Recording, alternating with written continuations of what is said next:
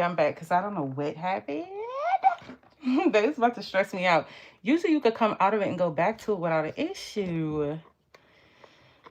But nonetheless, we're here. So the girl's name, I'm gonna wait till if I see Kayla come back and share with y'all the girl's name for the nails. But I'm just cutting my nails off because they're too long. I'm gonna go with a shorty square set this time. So my sets have been getting better, y'all. They're not perfect. One day they will be though. I know people are like, I'll never be perfect. Nah, one day my set's gonna be perfect. They're gonna eat down so much people gonna be asking me who do my nails. But they're not perfect yet. Not yet. I just pulled up in that motherfucking gown. And I'm so fresh, I know she wanna what? They come out. They ain't swagging like the top nigga. Wipe me down.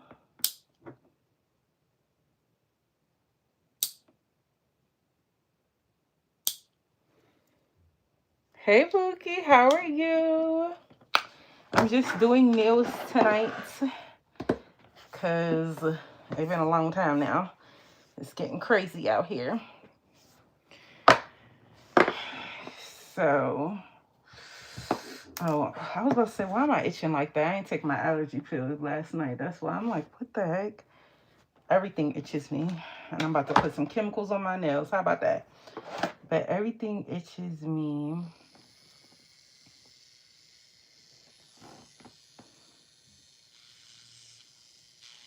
Oh, I see. Okay.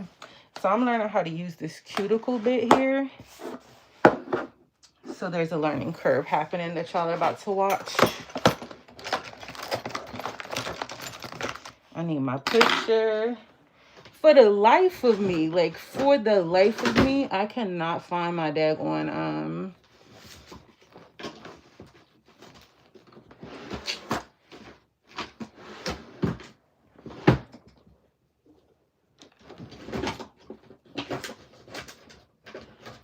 Q-tips. I mean, not Q-tips. I'm looking at Q-tips. Cotton balls. And why do I keep putting like my sprays in drawers? That's not what I'm trying to do. Hey Keegan, Eli, don't get blocked. Please don't. I block real quick around here. Okay.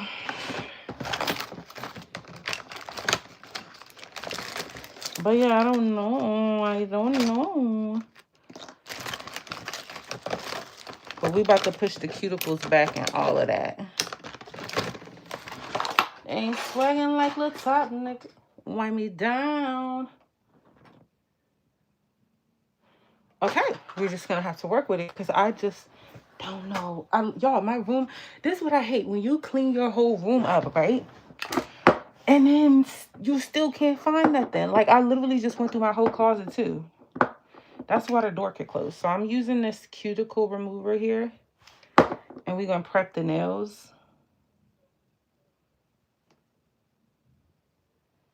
We're going to get them all nice and prepped and stuff. Can y'all see? Yeah, y'all can see. So we're going to just remove the cuticles, push them back, all that. What y'all think of Cardi B new album? I'm not gonna lie, she got me with Man of My Word. That shit made me so sad. Cause I was like, damn, like she's a bigger woman than me. I like that she like admitted that she wasn't perfect, but I'm like, I would not wish no man well that cheated on me 50 something times. Like that's crazy.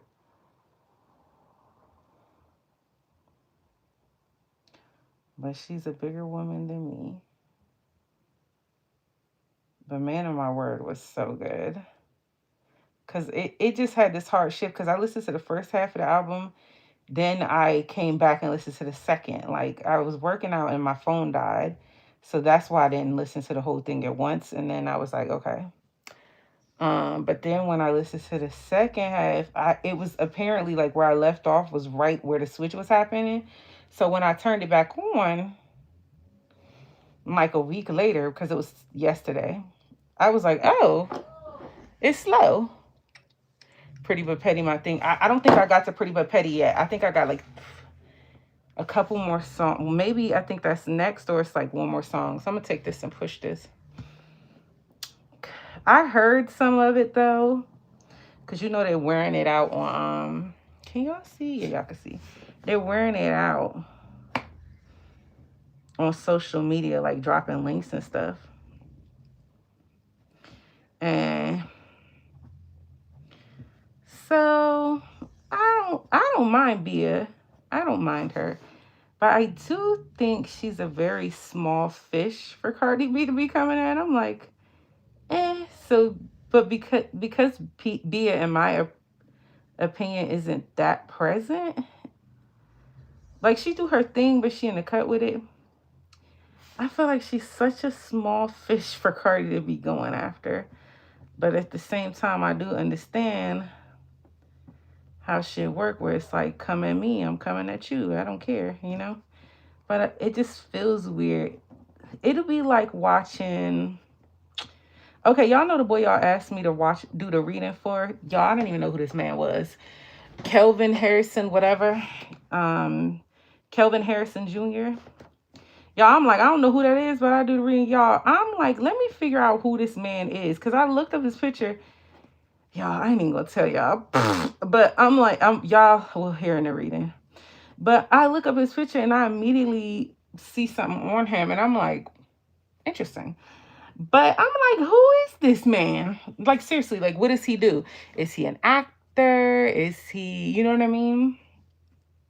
Or what? What did she say about her daughter, by the way? But, yeah, so I'm like, is he an actor? Is he a what? So, is he a singer? I thought he was a singer from looking at his pictures. Y'all, come to find out, he Tucker from Mufasa / Scar. And I'm like, oh. And I seen Mufasa. I literally have pictures in front of the daggone thing. In front of the little promo that they had outside in the movie theaters with my friends that I went to see it with this past Christmas. So I'm like, I didn't even know that was him. But that would be like Will Smith coming at him. Like, yeah, he was in Mufasa, like how what's the name got a Nicki feature, but it would just feel weird, I guess. And I don't think many people would care. Yeah.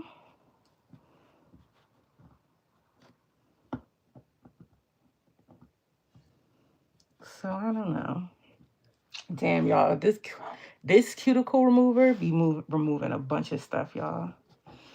I really gotta find my cotton balls, but if nothing else though, we got cotton balls in the hallway. Well, we have cotton rounds in the hallway. And I also need to go get a paper towel.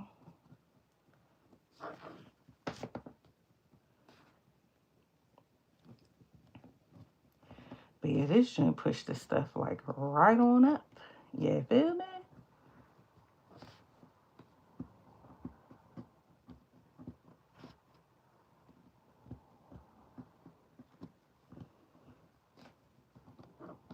And my cuticle's stubborn.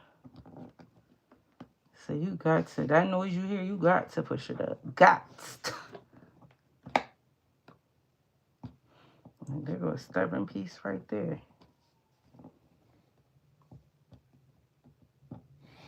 And kids are, sometimes Cardi be exaggerating in my opinion. Like if somebody call her a bad mother, she'd be like, leave my kids out of it. That's not talk about your kids. That's not talk about your kids. That's talk about you.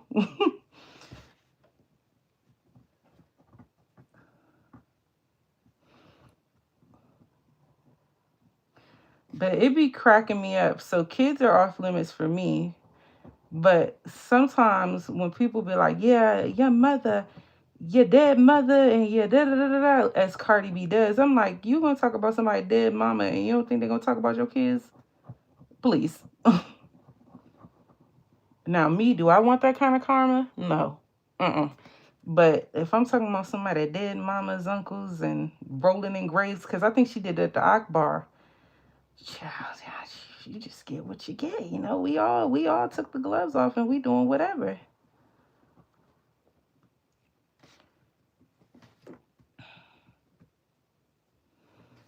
Okay, so we got these up.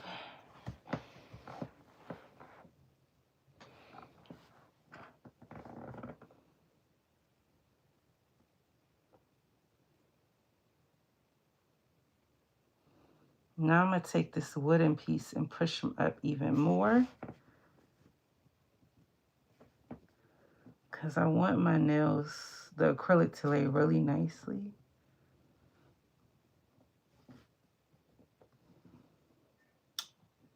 I don't know what YouTube had going on a couple minutes ago.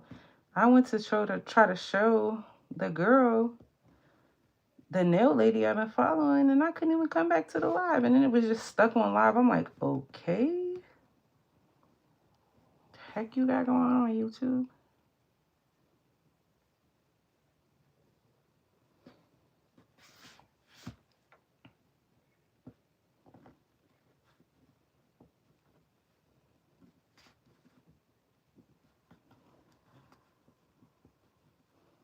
But yeah, we was vibing.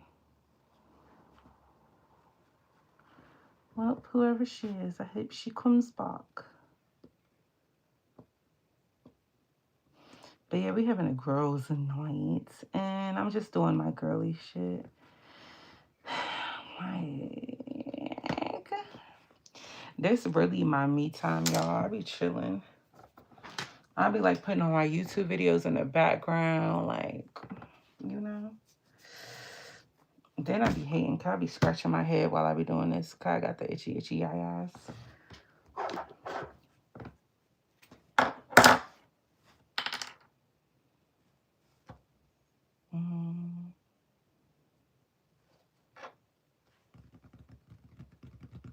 What do I want to do next on this? Oh yeah, before I clip, I do want to do this.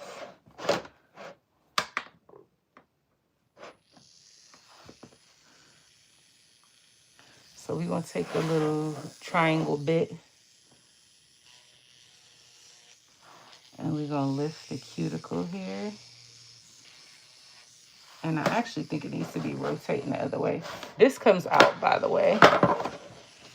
It even got a clip where you can wear it on your waist. But I got it on 10 RPMs. Because I'm really trying to... Ooh, I like it. But yeah, I'm really trying to prep my nail bed this time. So I'm going to take my time this time. But yeah, I want to play music, but I don't want to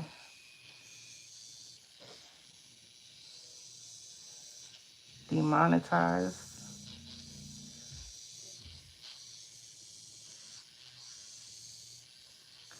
I will say, I liked Cardi B's diss to JT. It was so obvious. I was like, damn, I know exactly who she's talking about. Like, there was no denying who she was talking about, y'all.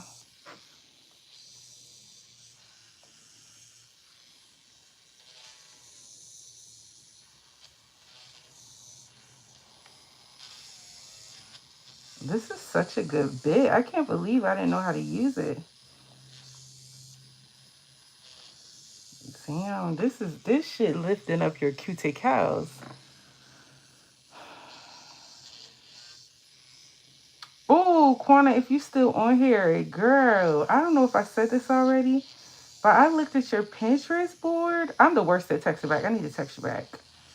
Girl, I looked at your Pinterest board and I'm like, see, I just like cute stuff. I thought I liked luxury, girl. You luxury. Like, whoa.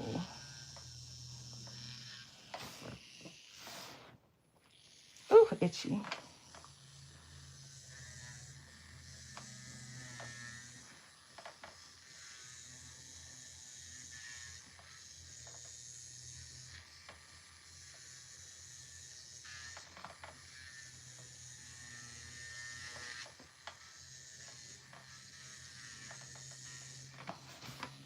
I didn't even know you could get this far under a damn cuticle. This bit might be bad, y'all. Like, what?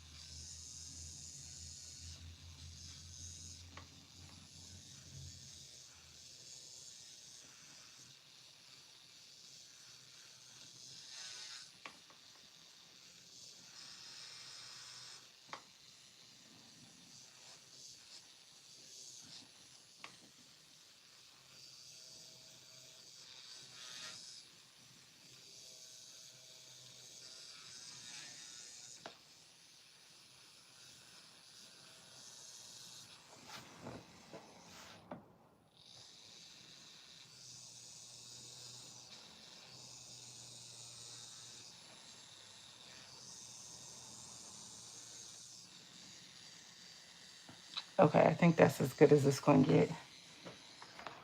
So now I'm going to clip them, clip off all the dead ends. Can y'all see that? It's really this one. Like all the stuff is up.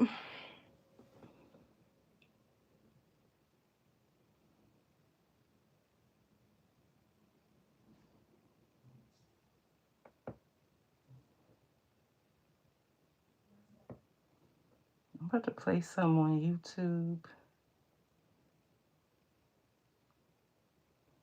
A little story time or something, a little easy listening. Ooh, this part is so satisfying. The cuticle cutting.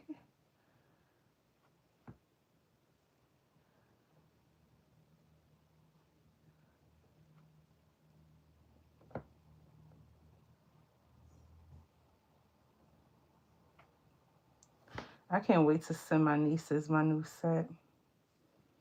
I'll be sharing with them. My nieces are really those girls. Like, y'all, my nieces are those girls. I love them. Like, but they're perfect because my little sister is perfect. Like, and I'm not biased, y'all. I swear to God. Like, my baby sister is perfect. Okay, this is what we about to listen to in the background. DL from school broke my heart after we got caught.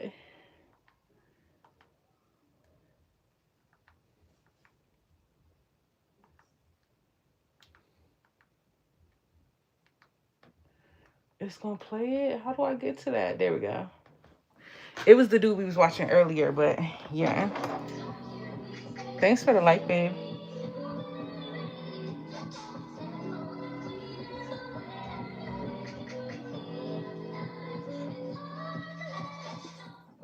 He was so cute. Just want to, test the waters. He texted me. He said we're hanging tomorrow. The red LEDs. So I get up. I go on top of him. So he's like grabbing on my waist and like my butt. Because of that, he had to choose between his reputation or me.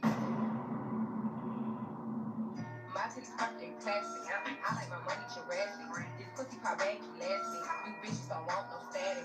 Hi guys. I feel like I watched this one. My name is Wesley. If you do not know who I am, if you do know me, welcome back, bitch. So today's video is going to be about how I fell in love with the popular DL athlete Yeah, I watched at this our one. I'm about to school. change it. But yeah, I fell in love with him. I low key still am in love with him. Hey, if you watching this, I'm just kidding. That nigga.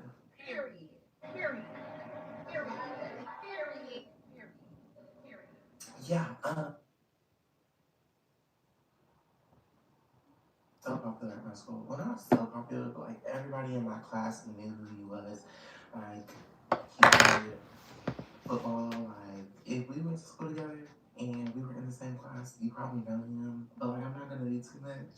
Just keep it under wraps because I never want to like expose nobody or like make anybody question it. But if you want, Yeah, this one I didn't watch the whole one.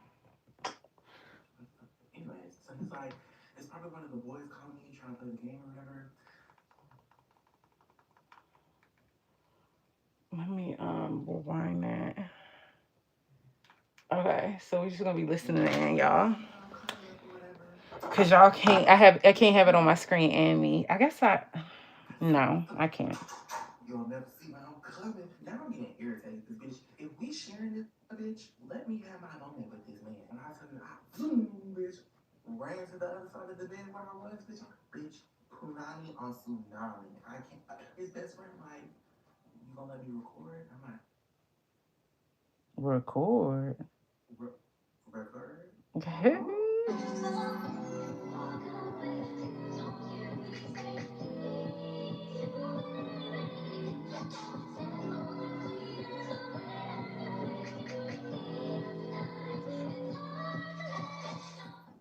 Hi guys, welcome back to my channel. My name is Wesley. If you do not know who I am, if you do know me, welcome back, bitch. So today, well, first before we get into it, I know y'all see I look a little different. I did something different with my hair. I don't even know if I still have the clips because I did delete them. I literally recorded me during this whole process because I was vlogging that week. It was the week of Thanksgiving. I was vlogging that week, so I recorded me like bleach my hair. But the vlog just wasn't fitting. I low key was just like, I'm not really messing with this vlog, so I low key scrapped it. Not low key, bitch. I scrapped it. It's gone. It's gone with wind. Gone with wind. So y'all won't be seeing that. Yeah, so bleach my hair. I love it so much. That's not what Do this they is. still make y'all watch Gone with the Wind in high It's a school? story time about how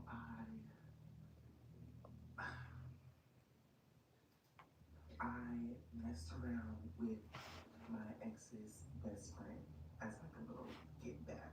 But like, I know what y'all gonna say, like, I'm this horrible person, blah blah, whatever. Bitch, I was toxic at the time, but we both were toxic. Like I'm not gonna lie, there was a reason for me doing that. Like I didn't just go and do that. So get that out of the way. But yeah, I literally messed around with my ex's best friend, and like it's a whole situation. So if you want to listen to how I basically broke his heart and like basically was doing some wild stuff, then I guess keep on watching. So this was like I don't know. I think this was sophomore year or junior year. Sophomore year because I don't think we were dating in June. Me and my man, the dude, if y'all watched the last story time of how I lost my virginity, me and that boy actually ended up dating. So that's the ex that I was talking about, not any of like the current ones. Anyway, so me and him started dating. We're gonna name him Baseball. Me and him started dating. Baseball is crazy. Everything was on the low. Like I'm the type of person that I don't like my relationships being even well known because I not wonder gonna why lie, he named him some of the Baseball. relationships that I have been in, they were on the DL, but even like people that I was dating that isn't on the DL, There's so much they're stuff not coming off. shit That's because crazy to me social always. media. Like, Let's we just just say be that walking around with I shit on our you'll never see cuticles. me post like I'll post it, but you won't see that face. Like you won't know who it is, but I'll post it. I'll post it. My problem story does I'll post it. One thing about it, I did. Ooh, let's much, girl, because you all got in trouble a lot. Anyways, yeah, I've never been the type to post whoever I'm like messing around with or dealing with. Me and him were dating, whatever, everything was going good. But like he was still DL in the closet. If we're being completely honest, he still is to this fucking day. So, mind you, he's DL in the closet. There's no way of like us broadcasting to the world that we're together at all. Like we would go out in public together, but like it would just be as friends. You know, like I literally have I have to find it. Hopefully I still have it. But there's like video recordings of like us at the movie theaters together. We sorry, my man texted me. Hold Girly me. on.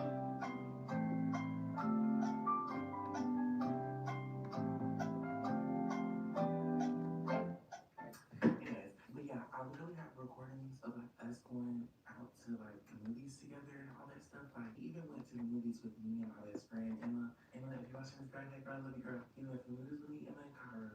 Sneak peek of the YouTube original documentary, Safe Pride. Oh my God. Thanks to everyone who voted and participated. Like, if I just don't know. Like, are stupid. Like, if you're going out with someone who's and you're supposedly why are you going on like friend dates and stuff like that? Like, that just don't make sense. Like, obviously you're messing around with the what's the name? Yes, girl, we was messing around all day, and the chill. Like, we literally together, we went to eat together, but like we weren't doing stuff like that couples would do that I would do now. But like we did go out here and there. Yeah, so he was the deal. So like no one could know. His family did not know. I met his mom, but like I met her as like his friend. I didn't meet her as like his girl. I mean his boyfriend. You want to be a girl so bad. Shut up. Anyways, but yeah, the relationship was going good. All that bag of chips.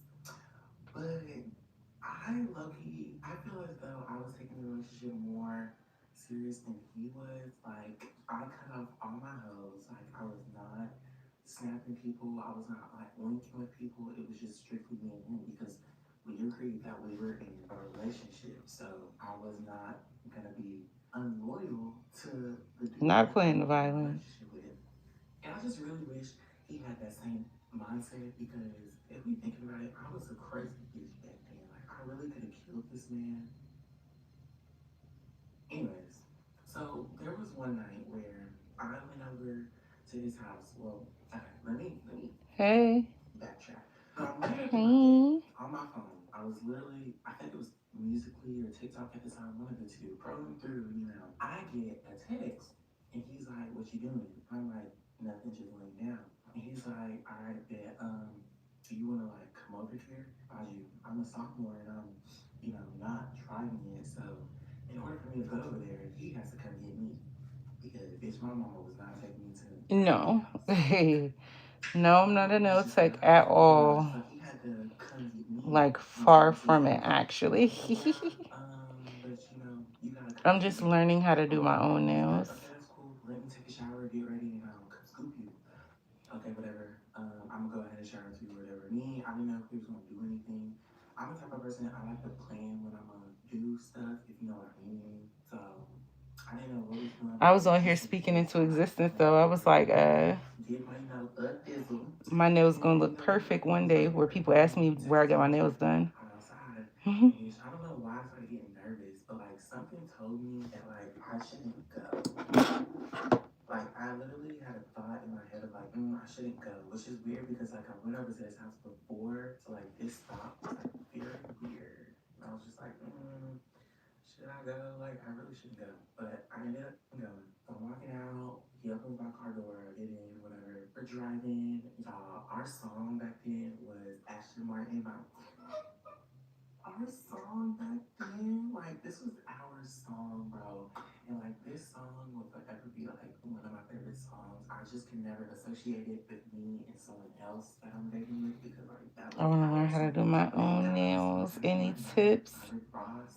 Watch hella videos and get a practice hand first. I'm about to show you mine. Rose. You see, I'm about to get copywritten messing around with his new video. I might as well play my own damn music. Hold on, I'm trying to show you my little hand. Where did it go? This one. I got mine from Sally's. You could get ones that like sit on things and come out. Mine's is a free hand. But get you a little hand so if you want to like practice something, you can. He about to get me a copyright, yeah. But yeah. Don't do your first set on yourself like I did. You live and you learn. So that's my number one tip. Put the windows down. He had a Dodge Charger. Like we was riding through the town where like get you a fake hand and watch all the videos. Touching the cootie cat, bitch. I was like, it was raining. So we get to his house. I say hi to his mom. She is very spicy. I be having to get her off the camera because she don't know how to act. He gets off the game. He comes lay down. She's not domesticated. Bitch, if you know, you know. Once you turn that Netflix on, bitch. Once you turn that Netflix on, bitch. So he asked me what movie I wanted to watch. I'm like, I don't know. You pick the movie. So he starts looking, scrolling through, looking for the movie. I think it was like some vampire movie. I don't think it was Twilight. Has Twilight ever been on? He talk about once you turn the Netflix on, it's over, y'all. I'm different. I be trying to watch the movie for real. The sex gonna be there. I'm trying to see the movie. That bed gonna be there all night. His hand is by his pocket, and the other hand wrapped around me. And we just laid up, cuddled up or whatever. Next thing you know, his phone goes off, but he doesn't like take it out of his pocket. So she like spicy noodles, y'all. I'm watching TV, still watching it, whatever. Like literally 2 minutes later, his phone goes off again and he does not answer it. And I'm like, hey, your phone's ringing. Like, why aren't you answering your phone? And he was like, nah, it's probably one of the boys trying to play the game or whatever. Damn. Did you do your nails like the set that you have now, or you had them done by a nail tech? It's probably one of the boys calling me trying to play the game or whatever. I'm like, oh no. It might need a break. Laid up, whatever. The phone rings again. I'm like, babe, just answer the phone. I'm like, babe, just answer the phone. Like, I will put like a band-aid on it and let it rest for a couple of days. Let it be that. Like, why are you trying to ignore them? It's bad. He's like, all right, bro, all right. He pulls out the phone. I see, like, bitch, one thing about me, I'm always scouting. What that TikTok say where it's like, I gotta scope out the area. I gotta see what the fuck. You'll never see when I'm coming. I'm gonna start it off slow. I'm gonna scope the scenery out. Watch out. You don't know when I'm coming. I love meatball. You'll never see when I'm coming because, bitch, I'm looking. Bitch, one thing about me, bitch, I get very much side eye, bitch. He pulls the phone out. I see a female's name and it starts with an S. I think it's like Sabrina or like Savannah, some shit. It started with an S and it was a girl's name, and I committed. So I'm like, oh, bitch. Who that? In my head. I don't say nothing out loud. But I'm like, who that? He like moves the phone real fast. And I'm like, what the who is that? I look he peeked that, and I think he peeks that I peek that, so like I get off him, and I just like kind of like move over, and like I'm still watching TV or whatever, but like now I'm coherent, like bitch, I'm listening to what you and whatever that bitch that's calling your phone gotta say. So he don't answer the phone. While I'm in the house, do that make sense to you? Do that make any sense to you? He's like, why you getting up? I'm like, oh, I thought you was gonna be on the phone. I didn't want to like be in your business or whatever. He's like, nah, we good. Come here. So I come. I'm wearing the mask because the fumes and the nail dust is really bad for your eyes and for you to inhale. Bitch, let me have my moment with this man. Bitch, you're so far up this man's ass. Bitch, I'm not even up this man's ass this much. And I'm the main bitch. She calls again, and he's not trying to answer. I'm like, babe, answer your phone. Like, just answer the phone. He's like, no, bro. Like, I'm not trying to answer that. And I'm like, okay, let me see it. I'll answer it. Why this man pull the phone away? So that's what we doing now? We pulling phones away now? You must want to get your ass beat. He pulls the phone away. I'm like, what the fuck? We ain't never done this before. Give me the phone. He's like, not trying to give me the phone. He's like, nah, bro, why you need my phone? Like, you don't need to answer my phone. I'm like, you don't want to answer it, so let me answer your phone. And he's not trying to give me his phone. So I'm like, okay, whatever. It's cool. So I pull away again. I'm sitting on the edge of the bed now, like, I'm on my phone now, just scrolling through. He's like, bro, I'll answer it. I'll answer it. So he goes in the bathroom to answer the phone. I'm like, well, that's one red flag. Bitch, why the fuck are you going in the bathroom to answer the phone when your bitch here?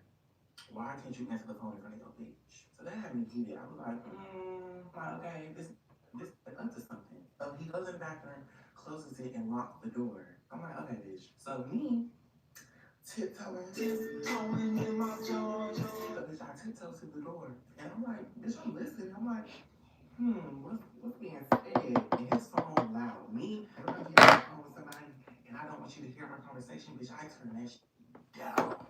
All right, y'all. So like, where, bitch, now we talking like this, and I gotta really hear what you say. He didn't do that. It was all the way up, so I heard the bitch. I heard the bitch through the phone. It wasn't on speaker, but I still heard the bitch. So I'm hearing her. She like, what the fuck are you doing? And I'm like, that's a bitch. Well, why is the bitch calling your phone? And why is the bitch asking what the fuck are you doing? And he's like, I'm at home. She was like, who? Are you with some bitch right now? Because why I called your phone 3 times and you don't know how to answer your phone, blah, blah, blah. And he's like, bruh, I'm on the game with the boys, blah, blah, blah. Another red flag, because bitch know you ain't. You laid up with me. I ain't one of the boys. Bitch, we ain't on no game. Bitch, what the you mean you on the game with the boys? Bitch, I'm like, okay. This is trying me like this. Got 2 bitches, and he think I'm the type of bitch that's gonna let you play me and have another bitch. Like, you must not know Wesley. Like, you must not know me, bitch. Like, I gets down. I don't play. He's cussing him out through the phone, and I'm just like, bitch, go in, cause bitch, after you get done, tag me in, bitch, cause it's my turn. Okay. So he's like, bro, chill out. Like, it's none of that. Like, I'm on a game with the bros, blah blah blah. And she's like, okay, but you can still answer the phone. Like, you see, I'm calling you, blah blah blah. And he's like, all right, bro, I'm sorry. She's like, what are you doing later? Like, can you come over? And he's like, yeah, I'll see you later.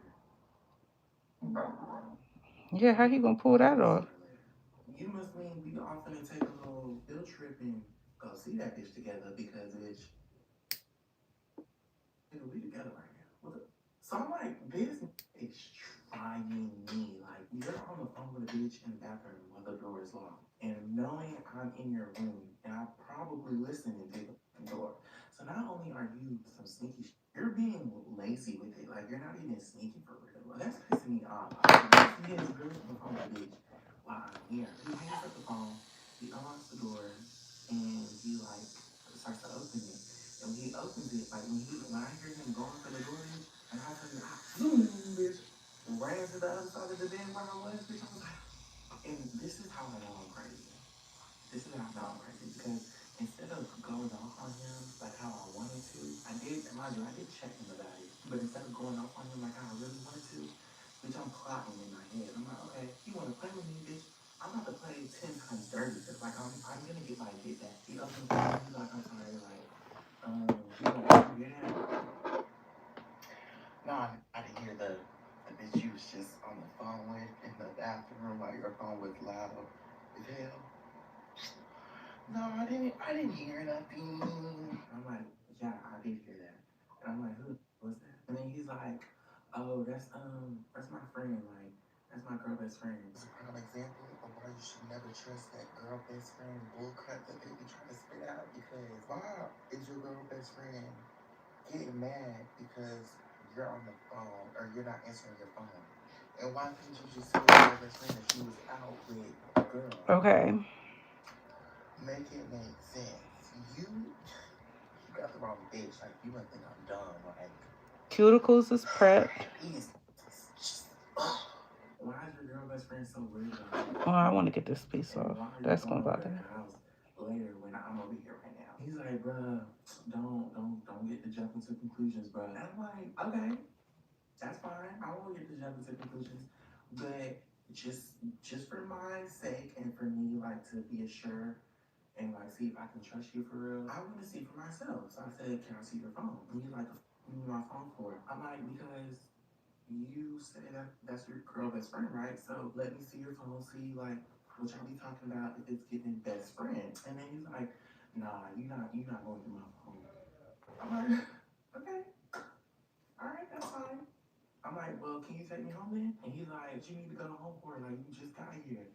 I'm like, "Bruh, you don't want to give me your phone. You're being sneaky. You're on the phone with a bitch in the room. I mean, in the bathroom." And I'm like, something's not right. Like, something's fishy here, and I'm not with it. So, like, please take me home. And he's like, "Bro, you're tripping. Like, I swear there's nothing going on. Like, you're always doing this. Bitch, what? First of all, I'm always doing this. Bitch, this is the first time we ever, like, really got into it. Like, what you mean I'm always doing this? Like, you're always doing some foul ass shit. Like, this time I'm gonna slide, but I'm gonna get my head in. Okay, so I think I want to go get napkins. And I'm about to use the bathroom, wash my hands so I can come back and do the little drill and prep my whole nails and everything. And then we're going to start putting the tips on. But y'all can listen to the story time because I got it on. But I need napkins and everything because I don't know where my damn cotton balls is, y'all. Also, I don't know if y'all can smell it, but I'm burning y'all a candle or whatever. It smells so good, y'all, like pastries and everything. But yeah, I'm going to come back. He drops me off or whatever, and like as usual, slam the door, and he'll say, "You not gonna give me a kiss or tell me goodbye?" And I'm like, "Fine." And then turn my ass around and walk to the door, and he sets off. So I'm like, okay, he probably gonna go see that bitch that he was just talking about me. So I'm like, okay, good. So now I be acting like shit's all play up, but like sometimes I be caring, but like I really don't give. Like I don't know if this is like a Virgo thing, but like I be caring, but I don't be giving. So I go in my room, I start crying, like I started bawling my eyes out like a ass bitch. I'm like, bitch, cut that out. I started thinking, I'm like, bitch, you need to get your kid back. Like, you gotta get your lick back. You gotta get your lick back. No, see, you gotta get your lick back. My opinion, get your lick back. Get your lick back. This really just sat here and played in your face. Don't do nothing about it. Like, bitch, get your kid back. I started going through Snap, like trying to add my hoes, whatever, going through Snap, searching. Like they added me back and snapping me, but like nobody was like free to hang out or whatever. Cause this was my plan. I was planning on like hanging out with someone, taking a little picture of like not their face, but like their like car or like their arm or something, like something sneaky, something so you see where I'm like, I'm doing high girl, bitch, baby, I'm doing me. Bitch, no one was free. Like none of my hoes was free, and I was just like, damn. I see his homeboy on his on Instagram. So I see his homeboy on Instagram. I'm like, what if I add his homeboy? Start flirting with his homeboy and like something like that. See if his homeboy really even swing that way because out here be real. They be real DL bitch. Like you wouldn't even know. I see his homeboy got his Snapchat in his bio. So I'm like, okay, bitch, boom. I copy his Snapchat out of his bio, and then I go paste it into his Snapchat and I add him. So I'm like chilling, waiting for him to add me back. Then I start watching TV or whatever. Then I get like the Snapchat notification on my phone, and boom, boom, boom, bitch. His best friend added me the fuck back, and I'm like, bitch, we in there like fucking swimwear. So I send a little snap or whatever, like I do like the little side, like the little snap of the eye, bitch. Y'all know how it be. Like I send a little snap of the eye. He snap back like his shoulder. Like we get to snapping, like just snapping back and forth. And then all of a sudden he like, what you doing? I'm like, oh, nothing. You don't know scoop of it or something. Bitch, when I tell you, this was so toxic of me because like, girl, you didn't even like physically see if your man was Out. I mean, not in. I said out. You're not letting me go through the phone. I know you're Oh, thank you. So like I just know, like I Love know you. that like still like bitch, Boy, boy. my actions were justified. His homeboy asked me, mind you, it's not just one of his regular homeboys, bitch, it's his best friend. So his best friend was like, what you doing down there? The other thing just laying down. So he was like, what's your plan? I'm like, you ain't Okay, going I'm back. nowhere. I'm like, no, I'm really taking him somewhere that we build on. Like his Okay. best friend does not know about me and him. Like his best friend, we'll name his best friend Y. Y does not know about me and baseball. Just want to do a little They house are just cleaning. going off of Or that. house Like he cleaning, does not keeping. know Y'all know what any I'm saying. baseball altogether. He does not know any baseball. Mess around. Like he does not know anything about any baseball. He's like, it's cool if I slide, and I'm like, you can't. We can't hang out in my house because my mama do not play that shit.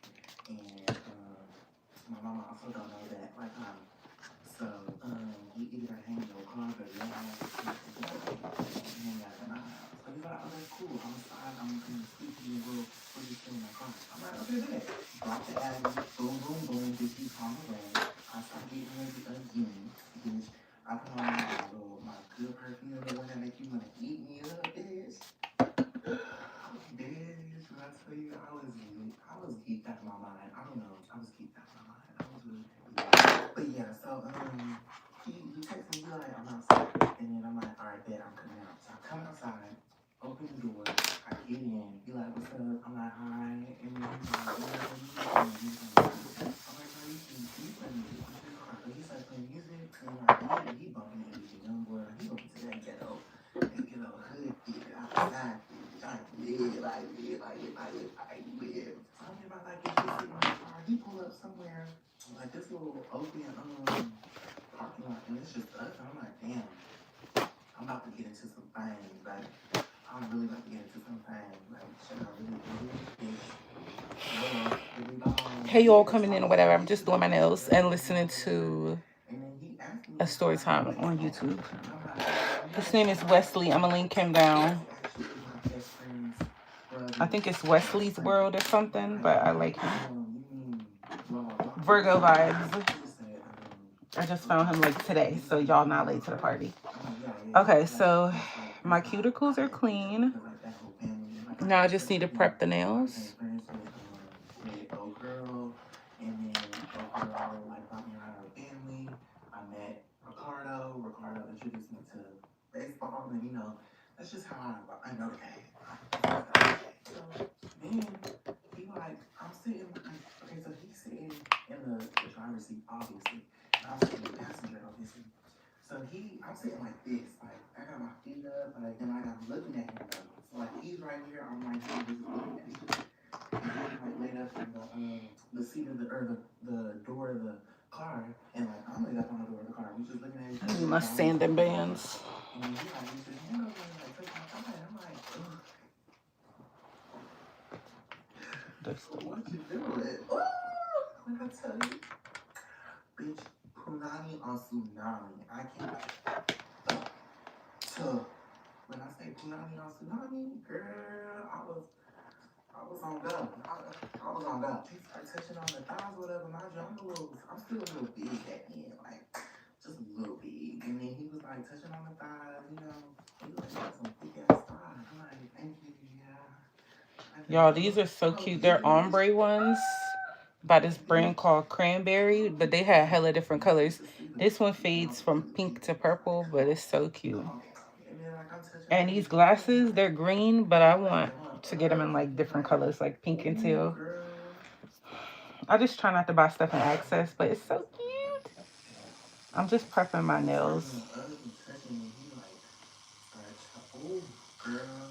He started choking her. I was like, ooh. Things started getting a little spicy. And next thing you know, this boom, boom, boom. I started doing my little thug fizzle. Then I started doing my other thug fizzle. Then I started doing my other thug fizzle. Like, bitch, I was on go. I was not thinking about baseball whatsoever. Like, bitch.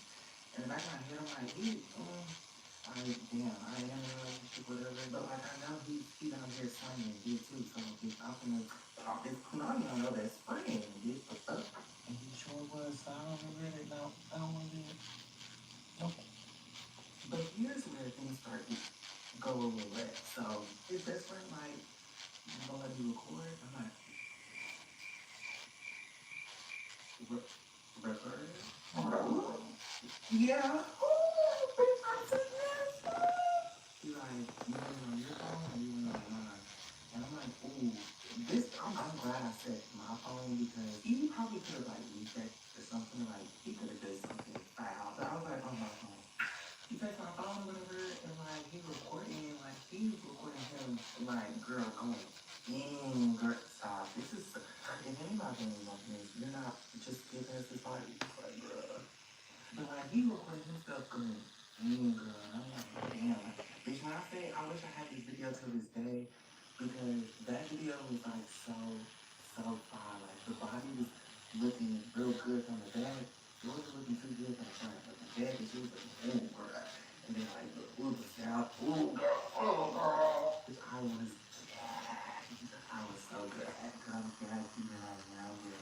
Yeah, so we recorded or whatever, and like I saved it, like we, going through the motions, and like we're done. So like we finished off, and then at the end of it, he was like, hey, I didn't know you could do all that, and I'm like, yeah.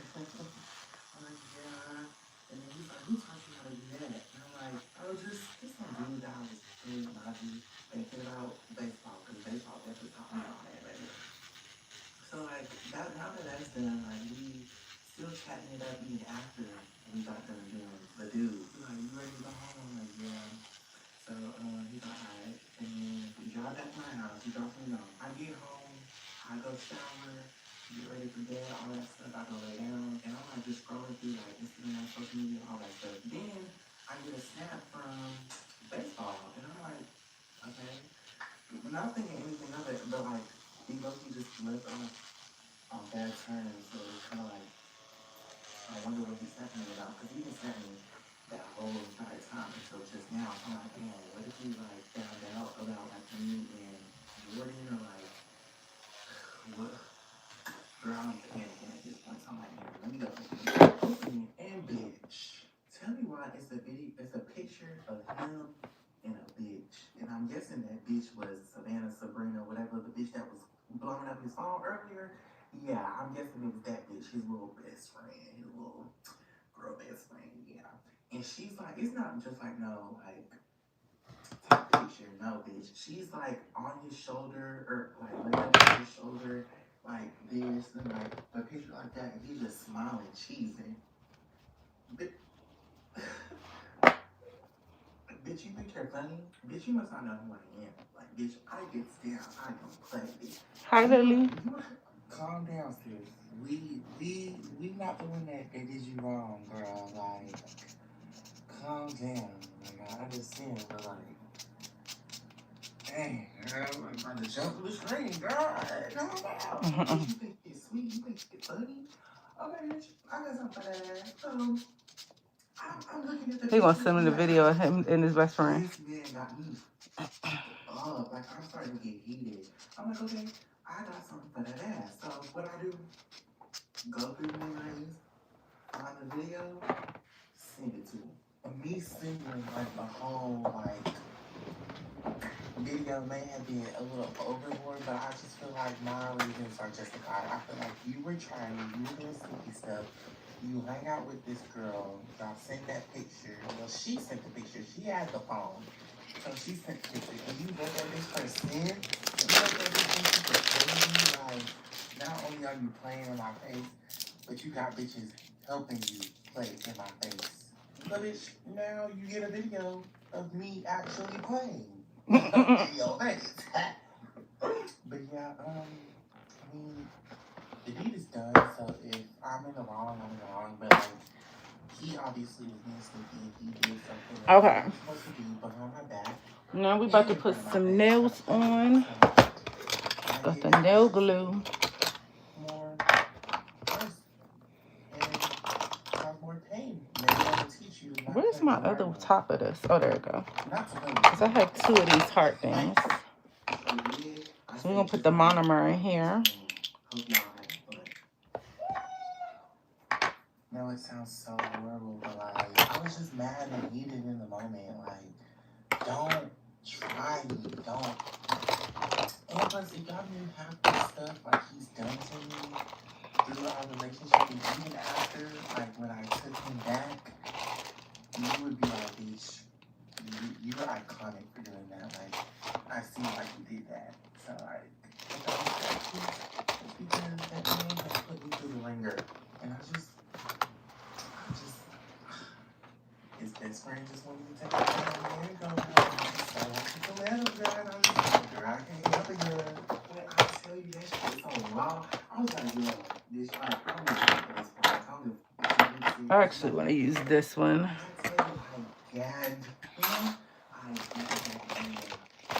Everything I love, I gagged that man. Like, he's seen it, left me out open for like 5 minutes. Next thing you know, I get a call from him, and he in the car. I can't remember which brush I use. You can hear the motor or whatever that the exhaust something. He got like that. So when I answer, he's like, he's like, bruh, say on God, bruh, say on God, bruh. Bruh, I swear to God, bruh, I swear to God. Might be this like, one. What are you talking about? And then he's like, don't ask me what the I'm talking about. You know what the I'm talking about? Like, oh, my best friend, bro. Like, are you dead ass, bro? Like, my best friend, bro. And then I'm like, yeah, why are you so worried? Like, you're laid up with a bitch right now. Like, what the fuck are you talking about? Like, why are you so worried about what No, this the one. what I got going on? And then he's like, no, say less, bro. Like, say less. You want to go, oh, my best friend, bro? Like, my best friend, bro? And he just kept saying, like, his best friend, his best friend. Like, yeah, your best friend. You're lucky it's not your dad, because, bitch, the way your dad been eyeballing me when I woke up in his house, bitch. Not your dad. I just want to be loved. I didn't want to go there because of like, so he cussing me out to the phone. Like, he is so mad. Yeah, I'm gonna use this big one. I've never seen him that mad or heard him that mad. I was feeling like I heard it feeling like it was so bad. It was so bad. He was like, bro, I swear to God, bro. I swear to God, bro. And I'm like, swear to God, what? Like, what are you gonna do? Like, it's already done. You know, we break up at this point. And he's like, bro, I swear to God, like, did you actually fuck my best friend? And I'm like, yeah. The video's right there, babe. Like, I did it, babes. And he's like, he just kept saying he swears to God. Like, damn. The deed is done. Like, I can't take that. I don't know. I mean, so he's like, I swear to God, when I see him, I'm gonna beat the fuck out of him.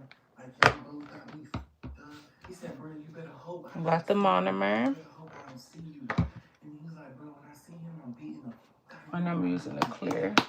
And I'm like, beating his ass for what? Like, you're over here doing some foul ass shit to me, and I get my dick back. Everyone's. And then I'm encapsulating with these. Maybe you shouldn't have been doing no foul ass shit in the first place. This wouldn't have happened, babe. So, like, I mean, my get back was worse than, like, what he was doing. I'm also trying a new way of putting my acrylic on tonight. So I hope it works, y'all. We still was together, so bitch, if you was entertaining a bitch, messaging a bitch, calling a bitch, linking with bitches, like letting bitches do what's the name to you, then I hope that you're confident. So that's what I did, bitch. I did me. Sent that video, had him press. And yeah, girl, that's really about it. Like, he drove home, I had seen him the next day because he called me crying the next day, asking me, because I was not picking up his phone, because I just figured like he was like trying to call me but still cussing me out or some shit. So I was not answering his call the next day. But he kept texting my phone, the boyfriend like calling me and telling me to like answer the phone and talk to him and all this stuff. And he was like begging for me to come see him and all this stuff, and then he can see me. And I was just like, bitch, I'm over this. But yeah, he ended up, him and his best friend got into it. Like, they ended up fighting or whatever. Whoa. They was fighting over me. That's crazy. I really had two niggas fighting over me. That's crazy. But yeah, him and his best friend was fighting. Like, it was just a whole lot. Because, yeah, I was toxic.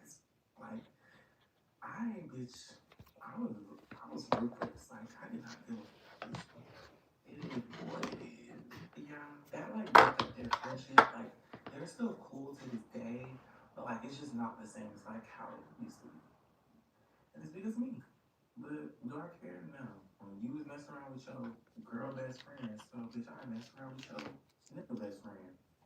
I just feel like it's fair. It's only fair, you know? But yeah, I ended up taking him back after that, and like we ended up being together for like a little longer, and then we just broke up. But like, yeah, that's basically it, bitch. Like, he was doing some sneaky shit with his girl best friend, so I did some sneaky shit with his best friend, like his nigga best friend. It's not the only difference is I just so happened to make a movie out of it and make you the first person to view that movie. Yeah, but yeah, that's about it for this video. I hope y'all enjoyed. Let me know if y'all want to see more stories time, more videos from me because girl, my life is just crazy. Like I've been through quite some shit, girl. Especially when it came to that man. Oh my gosh, that man. But yeah, girl, that's all for this video.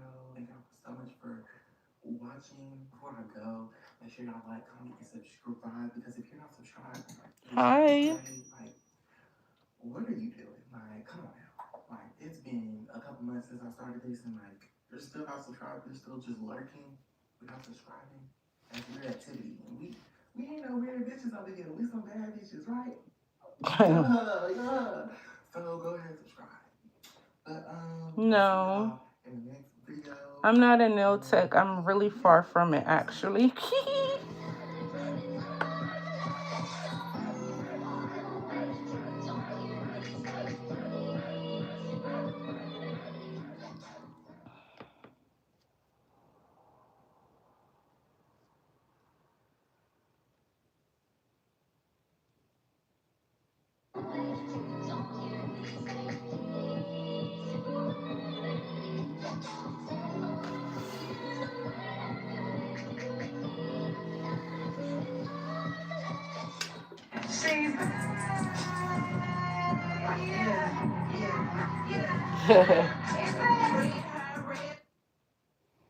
Let's see what else we gonna watch. Mm.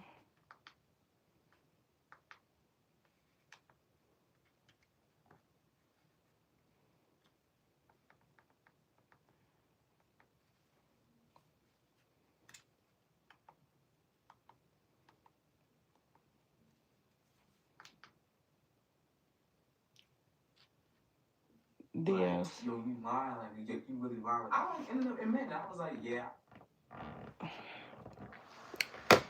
Like, I like ended up admitting, I was like, Thank yeah, you. I ain't want to do it, but you made me do it. So he was like, damn, am I gonna be next though?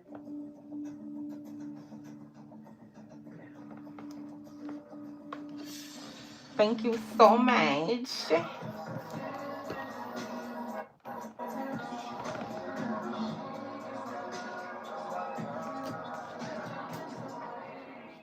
Hey y'all, welcome away from the YouTube channel. If you're not already, the subscription and hit the notification bells so you don't miss me. And follow all my social media so you know that when I post and when I upload. So before we get into what we're about to get into today, y'all, let me tell you that y'all ate that last story time. In the last story time, I made a mistake. I was editing too fast, but I forgot to scratch names out around the same way. He playing games all like, oh, he said he gonna fight you, but I'm giving him the phone, this, that, and third. His first off, for starters, I didn't even know people in my city like I think I'm a subscribe to me and stuff 4. like that. But what I can say, yo, I did a horrible mistake of not scratching the name out in the receipts I posted in my last story time.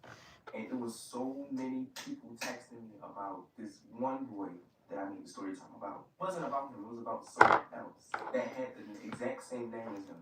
It is crazy. Then y'all had the boy contact me and was like, oh yeah, I want to fight, I'm gonna shoot you. He said something like that. Y'all is crazy for real. I had girls texting me, I had girls sending me voice messages all like, is this him? I just want to know, like. So it had got to me by mutual friends, and I was like, oh my god, what did I do? One thing about y'all, my supporters, my subscribers, y'all gonna scoop down and y'all gonna find the real tea. Another thing before we get into it, y'all, I reached 500 subscribers. I didn't even know y'all liked me that much. Like, oh my god. All I can say is you only gonna get bigger from my video. That's all I can say. Pushing it to the side. You already know how all my other story times start. You already know it starts in an all boys school. Before we get into it, tell Keisha, tell Deja, tell whoever, it don't matter, to subscribe and tell her to get in and tune into that trigger warning. Trigger warning too. This story time, I was a hoe. Y'all, I can't even explain how much of a hoe I was and how I was doing some dirty, down low. I don't know. It's just I was doing some whole shit at this time, and it's like really, really, really bad, and it's crazy. But anyways, I digress. Let's get into it. When I first started going to the all boys school, I feel like they already had suspicion of me because of like my appearance, my voice, how I always use my hands when I talk. You can kind of show it on here, but still. When I first came there, I met one boy. We're gonna call him JW. We just gonna call him JW. JW was cool. Like all the girls wanted JW. It was so crazy. He wasn't hood, but he was like he claimed he was hood. He hood as shit now, but like then he wasn't hood. He wasn't that hood. We sat next to each other in like the first day of school and really started talking. It wasn't nothing too deep. I feel like I need to size in between the 3 and 2 because school friend type cool. We used to have carnivals and stuff back in the day. Well, at least when we could have carnivals, because Baltimore, you can't have shit. When we did have carnivals at the time, we see each other, we dab each other up, and at this time nobody knew ours. Okay, so he couldn't really say nothing like, oh yeah, he did this, he did that. Like he can't say nothing. I don't know. Something made him like switch, like to a point where he stopped talking to me. I can't say I've like never done anything to anybody because I was only friends with one person, and that was him. But I guess like all the other people in his friend group circle was kind of influencing him and telling him like, oh, why you hang around him or why you talking to him? Because he gay. That's one thing I hate about straight boys. Like, why do it matter? I'm not gonna say why do it matter who you hang with, but why is it your concern or what I'm doing in my private time, in my private life, or who I like or what I'm doing? If I'm not hitting on you, it really shouldn't matter. I don't think. Like just one day he started calling me. He's like, oh, you a that. Like he didn't even ask me. I agree with him. If my nigga can't, like, if gay men bother him, I can't do it. Other people. So he started hanging around another boy, which his homeboy, his close homeboy. We're gonna call him TJ. I mean, we have a relationship or type of history with TJ. TJ wasn't like. TJ was corny. TJ was ugly. TJ had a stomach problem. Damn, like, TJ was. He coming in. For a while, everything kind of died down. I kind of found TJ? a group of friends. He found himself his own little partner, his homeboy, and after that, I kind of left that alone. Probably around November. That's when everything kind of. Yeah, I used to be real comfortable with my friends to a point where I could say like gay things and then they wouldn't get mad, they wouldn't do anything. So this one day, mind you, I'm still in the closet and like everything's still going. Hi, Jose. We're all taking a test so that we can all be placed in our right classes and stuff. JW was actually in my class, right with me, with all my friends, but except we weren't talking to each other. I said something a little sus, and when I did say that, he heard it and was like, yeah, this was all in my face. We all sitting in the classroom, and he decided to go to the bathroom. But of course, I don't know what possessed me to do it. I have no clue. When he went up to use the bathroom, I seen his print in his pants, and that's when I started looking. He caught me looking, and he was like, yo, like he wasn't saying it out loud because we were in the middle of taking the test. He was mad as shit when he said it. He goes to the bathroom, and then he come back. And it's still showing, and I'm still looking. It's fun to get a reaction out of it. So now I'm gonna actually keep doing it to get a reaction out of him and see what happens next. So I did it. I did it again while he was sitting down, but he wasn't sitting down next to me. He was sitting down to the table next to me. I'm just still looking, and he trying to get all his homeboys to catch on to what I'm doing. But I'm just acting like I ain't doing nothing every time he get their attention because we were in the middle of a test, and he was, I guess, trying to get all his homeboys to look at me to see what I was doing. I don't know if this was literal the universe. I have no clue. But the teacher was like, you don't need to be sitting over there with them. You can sit over here and point it to me, next to me. That is so sad. I just have to win this company. He was like, oh no, I don't want to sit next to him. Fuck no, I ain't trying to sit next to him. He a faggy. No. I ain't really paying no mind. I didn't give a reaction. I ain't do nothing because I ain't really care. When he came and sat next to me, it was still showing, and I was still looking. It's like now at this point, I'm doing my test, but then I'm also like looking. But this time, like I'm not even trying to play. I'm dead ass serious looking at it. Hi, Sarah. Like, Thanks for the like. and then once he Y'all. he was like, he like kind of. I find it kind of crazy that these two thumbs are these two nails are the same damn size. That's crazy. Because now I'm your day. Everybody finished the test at certain times. So the teacher told him he can go back with his friends or whatever, and it was just me at the table with my friends. So I'm just sitting there, talking, and I feel like he pointing at me a lot, like while we were there talking to his friends. So I'm pretty sure, yeah, he's telling them everything that went down when he was sitting next to me. While he was sitting down, he was like, come in the bathroom after class. And for a minute, I was hesitant, but I still was going to do it though. I don't care. I still was going to do it. I still was going to meet him in the bathroom after class. So I told him, I was like, okay, cool. The bell rings and everybody go to their class or whatever. And he just left in the classroom that we were still testing in. So I'm sitting there, I'm picking my stuff up. And he was like, wait till I leave. And then you come in right after me. So he go, and he leave, and then I leave right after him, and he on this side of the hallway, I'm on this side of the hallway, but he like, I didn't like how that was laying. He walking, he turned the corner, then I keep walking, and then I turn the corner, and he go in the bathroom, but this bathroom wasn't like a regular bathroom, this was like a teacher staff type bathroom. Y'all would be mad when I tell you this, because it's like, I'm really being honest with you, I really did not have no morals at all, didn't care. I mean, I care who I did it with, but it was like, I did not care at all. And I'm a grown person now, so I don't have what I had then. I'm just not the same person anymore. So in the staff bathroom, it's like one stall, one urinal, and like a big table with a sink, like all types of sanitary stuff in there, like, all types of stuff. He go in the staff bathroom or whatever, lock his stuff in the stall. He come out with his out. Thank you, Mark.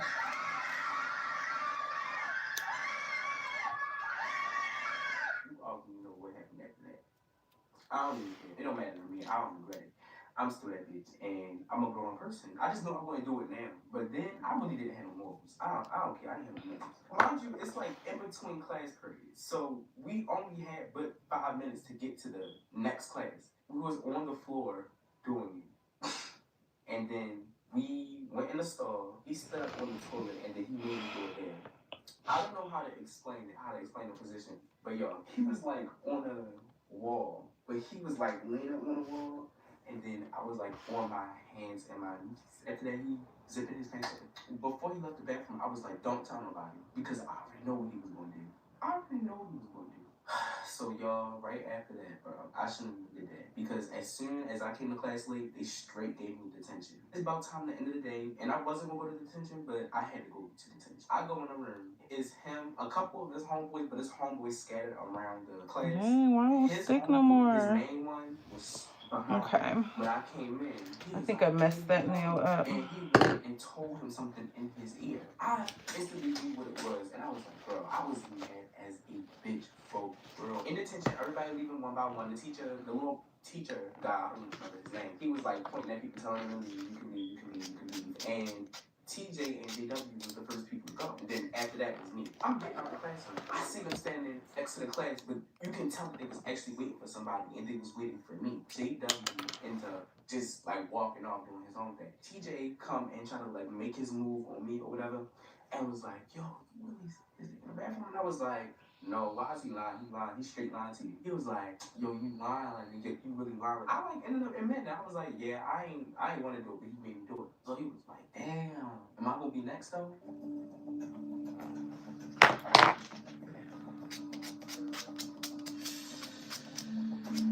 Mind you, this is like November, practically the beginning of the school year. All school year, this man was begging me. He would catch me in the bathroom.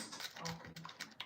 Like, no, like, get out of my face. After the whole closet situation, within like the end of the school year, the last part of the school year, we went on a overnight trip, but it was like an overnight trip for like 3 or 4 days. I can't really remember, but it was like a camping trip. After that whole closet situation, nobody fucked with me. Nobody. Thanks for the like, babe. Nobody. By default, nobody wanted me in their cabin because of what happened. I had to be stuck in the cabin with somebody else. That somebody else was TJ. And well, and a group of niggas, their homeboys too. The whole trip, we was like all in the same bus, and he didn't really say nothing to me. He just kept giving me that look. We get into like this big building where we like put our stuff away and stuff like that. And before I go to my cabin, he was like, "You already know what's gonna happen on this trip." I guess trying to hint towards me like getting him here, but that's Y'all not hear happened. that? They As trying to the make day him give them started, head each day was cool. It on the wasn't really damn nothing much school to it. trip. They What? had us playing games, playing sports. And this one activity on the thing that we haven't did because we was on our last day was camping. We had to sit out in like make tents, get food, whatever. You had to do all of that in the woods. You had to find your food, find your wood, and of course, I was in a group with the athletics and the dummies, but they were actually dummies because they didn't know shit. It was like another group that knew what they were doing. They had to like teach us to find like the dry wood and the fire and to make the fire. Like, yo, it was so bad, like for real. It was nighttime and everybody's sitting down. We making s'mores and shit. You know, typical campfire type shit. TJ ends up sitting next to me. Why I He's feel like, like "You this gonna one sleep in my is tent?" And at you this got a point, crack in it. this whole How? camping trip was a big L, and I was like, you know what? I'm gonna just do it. I just Let me need some see, fun. cause I He gotta was like, what you just call it. come and sneak in my tent, but I couldn't sneak in his tent because his homeboys did not fuck with me at all. They wouldn't even want me in their tent.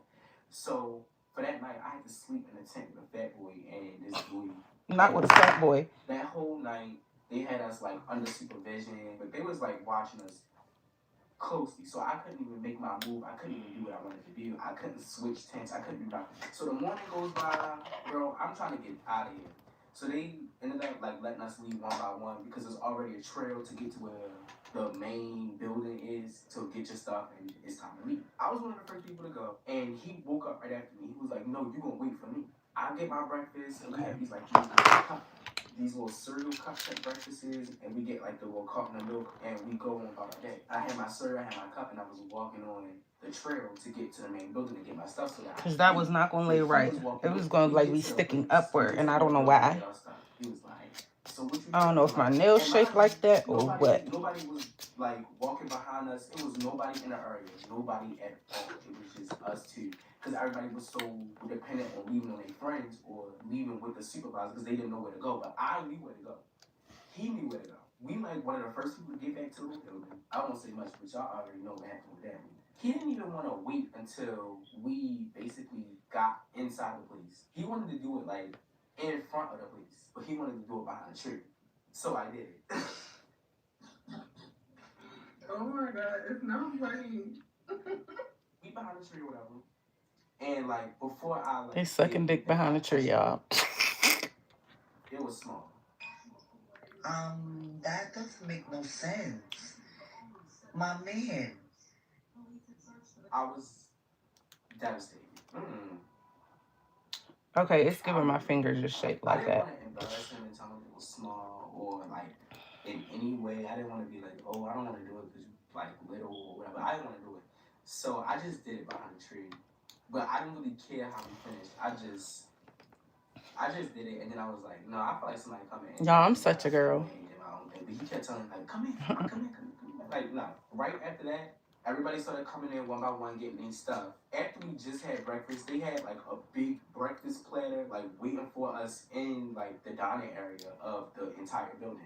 Thank God we didn't do it like outside of the place, like where the glasses is and you can see. But y'all, I just know that when I came down, I ate breakfast.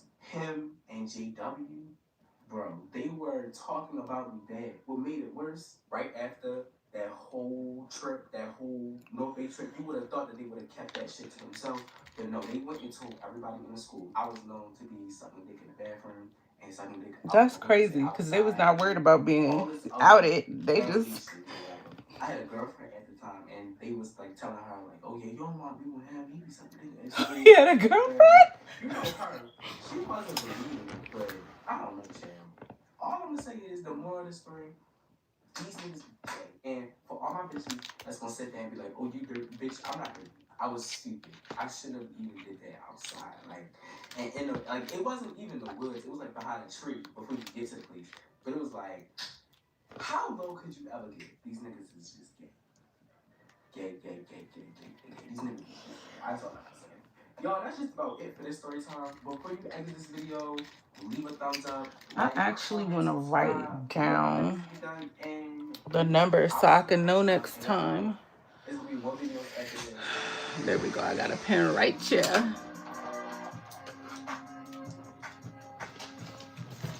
Okay. We're going to write down my nail numbers because 0, 4, 3, 3, 7. Yeah.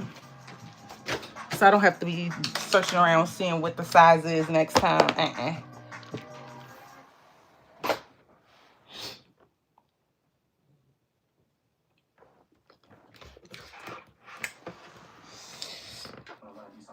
He was like not with it at first. He was like, "Oh yeah, I'm not gay. You don't gotta get gay. Girls do it all the time." With those magic words, got it.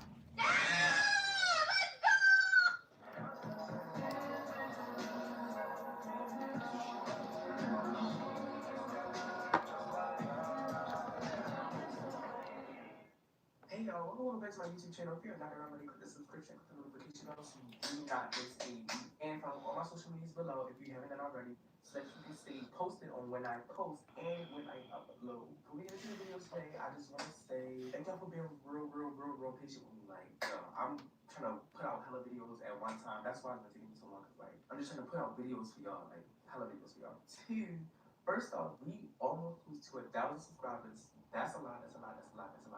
Y'all helped me get here with these story times and with like y'all genuinely support me. I freaking love y'all for that. Another thing, your boy went viral on TikTok. I went viral like one. I went viral one time. That's because I could never really go viral on there. Like never ever go viral on there. So if you haven't already, follow my TikTok. It's called Raw Marinator, but you don't gotta follow because it's like I don't even really be on there. Before we start this story time, bitch, she was 22 and I was 16.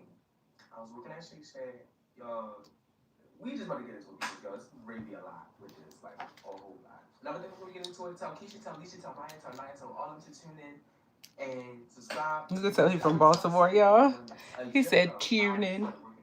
It's not a bad place to work. The pay is okay, but honestly, the people there sucked ass. It was so much drama there. So much drama there.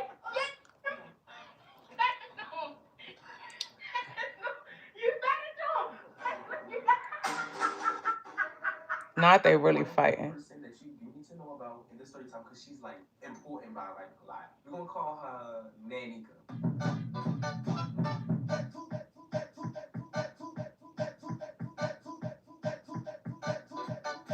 Nanika was my girl. Nanika, you could not see me without Nanika. Like me and Nanika was like this on the first day of the job. Another person that you also need to know about in the story time. This is the 21-year-old's friend that introduced me to the 21-year-old.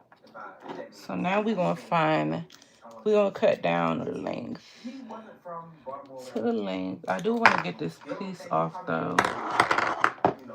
It's like something else I noticed or whatever. Trying to get with every bitch that come in the place. Like if a girl applied, he was definitely on her in 2.5. He was a hoe, like a hoe, but he wasn't attractive. He was ugly. January, the manager tells us like, oh yeah, we need people. They're like really bad because everybody quitting. Me, Nika, Tay, and like a couple other people is still there, but we still need more. Tay say, oh, I got a friend. He really need a job, and a couple other shit too. That week, we interviewed a couple other people that I'm close with and I still talk to, and we hired one more person. We're gonna call him. We gonna call him Q. Q was not attractive. Okay, now we're gonna cut him down. The only thing about him that really made me want to get with him. We're gonna use this. We're gonna figure out what the length gonna be. What the hook gonna be. And his butt was fat and slacks. If your nigga butt is fat and slacks, I'm going to take him. He was ugly, but his butt was so big, and I was like, I feel like I want to do 2 I was like, I'm going to get that. magnets this time. I did 1 last time. Oh my god, it's not funny. Because 2 is like really still decently long. See? The box the food up, the burgers, all that. Yeah, look at the 2. It's pretty long. So we're going to stick with the 2. Like you can tell it was some like romantic tension between me and him. Having him laughing, telling him the basics of the little fry, but I'm also, having him kiki shit type too. Me, I'm already a funny bitch. I didn't tell y'all in the middle of that, me and that nigga got our problems where it's like we always like arguing. It's like real fast. One day, this was way before Q came to the police, but Tay found out I was gay because that Nika was mad that I was behind on making burgers with her. I was like 16 patties behind, and she was saying, "I wish your ass come hurry up." I'm like, "Come on now." Like, why would you say that? Bitch, I should beat you up for that. Like, seriously. Ever since then, I kind of misjudged him because we, like, actually had a relationship where it's like, we play, like, oh, yeah, you gay, this, that, that. Like, we had a relationship like that. It was really cool. Like, it wasn't bad. It wasn't nothing. When he seen that I was making Q laugh, Kiki on the floor, bro, he was like, yo, you don't want to hang around him. Q was like, yo, for real? Oh, no, I can hang around you. I can hang around you. It take him to be a whole. So this the length we going with. It's gonna be a little shorter, but you know, once you file and all that. But this the length. That's longer than what I wanted. These are definitely not shorties like I said I was gonna do. But y'all always do this. I be changing my mind as I go. Excuse me.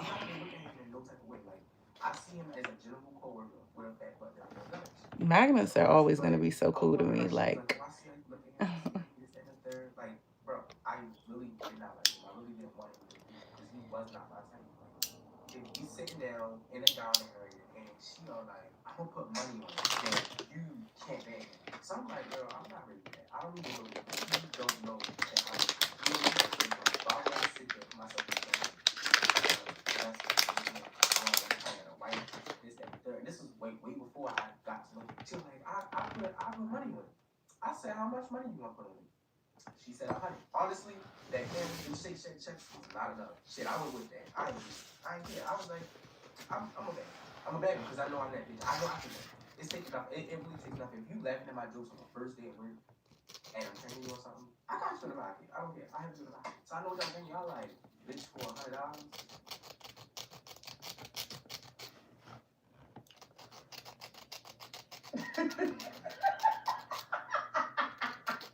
Don't even use too much on me. I was already going back. It was like an easy 100. Like, come on, man. I already know I was going back. I've never played like game with this man ever, so it's like I don't know what he would say or what he would do. I just know it's romantic tension between me and him, and I know I can make him laugh. That's all I know. A few days go by, and me and Danica sitting down during Sandy hour when it's like real slow. And she was like, "He back there. Go do what you gotta do. Go see what you can do. Because you ain't getting this 100 if you can't do it." So I went all the way back to do dishes. I went there and I was like, "Your butt bag." So he was saying, "Oh, you gotta get my dish on like you should get this and third." Before I could leave like the little dishwashing area, he's gonna say, "Bro, guess what? I cracked this dish yesterday." If you don't know what crack means, that means you fucked the dirt. But you know me, I'm the type to like kind of downplay your size to see what you can say and see what you gonna do. So I told him I was like, "Yo, you know what this? You fucking nobody." He gonna say, "What? I'm gonna show you." So apparently he recorded a video of fucking a girl, and he showed me. When I tell you, his dick was not little at all. I misjudged the shit out of it. When I seen like I was like, "Yo, now I'm really gonna get it." That moment, like before, I already had a mission, but now you're gonna be my mission. Now I'm really gonna get you. Now I have something to look forward to. I have something that I really like. But after he showed me that sex tape of him and that girl, and I seen what I seen, I went back and I told my nigga, I was like, see, I wasn't even gonna do it for the money. Like I was just gonna see if I could bag and get a few words out of him. But now I'm really gonna do something with him because I seen what I seen, and now I really want to. I was living with my grandma, but she was not driving at the time. I was catching the bus to and from work. We get off at 9 o'clock this one day. He seen me in the lobby, get my stuff together, in LA. And he was like, he looked at me, he was like, "You got a ride?" And I was like, "No, I don't have a ride." He was saying, "I'll take you home, but you like give me 20. I'll be cool. I'll give you a little $20. I get his car, bitch. When I got his car was big. Like I don't really care for vehicles because I'm not like a materialistic girl, but his car, like the inside of his car was big. He had chicken and everything. He had like yo, that shit was big. Before we drove off or whatever, he was like, "You smoke?" I was like, "Yeah, I smoke. Whole time I don't really smoke like that, but it's just like something that I do on occasion with my friends. When we opened the glove compartment, it was pounds and pounds and pounds and pounds and pounds. I don't know if he was a fucking drug lord or something, but it was just, yo, he had like two big things. I instantly knew what I was getting myself into. I was like, ooh.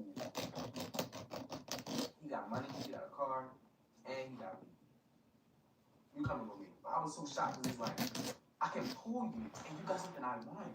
I could get my homegirls on this. I don't know. It's like I could literally manipulate you. So he grabbed this little tray out the back where he like get the weed or whatever. He grabbed the weed, put it in the little weed, he rolled that bitch up, and we both like sitting in the parking lot for like 20 extra minutes, just passing back and forth. I asked him, I said, what are you doing with all this? Like, why do you have all of it? Why do you have all that weed? He gonna say, it's not your business, don't worry about it. You want some, yes or no? So at that point I was like, yeah, he with something, affiliated with something, messing with something. He was thinking out the parking lot and he driving and stuff. And he asked me questions. In my book bag, he's seen Baltimore City College. First off, he's not from here. Let's just get this out the way. He's from where it came from. He's from New York. He lived like near Towson where the workplace was. He don't know shit about running now. When he seen Baltimore City College, he think that I go to a college with a uniform. My emblem is supposed to say Baltimore City College High School. No, this shit say Baltimore City College. If he knew any of that stuff, like if he knew that I was a high schooler, I wasn't a college boy, I wasn't 18 or up, he was not gonna take me home. He wasn't gonna tell me no more. So when he asked me who I was, I told him I was 18. He was like, "You is? Oh, that's cool. That's cool. That's cool. How college?" I don't fucking know. I don't know. I'm not in that. I'm not in college. You don't ask me how college is, but I'm not in college, so I had to think of something up because my school is a college preparatory school. I told him like, yeah, it's about your work. It's about your work. It's this, that, and the third. He all like, oh yeah, I'm planning to go to college. Yeah, you shoot myself and you got to be like, yeah. Whole time I'm lying like shit. He take me home though. He stopped about 100 miles, and he look at me. He give me a smile. I already know. Yeah, you give me that. I'm begging you. I don't care. If you're doing all that, taking me home, smiling, asking questions, it's clearly for a reason, and it's not because you want to know for your health. It's because you're interested. So it's about a couple weeks. I'm building my relationship with him. I'm saying like a little bit of big stuff on the side so that he know that I'm really fucking with him, so that I can like get what I want to get. And he falling for it, but then he not falling. Like he got his moments where he'll walk past me, smack my butt, and then he'll start laughing, and I'll start laughing. I'm really just trying to do that. And then it's like when I do see him back, he want to be mad and want to hit me and do all this other stuff. Everything is cool, but this one day, it's like a Saturday. Okay, it's giving really square. Make a fake page and see if he validates, if he's a sure thing on the whole gay thing. Because see, one thing about me, I know that he's a sure thing. I know I can bet him, but I just need to be sure, really, really, really sure. I made it some like random boy name just to see if I can catch him up a little bit. He gave me his Instagram and all that, but I never followed him off my page. As far as him, I texted him off the page. He responded back instantly. Cute. Because I don't even know why, but he responded back real quick. So I'm gonna put the receipts up here because y'all. It took little to no convincing me to why every time I was like, yeah, I'm trying to buy some weed. When you're ready, I want to smoke it together. He gonna say, yeah, we can smoke it together. Where you at? Where you at? I'll pay. Like, you ain't not worried about it. I'll pay. But it's like I told him I was a boy in the 10 places, and you still and waste your gas with no money. You just want to smoke. I did ask him, I was like, if I smoke with you, I'm gonna want to do something else. He was like, not with it at first. He was like, oh yeah, I'm not good. You don't gotta get into it. Girls go all the time. With those magic words, got him. He was like, oh yeah, I would just pull up, where are you from? You joking, you playing? I was like, I'm not. I'll send the address, but you might know who I am first if I send you a picture of me and my address. So basically, I'm cutting the corners up here. The corners of this tip to make sure it lays smooth. In the middle of me like trying to entertain him, he was like, okay, come on. I didn't really wait for about 2 days after that because I was like really embarrassed that he was gonna tell somebody, which he did. He went and told everybody in the kitchen what I did. Even though I had the receipts before he knew who I was, I didn't even care to show anybody in the kitchen that. It's like now I'm gonna get my gift back and my gift back to you. And if you lucky, I don't even tell a fans what he's doing. To be honest, because you know what, I'm walking out with my bag, my book bag, all that. And I was saying nothing to him. I had taken him on my said nothing to him. I haven't said anything to him since the whole picture situation. I'm acting like a man to trigger him to see what he's gonna do and see what he's gonna say, see if he's gonna do something. I don't know. I'm walking out and he catches me like, what you mad at me or something? Mind you, not saying nothing. He like, oh yeah, don't be mad, don't be mad. I just had to let him know. I had to let him know. I had to do this, I had to do that. Like, you want to ride? I turned around and I said, "Get the phone up." First off, we smoked so much before we left. We were fucked up. I'm not gonna lie. I was smoking around. He driving down the street, mind you, his eyes red, and that is my. I don't know. He looked so much better when I was like high. It's like now it's like I wanted him more. He's asking me questions about how I became gay, why I put him on his phone, all that stuff. And I was trying to offer you. I was like, oh, you know, I was playing. Like I just wanted to see if you know, was gonna fall for it. He was like, no, I ain't fall. I'm not falling for that. I ain't falling for it. Like that's some catfish shit. I don't even care because you already told everybody. He was like, boy, you probably know how to get it at all. So I was like, some boys know how to get it better than some girls.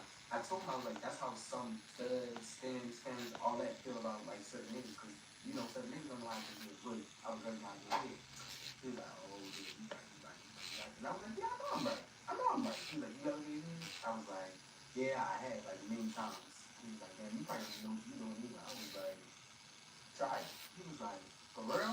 Yo, I'm not even gonna say much. So all I'm gonna say is we was in the Walgreens parking lot. It was closed though. I felt like after that, like I'm not gonna lie, I felt really, really bad. Like I felt like, damn, I really just did this to this man. It wasn't the best experience, but for him to be 21, I figured that you probably would have experience with so many people, so many girls. He nutted so fast. Like, it really wasn't even that long. And the thing is, I would never, ever do it after work again because, bro, he stink. Not gonna lie, after that, the Now car he ride was stink. solid as shit. Like, he didn't even say why he What? was not doing it. And for him to say, like, the experience was not even all that. Like, it was good, like, for it to be like the length, but it's like it wasn't even all that. Like, boy, yo, I think he was really mad because he thought I was gonna eat his nuts. I'm not doing that. I don't even know these like that. They're not even that deep. But I was being nice and I still did it. But I'm not doing that. I'm not doing that. I don't even know who you are. He wasn't even my type. Like I just did it all for a whole bad thing. Period. After that, I Okay. would straight call her, give me my money. I want my coin. I want all that. I don't care. But she was like, oh, you need evidence. I can't go off of your opinion. That was a waste of a bet for So now it's $100 time to telling lay me the damn this acrylic. because if I would have pulled my phone out and recorded the video, but I wasn't gonna do that because I feel like my prep I went just wasn't gonna really do that. good this time. It was a weak ass bet Like, for me to not even get my money. Full time I but needed some evidence, but I couldn't where I even need get her to, evidence. She could tell me this that the she didn't part that have I'm it still until practicing on. he didn't really talk to me like that. He wasn't paying me no So mind. these I my think little certain people felt me brushes. like They they knew float. that They're they so wanted. cute. So I mean, I was already used to it. I got what I wanted, But we got the monomer here. Put it in So here. that day, we hired a new girl, and her name is Brooke. She was cool, like a cool little white girl, but she was like not your aesthetic type of white girl. When she got there, mind you, she's our age. Q was all on her, like no tomorrow. Like he was all on her. Not only that, Q and Tay was really pushing their luck with this 16-year-old girl. And mind you, she probably is not even used to these niggas. Because first off, both of them is cringy and corny as a bitch. Like, come on. So you know me, I feel some type of way. I ain't really paying him no mind. My friend, we're not gonna call her name, we just gonna call her M. M is cool with Tay, but Tay want M. You know, this word drama. I'm gonna find out this man, Q, has a whole child he's not even claiming. Oh wow. So I'm gonna soften this up and putting this in here. Oh. And let me put this down so I can see what y'all can actually see. Oh wow. You telling me it's sucked up? Okay, yeah, y'all can see it. Bro, this shit is insane. I didn't even care to rectify it. It was just like a personal note. What else can I put back here? A father. Put that oil. There we go. I was like, I don't even want to go on break. I don't even feel good. And the man could turn around and say, come on. You're 16. You have to go on break. And he was right there. So now we're going to take the dehydrators and the primer. He gave me the longest death stare in the world. Yo, I knew I was gonna get fucked up. I knew so it could stick. I knew he was gonna do something. He didn't talk to me. He didn't say nothing to me. Like my last 2 months there. That long story short, he didn't say shit to me. He didn't even care. All that for you to not even talk to me. This stuff smells so good. Well, like, you have a right to, but still, like, come on now. Me and Anika, we sitting down and we observing shit, and you can tell like the new girl Brooke is all over Q. Like she really think that's her nigga. We like analyzing what she doing for like the past couple days. For the past couple days, he was taking her home. He know that she's 16. He know that she my age. So you're still messing with a minor. Out of curiosity, me and Anika, we go up to Brooke and we like, hey girl. Like just being super friendly. The whole time we don't even fuck with this bitch. This bitch is ops. Like we don't even fuck with her. We don't even like her. We call her trash. Literally, like this bitch is she not even all that. I'm being the gayest as possible. Like I'm like, hey girl, oh my god, like girl, you so cute. So what's going on with you and Q? And Nika like, yeah, we wanna know. Like it's clearly obvious we like him. You know, her being her. It's not really going on. Like he take me home and stuff. Like. I was like, girl, I'm not gonna tell nobody. Like, I'm gonna tell. Like, I'm putting on my biggest act so that she can spill the tea. Because I'm telling you now, if I hear something that I don't want to hear, she didn't want to tell me because she thought that I liked Q. She grabbed Anika, took her all the way in the back where the manager's office is, and told her something in her ear, and to specifically not tell me because Q went back running his mouth, telling her, "Oh, to watch out for me. I'm making fake pages. I'm stalking him. This, and the third." You think I'm worried about you, boy? He really thought I was worried about him. So now I'm gonna get you fired for real. So as soon as Brooke told Nanika everything that was going on, from the car rides, all that, this man, 21-year-old man, that's with a 16-year-old girl, telling her, "Oh, I'm the one for you," sending news. Him and Tay was gonna plan to run a train on this little ass girl. Y'all is insane for girl. Like this girl was like, I think she was at the time I was a junior. I'm feeling like she was either my age, my grade, or like a sophomore. She showing that nigga text messages of this boy saying, "Oh, I miss you." They was having phone sex, or I don't know what it was, because this is according to Nanika. Nanika telling me all this. Like I already know. Like Nanika telling me, giving me the drop on everything that she showed her. All that. They was in a bed for like a good 20 minutes, just talking about everything that's going on. Come to find out why it's Q. He took on a playground. They both gave each other head, and he gave her weed, free weed. And she didn't have to pay to get a ride home. I had to pay for a ride home every time you took me. So it's like now you show favoritism. And now I'm gonna get you fired. I sent my manager a nice text message. I don't even think he fired him, but I would just let him know that he is a predator in his establishment. I told him that as a 16-year-old male, I felt like I was in danger. And after that text, probably like March, I left. I quit. First of all, I couldn't take that job anymore. But after that, bitch, I quit. I was so done with Shake Shack. I hated Shake Shack. But at the end of the day, I got what I wanted. I had fun. It was fun to me. I enjoyed it. I enjoyed the mess, the drama, the tea. I enjoyed all that. But it's the fact that he really tried to play with me like I was one of them. I let a burger boy at that literally screw me over. You manipulate this girl to not tell me anything. The whole time I don't have to drop on the whole Shake Shack establishment. I don't talk to everybody else. I'm not close to everybody else. It was bound to get back to me. But y'all, you like the Storytime? You like the comments, do a subscription, do something, because y'all, this shit was crazy. This shit was crazy. If you haven't done already, follow all my social medias, follow my Instagram, I guess my nail TikTok, and that's really the only social media I have, because I'm not getting this. But anyways, y'all, that's it. I'ma see y'all when I motherfucking see y'all, and there's gonna be more uploads in the future. So stay tuned, That's the one I subscribe, didn't follow my want. social medias, and stay active. Take me off here.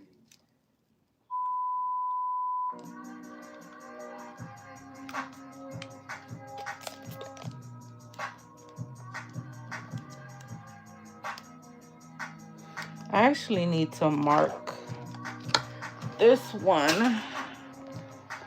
Let me see. Do I got a little permanent? I do think so. I could use a little makeup joint though.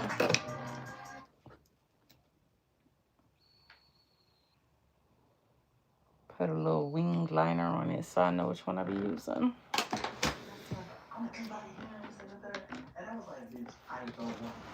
I'm gonna fucking tell you because I guess you trying to me up or whatever. He's not coming. I don't care. He's not coming. I don't want him there for real. He don't want him there. Look at the camera. I don't want him. He don't want him there. He don't gotta be there. Right here.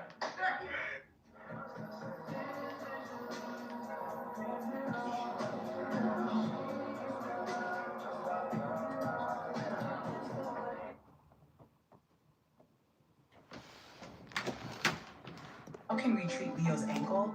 At MedStar Health, we ask, how can we get Leo the exact care he needs at our urgent care? Care that quickly gets him in for an on-site x-ray. That Okay.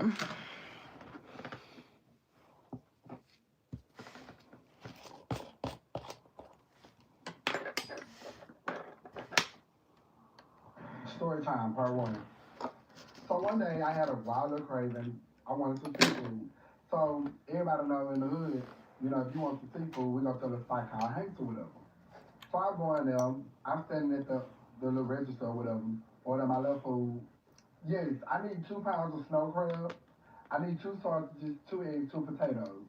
And make sure you give me that lemonade. Cause she So said, usually, y'all, I put my bead and mind you, start my this is bead from the standing top and behind me, then go but he did a down. beat the But whole I time. but I'm going to So I'm try looking do my back. bead I ain't down gonna here lie, he was just a first. fuck ass or whatever.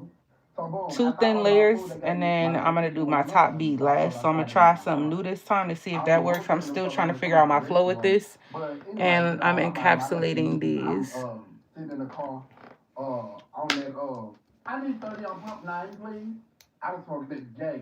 But and then So I'm boom, I also look gonna do up. my My head was non-dominant down hand first. because I was I meant facing my down there at dominant the hand window first with my or whatever. non-dominant. And when I looked back up, This girl he said had me for suggested almost that an online, and hour. I think that was a great So idea his in this approach nail group that was, I'm in, because because I'm a by the barber time you assistant get or whatever, to it's the like, hey, other you can't do hand, nothing you're a with little bald bit on more, it. you're You ain't fix mentally like right. fatigued So of course he because gave you're me not his little using way your out. So writing I'm hand. like, So when you yeah, get to get this in hand, or you get whatever. to He's use your like, writing hand, so it'll be yeah, easier. how do I book So an you do the appointment? hard hand first. So that's what I'm working on I'm now. like, shit. So that Instagram, yeah, you can Actually, DM me on that Instagram or I'm whatever. trying to So get. boom, I want my shaping time to right get some first. pride and shit. We messaged back and forth about his appointment or whatever, but he kept saying like he Okay. wanted to book an appointment, but I kept saying like what day, and he kept asking me what time did I have available. I'm like anytime, the fuck. So boom, we finally locked in on a day or whatever. The day come, I had them plans, so I'm here or whatever, and I'm waiting on him, and he never shows up. So boom, I jump back in the DM and I'm like, what's up? What's up? He's like, hold on, I had to go serve something real quick or whatever to make my little money or whatever. So I'm like, all right, cool. So I offered, you know, do you want to reschedule or whatever? We can schedule another day or whatever. So he was like, bet for a show. We'll do it there Friday. So boom, we like it on Friday. And I also work in So small Friday comes, increments I'm too. here, I I'm chilling, realize I'm that just works waiting or better whatever. for I had just me. got done eating or whatever. So Like small he goes amounts to of the motherfucking acrylic. door, sits down, gets his haircut, and all of a sudden he just quiet as fuck. And he wasn't talking like he was when he was in the DM. So I'm like, okay, maybe it's a nervous moment for him or whatever. I don't know. I don't give a fuck. But you look good. And hey, we're here. Y'all gonna give you that Frankenstein. Bitch, stop playing with me because I get paid out for kids, and so you gotta stay here longer for me to fix your shit. Y'all my mama, y'all my child. So boom, finally, my phone's sitting behind me on the table, and I'm noticing that my shit going off. But you know what I'm saying? It's cool. I get to it. I'm in the middle of a haircut. So boom, while I was thinking that, my phone kept going off. So I was gonna pick up my phone. It's him. He texting, and he's sitting right here in my chair. Oh my god, you niggas don't have no approach game. So his first message was, "So what's up? Who here?" And I'm like, shit, ain't nobody here. The kids in school. Everybody gone where they need to be or whatever. You know what I'm saying? Ain't nobody here. Why? What's up? Cause see, let me tell y'all something about me. The one thing about me that nobody can ever say in this lifetime is that I'm gonna make the approach. You always gotta make the approach. You gotta let me know, yeah, you own it type shit. Mind you, I'm really kind of second guessing a little bit that maybe I took something he said wrong or whatever. So that's making me not even want to, push forward with that anyway or whatever. Because I'm not like that. I'm not aggressive. So boom, I get back to cutting his hair and then my phone goes off again or whatever. Mind you, I'm not looking at his phone while he's texting because I don't know if this, uneasy situation. I just want to make him uncomfortable or whatever. So boom, child, I look at the messages and Okay, it so I'm says, gonna "What's take up? I need the. you." No, actually, I want to put So I a message little back more before and I I'm try to like, add the "What exactly encapsulations. is it that you need? You saying you need that as if you saw something like what was it you saw type shit? You know what I'm saying?" So boom, he ended up messaging back and was like, "Yeah, you had that ass out while we was at Hanks or whatever, so I need that." So I'm like, "Ooh, child, I don't know what you got going on or whatever." So before I know it, I guess he built up the motherfucking courage and that motherfucker stood up with my barber cape on. And for he had a little tent down there because that motherfucker was fucking out. You know what I'm saying? Not So a I'm little like, tin. nah, we can't. I ain't gonna lie, I can't. I can't do that. Type shit. I can't. That was the old me. I don't really just, fuck around with the fuck around type shit. Or whatever. So he get mad or whatever. He was like, shit, my baby mama calling anyway. I gotta go home. And he saying, just to let you know, I ain't really folded on you the last time or whatever. It was my baby mama. I couldn't shake her or whatever. And I was like, oh, okay, well, your bad type shit or whatever. So he ends up leaving or whatever. And then I get a message maybe like 8 minutes later saying, Okay, my so I'm fault about to if put you felt offended or whatever. these in here. So I message back, like, Whatever. hold on, shit. Whatever. But what you mean? So at this point, he done gave me all the times I needed. He gave me all the confirmation I needed. So I'm like, fuck it. So I shoot him a message back. So, I went to talking shit like I was really Mind mad you, when I I'm really doing this with wasn't. So my I'm left pushing on hand. his I'm right handed. head. Yeah, whatever, nigga. Your baby mama ain't called you. You just got nervous when I said I couldn't fuck with it type of shit. You kind of felt like, your back was up against the wall. Now I understand. You trying to be DL type shit. So, all right, let's go with it. So, boom. He hit me with I need to make another appointment because I need my haircut finished. All right, bet. What day? Tomorrow. I'm like, okay. All right. Mm-hmm. Okay. It's cute. So boom, now I got time to prepare. Now I got time to, do my little you I'm understand me? screaming. But mind y'all, this nigga got all kind of pim and shit out on him. He been pulled up to my motherfucking house, music goddamn loud, thumping with all this motherfucking Let's beating see. shit, windows tinted for filth and crustacean. But bitch, I ain't gonna lie. He got it. On my mama, he got it. You know what I'm saying? So I'm like, fuck it, or whatever. I got me a little room to room. So, that's fine. Fuck it. Now, everybody know one thing about these niggas in Houston. If they DL, they gonna be DL. You know what I'm saying? And some of them be playing like they DL, but child, you more woman than I'll ever be. So, boom. Here we is. The next day, Saturday. Stay tuned for part two. Part two, since y'all so goddamn impatient.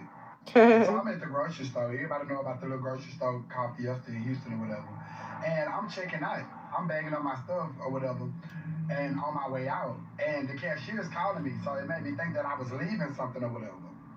So I looked back or whatever. And because I ain't had my contacts on, I had to squint or whatever. And when I was squinting, it still wasn't helping the situation. So I had to approach her.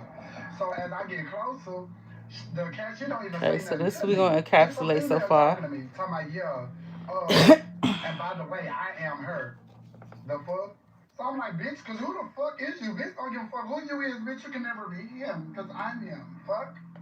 So before you know it, she just started causing a motherfucking scene. Oh yeah, I knew what the fuck I knew. I've been checking them DMs, blah blah blah blah, or whatever. So she was like, whoop the whoop, and you been texting or whatever. So I can't say his name because come to find out he out the hood or whatever. So security, the sheriff officer, everything started heading my way because I'm really like lost. Like, bitch, who are you? The fuck? So if you really know me, I don't fuck with the laws. I don't fuck with them at all. At all. Don't give a fuck. Nigga damn near kill me. I'm still not calling no laws, bitch, because we can keep this shit in the streets. Type of shit. So boom, I started heading out the store or whatever. So before you know it, I look back and she on the phone, she's screaming, but she hit towards me. And one thing I feel, bitch, keep your power to your motherfucking cell phone because I will beat your nose up in this house. So she like, yeah, don't worry about it. I got somebody on their way. You talking all that hot, tough, bad boy shit, bitch. So keep that motherfucking energy. So, bitch, I'm here. What are you talking about? So at this point, I'm outside in the parking lot pushing baskets and shit as if I work for the motherfuckers too, bitch. I'm waiting, bitch. The fuck? Lo and behold, y'all, cars start pulling up like a Oh, bunch of cars, like a bunch of people, and it's nothing but niggas, and they got them things on them. So I'm oh. like, oh wait, what the fuck? Did you get Bitch, your I start attention? rethinking my motherfucking Christianity. These niggas jump out with them motherfucking woo-wop blams, bitch. Leave them in Okay. the parking garage, though, bitch. I'm scared at this point. But in the back of my head, it's like, fuck you. Like, I'm from the hood, so, oh, well, you all gonna have to whip me, and I don't give a fuck, because I don't know what she's on and what she got going on. But I started looking at the dudes' faces, and most of the dudes, I knew all them hoes. Or whatever, when they realized who I was after I took my hoodie off, they was on some shit like, oh, man, that's Mike. Hell no.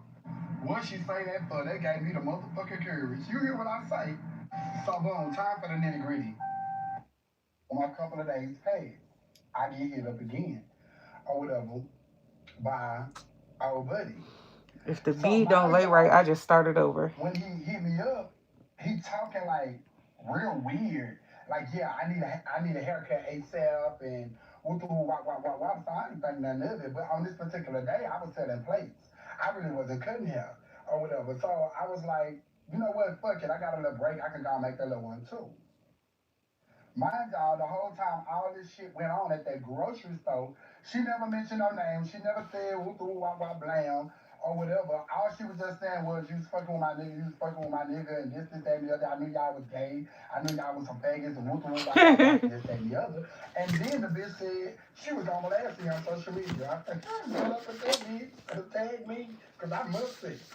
Boom, so fast forward back. Back to this weird ass text. My thing is, you know what I'm saying, when a motherfucker normally book with me and they say that they come in, they say a time that they come in and whoop whoop wop wop. With him, it was kind of like different because I knew when he said he had a haircut what he really wanted, type shit.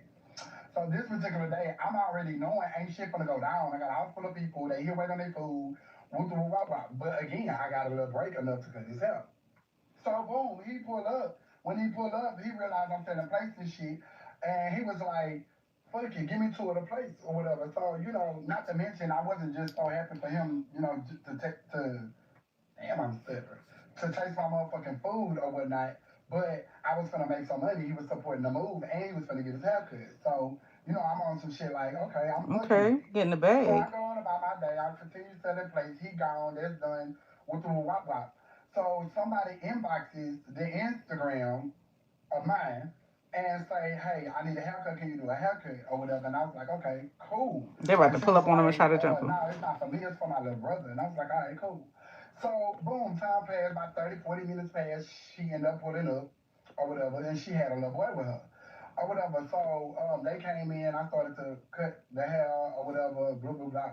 So the bitch gets up off the couch and comes over there by the barber chair and was like, I don't know if you remember me, but me and you got into it at Fiesta. I I just want knew to it was the know girl. why you fucking with my nigga. Like, why you what? You know what's going on? So immediately I turned the fuck up because bitch. Not only did you fucking go out the way you did and call the motherfucking scene and called all these motherfucking niggas come whoop my Now you ass, done pulled up at my bitch, you establishment, blew hoe. me. You drove in this hoe because I didn't even realize who the fuck you was or whatever. So y'all, all along, this bitch is his bitch. Also his baby See? mama. Also that same girl that was inside of Hank's with him the day that I met him. So really now I'm feeling like this shit's some kind of like type setup because nigga, you just left here like 2 hours, maybe three at the most. You And just then now left here from here, she and now come. your bitch here with your son. Like what type of shit you all got going on? Bitch, I'm not into Molly. The fuck?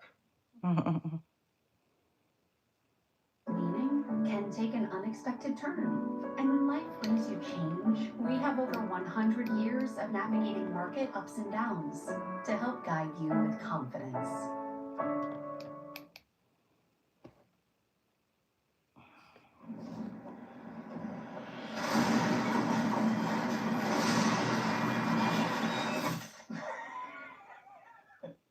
Anemone. Rated R. Only in theaters October 3rd. I feel like I need like a stiffer Faucet, our brush. first at-home lamination service for instant smoothness.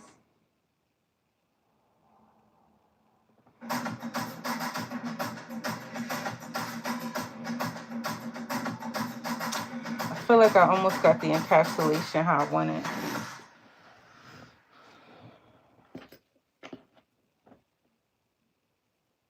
This Adam is on WhatsApp. Everyone here? Yep. Everyone on the WhatsApp group got the event invite Why you and the make a location ton, shared. nigga? This Adam Why is me not. Everybody here? No down? one showed up. Well, I texted the group. We moved it to your But place. with all the RSVP texts, no one noticed the location change. Okay. This party was a huge. While this one was just a tiny. Now I'm gonna work on this bead back here. There's no one hiding. Oh.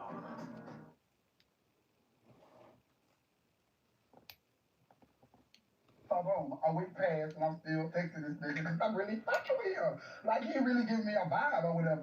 So boom, down to the nitty gritty. He ended up coming. He hit me up saying that he was gonna come to the house or whatever. He wasn't coming to get no haircut or nothing. He was just coming to the house. So I'm in this bitch, I'm in this house chilling or whatever, you know, I'm vibing, got my candles on, got the fireplace on, it's, you know, cold and shit. So he ends up coming, we chilling, we vibing with the what. So uh, he made the comment, and the comment was, "Why you sitting so far away from me?" So I was like, "You the movie maker, so go ahead and make your moves or whatever." So he ended up coming to scoot over by me or whatever, put his arms around me or whatever. So I ended up laying in his lap. Y'all, when I laid in his motherfucking lap, bitch, my motherfucking head kept going like this, cause that motherfucking dick had to lift it, bitch. Oh shit. Do you hear me? Bitch, I felt like I was Tina Turner, and what's that got to do with it when she was doing that move like this, y'all? You hear me? So I look up at him like, you know, what you on, like, what you doing? I know what you doing. I see it's evident what you doing, but like, what you on? Like, what you got this shit going on with your baby mama and all this shit or whatever. He's like, man, I don't know. I ain't got nothing to do with that. You just keep playing your role. So, playing my role or whatever. So, y'all, I go ahead and go on my move. It's evident. I don't need no more motherfucking evidence. I don't need no motherfucking clues. I don't need nothing. So, I go, you know, to pull it on that waistband or whatever, to pull that motherfucker down. Y'all, what this motherfucker pulled out of his pants. Bitch, I instantly got an attitude. Cause why the fuck your shit used like that? Like, what the fuck? Bitch, I can't do nothing for you. What you want me to do? Put that bitch across my shoulder and pet that bitch to sleep. Kazoo, bitch. No, ma'am, bitch. You'll never tear down these walls of Jericho. And bitch, I ain't even that gay. Matter of fact, bitch, I'm starting to second guess my sexuality. Cause bitch, if I know this is what it come with, bitch, no man press on no Turk. So I proceeded to, you know, head towards the south end or whatever. And once I got down there, oh my God, y'all. I closed my eyes and then stay tuned for part three. Okay, you messy helper. So here go part three. So to continue where I left off in part two. So y'all, I closed my It's eyes getting or easier, whatever, but it's hard and to do I've it with your been non-dominant hand, to y'all. him doing my got. You understand what I'm saying? But so y'all, the second like I begin to got, you know what I'm saying? This nigga grabbed the back of my motherfucking head, child, and called himself trying to pull me all the way back to the motherfucking pervert cage. Bitch, this motherfucker had me curled up like an angry ass cat, bitch. Now I'm just I trying to was like, make bitch. sure that when I saw it down, Not to mention, y'all, that motherfucker smelled it's even good. under Oh my there. God, like it was so impressive how good he smelled, like everywhere. And not gonna lie, I wasn't no motherfucking expert on no oversized ass wee wees or whatever. You know what I'm saying? Because I wasn't used to that. So yeah, I'm doing my DD vibe, and y'all, why he said this, and it just made me like, oh my God, like. So he said, behave on that motherfucker. Not Motherfucker. behave. What he said that for, bitch, I felt like I was in motherfucking class, bitch. I was ready to raise my hand and ask a question. Him. So, bitch, before you know it, his phone rang. Y'all, why was it this bitch? And the crazy part is, she had been to my address already because she was getting the little brother haircut. The little brother. Turns out it was her son. But anyway, I can hear her through the phone asking him, like, why you at this address? You always at this address. But the bitch got to be slow. Because, bitch, you been at this address You was too. just there, So if you right? really got his location, bitch, and you see where he at, bitch, you know what he on. Fuck. But, y'all, she lame. She don't know what's going on. So I'm not trying to fuck up the mojo, you know, and what's going on. So I'm mouthing to him, tell her you on your way. Tell her you on your way so she can't fuck up this in the play. Because she fucked this one up. I'm going to be ready to chuck it on that bitch. You know? So he give her this little fucked up excuse or whatever. These hoes so dingy out here. Because she believes the shit. I can hear her through the phone. Oh, okay, baby. Maybe I was over-assuming. Well, yes, bitch, you are over-assuming. And thank you. Because now you don't know. Because right now I'm trying to have his steps ordered in the name of the Lord. So y'all, I guess the shit got to getting good to him or whatever. So the motherfucker reached out, grabbed my chin, pulled me up to him and kissed me ever so softly, y'all. Oh my God, he fucking really liked me like that, mom. And now that I, know who he is and I did the research or whatever, I see all the hoes on the hood that he done fucked with or whatever. Now I'm starting to remember who he was. He was gonna wait for it to just go. So boom, yeah, we go back to doing all that thing or whatever. Then I hear a motherfucker knocking my goddamn door. First I came, my mind was, I hope this bitch ain't in my door. Cause today I is the have day this to like fuck little out the house cone room. thing Cause I'm bitch, trying to stop playing find. with me. Cause bitch, really, bitch, you got the right thought with the wrong nigga. Right punch, wrong punch, bitch. Cause bitch, I am him. Fuck. I get to the motherfucking door. Guess who the fuck you is? some dude was ever so softly, y'all. Oh my God, he fucking lives. Now I see why his baby mom. And now that I, know who he is and I do the research or whatever, I see all the hoes from the hood that he done fucked with or whatever. Now I'm starting to remember who he was. He had went away for a little bit to go do some time. So boom, yeah, we go back to doing all that thing goes up, and then I hear a motherfucker knocking my goddamn door. First thing came to my mind was, I hope this bitch in my door, cause today gonna be the day this gonna find out the truth. Cause bitch, stop playing with me. Cause bitch, really, bitch, you got the right thought with the wrong nigga, right? Punch, wrong punch, bitch. Cause bitch, I am him. Fuck. I get to the motherfucking door, guess who the fuck you was? Some dude dressed up in a two-piece headshot ass. Somebody he trying to steal some motherfucking insurance. Bitch, if you want to insure something, bitch, insure this motherfucker here. I got my mouth on. Fuck. Cause this nigga in here like he's gonna be presented. So what you insure, sir? Nah, for real, back to the story. So y'all, I go back in the room or whatever, and shit, when I get back in the room, he strapped up. Like, I looked up, he got a whole motherfucking magnum ripped. Got the condom in his hand or whatever, so I walk in, he's putting that motherfucker on. I have to get a whole nother comb. Nigga. Cause bitch, I ain't gonna lie. I'm like so ready, you know what I'm saying? And anybody who knows, It's like a cleaning comb that the thing come with, but anywhere in the world or whatever, when you really well, no, I bought it separately. and you really want to be intimate with them, your body kind of just is more receptive to that person or whatever. So in my mind, I'm gonna push through. I'm fucking with it, feel good, look good. Oh my God, I swear out to the motherfucking world. So yeah, bitch, you finna get it socked to you, bitch. Cause bitch, I'm gonna be right at church Sunday, bitch. Oh, press down, shake it together. My cup gonna be running over, bitch, praising him. Do you hear me? So y'all, I guess they're still in a motherfucking position.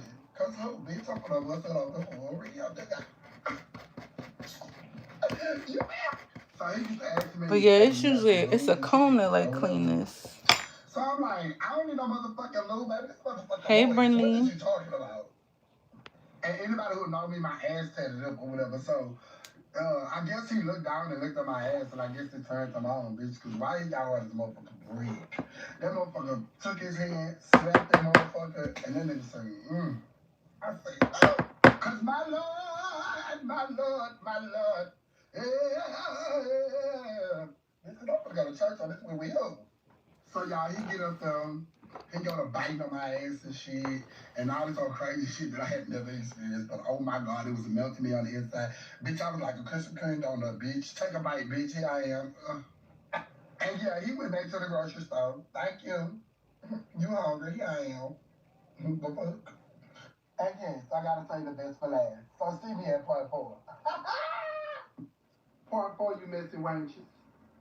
So boom, y'all, we in there with you. When I think, as it is, I already told y'all. When I had came back in the room from the little motherfucking insurance provider, whoever the fuck he was that came to my goddamn door. Okay. 1, 2, 3, 4, 5, 6, 7, 8. So yeah, I'm dead. So yeah, back to the motherfucking yardstick. Cause I don't know what the fuck he had going on, baby. I'm gotta snap back to reality, bitch. Cause this motherfucker got a ding down. Do you hear what I say? And then the motherfucker that be off in them sex stores dealing with them toys and stuff. Y'all know what a ding dog is. Bitch, the motherfucker that come from here, the goddamn dad, stop playing. So bitch, I get back in the bed or whatever. And we get back to it. And like I told y'all, the nigga lives like the way he kissed is just like ever so mind penetrating. Like, what the fuck? This nigga was taking me out of my body. Like, he was fucking my head up. Like, come on now, what's the? So I guess he felt like, because I told him I don't need no lube, his way back there with the Wawa. So he went back to the grocery store or whatever, went to chewing, per usual. Really had the motherfucker juices flying through that motherfucker. You thought about it was spit. So yeah, he get up from the grocery store or whatever and got ready to, put that motherfucker in. So he put the tip of that bitch right there, y'all. And I went right into motherfucking prayer, bitch. Because I knew I was going to need it. Heavenly Father, with chart in the middle of his legs. Hallowed be thy balls. You know what I'm saying? Bitch, because you got to pray to the pizza maker when it comes to shit like this. Because, bitch, woo, like I told y'all, this motherfucker long as I last relationship. So he paused or whatever, moved over to where his phone was, grabbed that bitch or whatever, and went to playing some music or whatever. So I was like, fuck that shit. You know what I'm saying? So I turned on the TV to get this shit on and going or whatever. So y'all, I put on that For Better or Worse by Sir Charles. Y'all know. Or whatever. I'm an old school. I'm old at heart. So I don't give a fuck. But yeah, we finna set the mood. So the music going or whatever. We in the bed. back to, the tip for the hit to the motherfucking Darth Vader, bitch. And girl, so yes, his ass went to going in or whatever, but the way he was rubbing my back and the way he was squeezing my ass and all this other shit, y'all, it was doing it for me. Like my body was really just releasing to him. Like here you are, bitch, like Lord Supper. Drink y'all. Oh, yeah. Bitch, he went to putting them motherfuckers stroking or whatever, and I'm like, bitch, hold up, bitch, this ain't no Gucci cat. What is you doing? Like, pause that motherfucker. Bitch, you're trying to thumb call. Bitch, stop playing. The second he got in, y'all, I feel like somebody had hit me in the back of my charger, bitch, with a bunch of pressure, bitch. Boom, bitch, cause bitch, what? So yeah, like I said, my body was so in tune with his, the music was right, everything was right.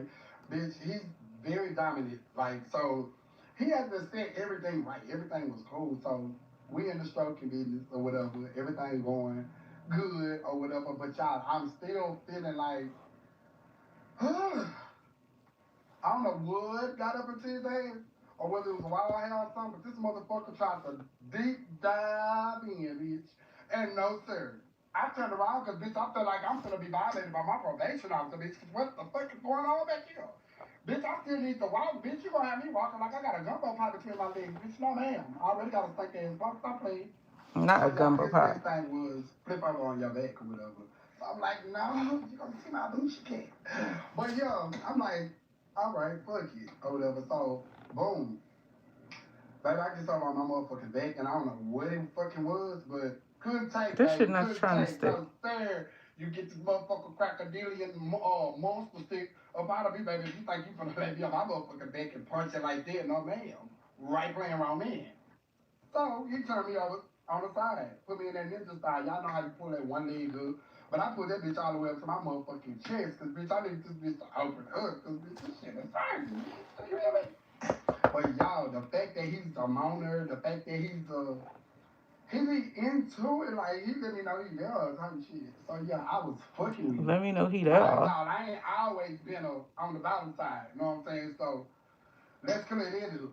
And before I continue this motherfucking story, let me tell y'all this about me. Yeah, I'm not a person like I'm not a full fledged like active gay person. Let me say that. I don't go to clubs like that. I don't have gay friends. I don't have all that going on. So everything that I pretty much learned, I learned my way. Especially when I got out of federal prison this year last time, is when I was like, I'm gonna start tapping into myself a little bit more or whatever. So fuck it, here we are. Here we are together, gonna do whatever. So back to the motherfucking story at hand. Y'all, this nigga got into his motherfucking groove and the shit was feeling so fucking great. I mean, y'all, I had never, on the receiving end, never felt this way in my fucking life. At this point, nigga, you can move the fuck in, bring the motherfucking kids. You bitch, you can bring your baby mama at this point, bitch. I'll whoop on her head and bitch. We can live together. We can coexist at this point. Cause this shit here too good. Type shit. And bitch, bring your dogs if you want to. If you got one of them too. Yeah, all that, bitch. I got all the amenities. So like I said, the struggle was going on. Everything was good. Everything was great. You know what I'm saying? And after we got done or whatever, I just pretty much just laid on his chest or whatever. With that. So yeah, like I said, I just laid there or whatever. And I ain't gonna lie, I got to feel that pooch to my body, cause bitch, I'm ready to call baby mama. Like, bitch, why your nigga get so good like that? Like, what's say, bitch? Okay, listen, this is what we can do. We can share this nigga. You know what I'm saying? But I need, I need the 80, you get the 20 type shit. Cause do what? Yeah. Part to it all though, y'all. When it was all said and done, what topped this shit off, I'm talking about strawberry, caramel, chocolate syrup, bitch, marshmallows, powdered sugar, bitch, whipped cream, all that. What topped everything off was what the fuck he said when he got up and got ready to go, y'all. This nigga had the audacity to say, stay tuned for part 5. Very dominant. Like, so he had to set everything right. Everything was cool. So we in the stroking business or whatever. Everything going good or whatever. But y'all, I'm still feeling like, I don't know what got up into his ass or whether it was a I wild hair or cannot get something. my But this bead motherfucker right. tried to deep dive in, bitch. And no, sir. I turned around because, bitch, I feel like I'm going to be violated by my probation officer, bitch. What the fuck is going on back here? Bitch, I still need to walk. Bitch, you going to have me walking like I got a gumbo pot between my legs. Bitch, no, ma'am. I already got a thinking. They like replaying parts of the story. Flip over on your back or whatever. So I'm like, no, you going to see my Lucia cat. But yeah, I'm like, all right, fuck it or whatever. So to a destination on the horizon. Sometimes it takes an unexpected turn with detours, new possibilities, and even another passenger or three. And with 100 years of navigating ups and downs, you can count on us to help guide you through it all. Because life is a winding path, made rich by the people you walk it with.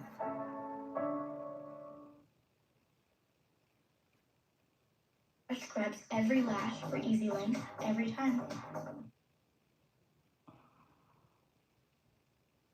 Anarchist. But thankfully, have you heard about ruggable, washable rugs? Now when inspiration strikes, I can just peel off the rug cover, toss it in the wash, and replace.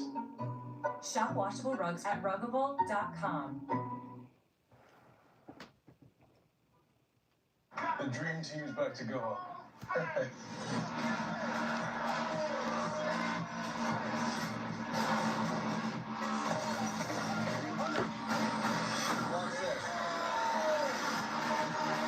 Dreams don't just come true. You gotta fight to bring them into the world.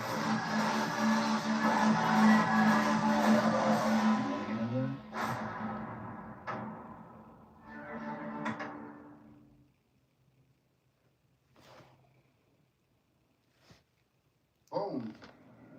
Baby, I get something on my motherfucking back, and I don't know what it fucking was, but couldn't take, baby, couldn't take. No, fair. You get this motherfucking crocodilian monster stick up out of me, baby. You think you finna lay me on my motherfucking back and punch it like that? No, ma'am. Right playing around me. So he turned me over on the side, put me in that ninja style. Y'all know how you pull that one leg up. But I pulled that bitch all the way up to my motherfucking chest, cause bitch, I need this bitch to open up, cause bitch, this shit is hurting, bitch. Do you hear me? I be feeling like my monitor is too hot. I mean, it's too warm in my room.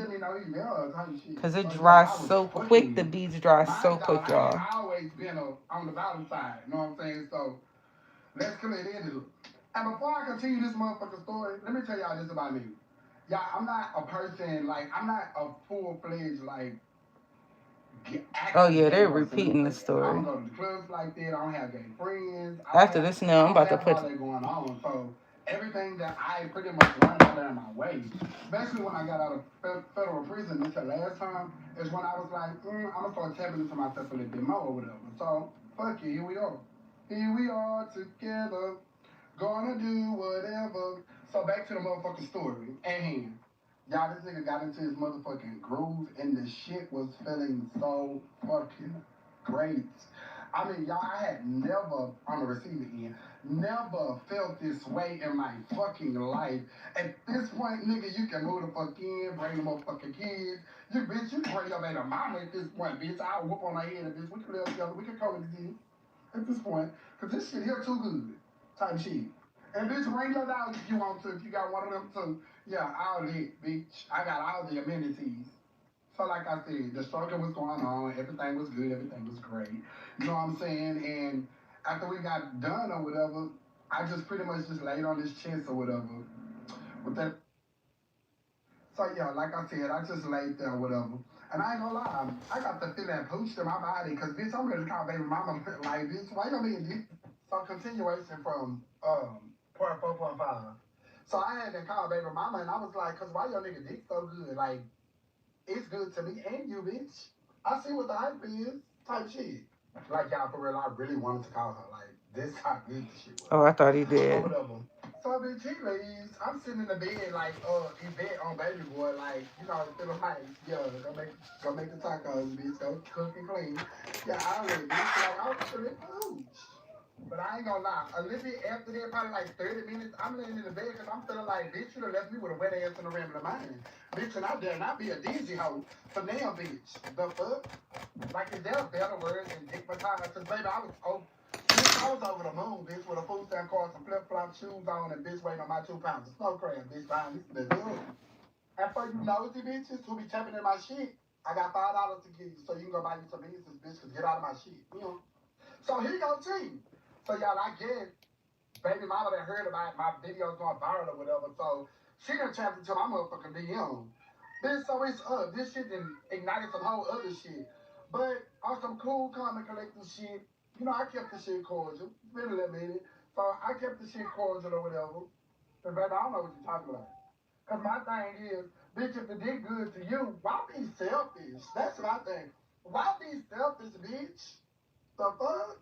How them motherfucking meat he got, bitch? You know, you're supposed to share it. The Bible says, well, there may be meat in my house, baby. You're supposed to share it. You know, he also said that I will open you up a window in heaven and pour you out a blessing that you won't have enough room to receive. That's what the word is. Not the So Bible. guess what, baby? He's about me. Him. So y'all go and forgive me because I play too fucking much on my side. So y'all about 4 days later, 5 days, something like that or whatever. So he hit me up. Now he calling me. You know what I'm saying? He calling me. So I ain't no more text messages. Girl, when that nigga called me and he said this, what going on, baby? Bitch, I think I shit out my nose, spit out my eye, bitch. Threw up out my kneecaps, bitch, because I ain't gonna lie, bitch. I felt like I was sitting up yonder, bitch. You hear me? Up yonder. But y'all don't understand how this nigga look. I swear to God, it will fuck y'all head up who the fuck it is. That's first. Secondly, the reputation. That's second. Third, this nigga's fine as fuck. Oh my God, and all the hoes in the hood fuck with him. He done probably fucked every hoe in the hood type shit or whatever. And this guy local baby mama, but this one bitch, I guess, you know, he done fell her motherfucking head up.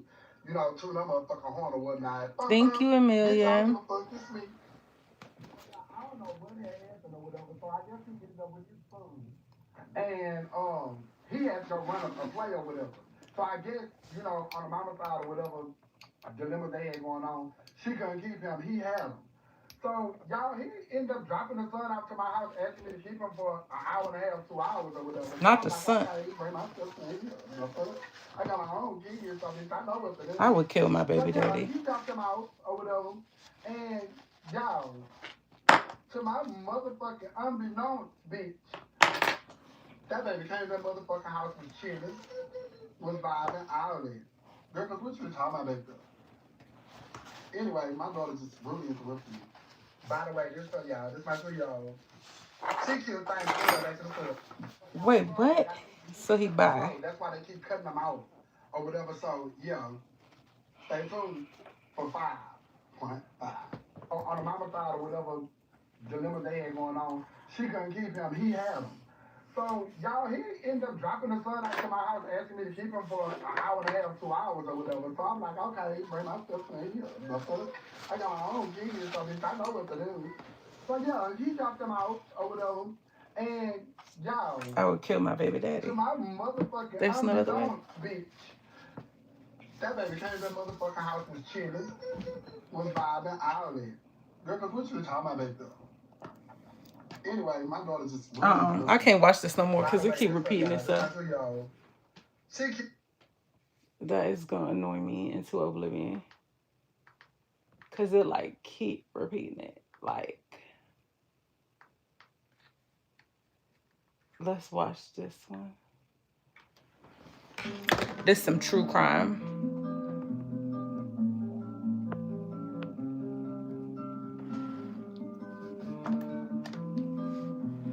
For the love of love, Bumble. Start your love story.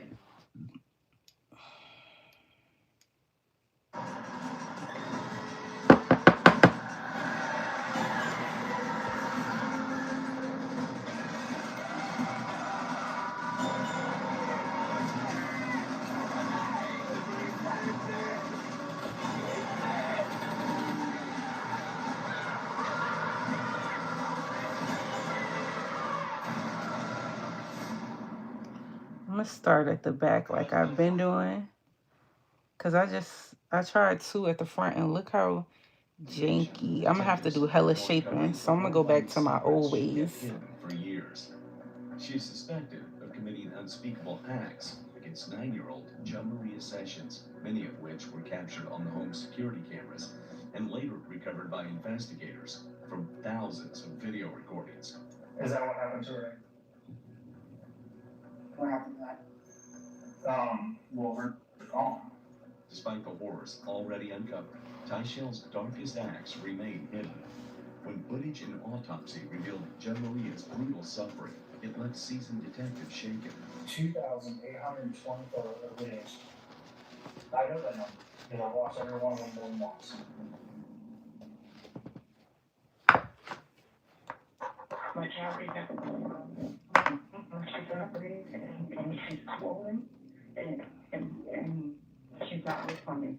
On March 5th, 2024, Florida's Child Welfare Agency received a report of a possible abuse involving Maria's Sessions' sister, Jalaya. The sergeant reviewed it, but closed the case within minutes. Over the following months, the violence inside the home escalated. On June 15th, 2024, security footage showed Tyshell ordering her to maul Maria while she simultaneously kicked, dragged, and beat her, at one point threatening, "I'm fixing to kill her." On June 17th, 2024, Maria was found unresponsive. Her body was covered in bruises, burns, and dog bite marks, leading the medical examiner to rule it as a homicide. On August 28th, 2024, both Tyshell and Maria's father, Juan Sessions, were arrested, and interrogations soon exposed the depths of their cruelty. Do you need anything? Do you need bathroom or water? Okay, so with the next nail, I think I'm going to paint monomer on top and then put these on and see if that helps it stick.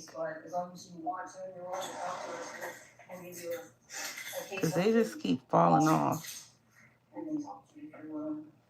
And when you dip it in the monomer, it actually takes the gold color off of the star. It's very strange.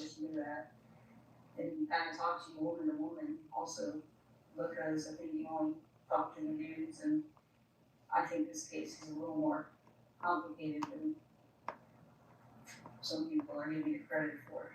They're looking at it in a black and white medical sense, and I see a little bit more to it than that. Maybe not, but get your take on that if you're willing.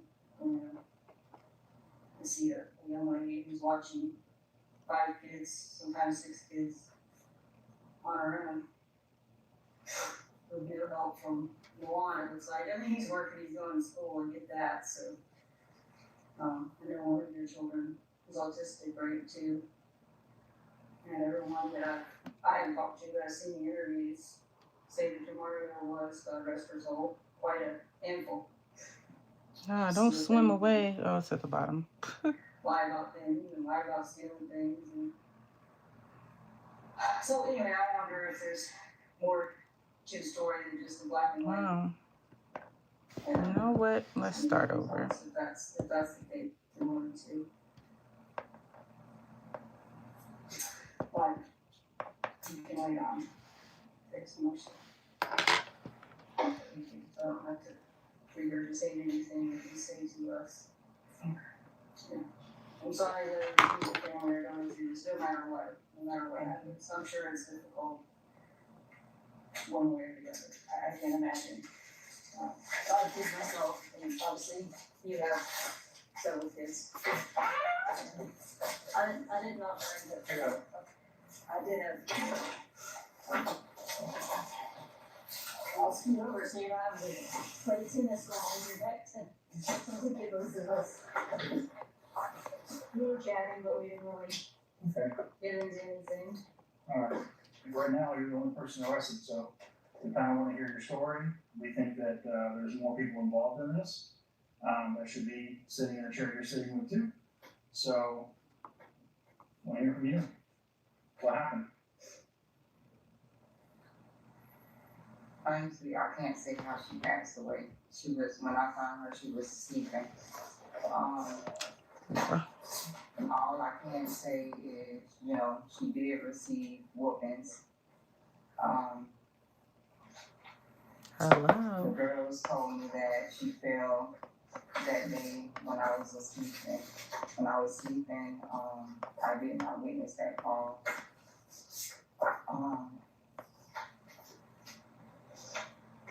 I don't know how she passed. I don't know how she passed away. I honestly don't. Okay. How did she get the pinch marks all over her body? I have pinched her before, but from what I saw, I didn't do all of that. Did any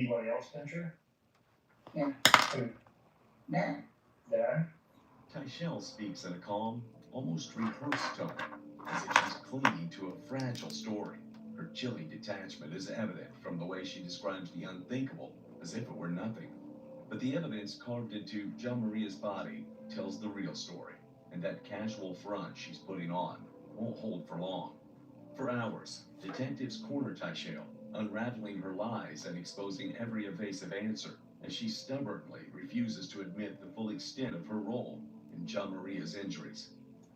So what kind of abuse would, or what kind of discipline would LaJuan use on Jamaria?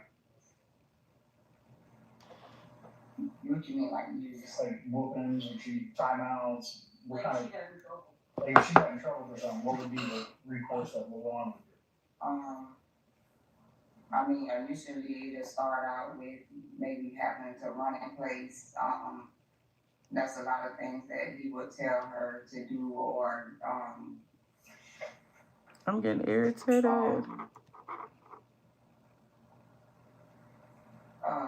Then they would have to stand on the wall sometimes, and then it eventually resulted into a whooping. And they just wouldn't listen? Like you tell them to run in place and they would do it for a minute or two and then that would turn into a whooping, or what do you mean? If they said that they didn't want, like told him that they didn't want to do it anymore or whatever like that, yeah, then it would turn into a whooping. Okay. And when you said that you disciplined her, how was your discipline? Initially, I would just contact him a lot of the times and ask him what do he prefer her do. I would honestly let him talk to her on the phone, or he would the camera. A lot of times he would just beep in and talk to her over the camera, and she would listen to him through there. And I whooped her before. I believe they came in October. Jalea came in day one with problems. Eventually, she just let us know, hey, my mom and my grandma, my nana told us that they don't like y'all, and I'm not gonna listen to y'all. It went from that to her purposely doing things to the girls' things and just doing things around the house, telling her dad what she's not gonna do, etc. All that. So when you say things, what things? What were they doing? What Like was she she doing? took peppermint oil and would put it in the girls' makeup sponges. So like, she would purposely piss around the house, saying that she didn't want to go to the toilet. They were stealing the other kids' stuff, purposely just hiding it to. Basically, she knew what she was doing. The way Tyshell talks about Jen Maria's so-called mischief is astounding. She paints the behavior of a 9-year-old as something sinister, as if normal childhood quirks were proof of evil. It's a disturbing glimpse into her mindset, where playfulness becomes defiance, and innocence becomes malice. She isn't describing a child, she is justifying herself. Throughout the interrogation, Tyshell's attempts to demonize Jen Maria stand in stark contrast to the overwhelming physical evidence of abuse, thinking she can portray herself as a victim of an out-of-control child. Yeah, you told me on the scene that day that you guys got into a fight because you wouldn't have to anymore. Is that part of the issue? It's like mainly the whole thing, because I stopped having for him to leave the relationship, and all that turned into a lot. Right. So he leaves on the 13th in the morning, catches an Uber, goes to live with his mom, whatever. You said he came back. When did he come back? Do you know?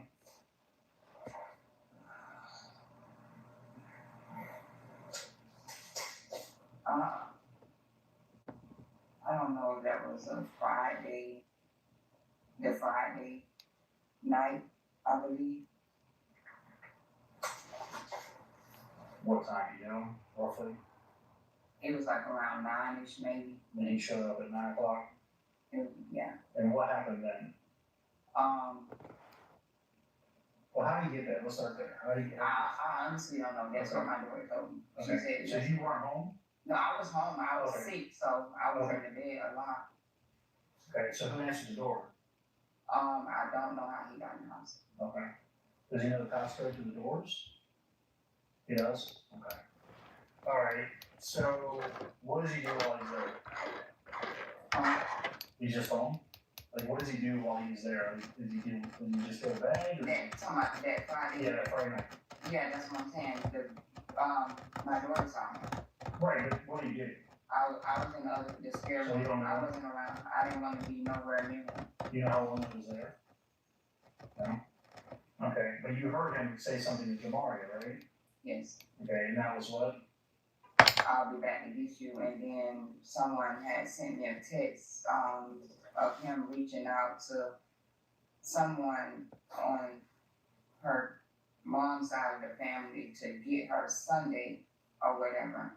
That's why I was like, when he was telling someone that he didn't know she was there, I was like, that's a lie, because how did you not know she was here? All the girls are here. How did you not know she was here? Yeah, I understand. I sent you that text, but that was when I was unaware. Where we both know she's here now, so I didn't understand why he was running with that lie. He basically told her, "I'll be back to get you." I mean, and I don't know if it's because he knew the flight was already booked or whatever. Which flight? On the 16th? Okay. So let's talk about the 16th. Oh, let's back up. So 14th, 15th, did Jamaria get in trouble? Did she do anything to be disciplined? And what kind of discipline was that? So she was, I can't remember everything she did. She was definitely, she had to clean up. I told her to clean up, because I couldn't watch her every step of the way, due to me being sick that week. I don't know what her dad told her that she was in boot camp, and she had to run on a treadmill and do squats and run in place and stuff like that. I just had her cleaning up. Michelle repeatedly tries to weasel out of responsibility, portraying herself as the softer parent, and claiming she was a victim of her husband's abuse just as much as Jamaria. Yet the interrogation reveals a glaring contradiction between her narrative and reality, exposing the hollow excuse beneath her facade. You guys take her to the doctor for it? I mean, teeth injuries are pretty painful. No, she didn't.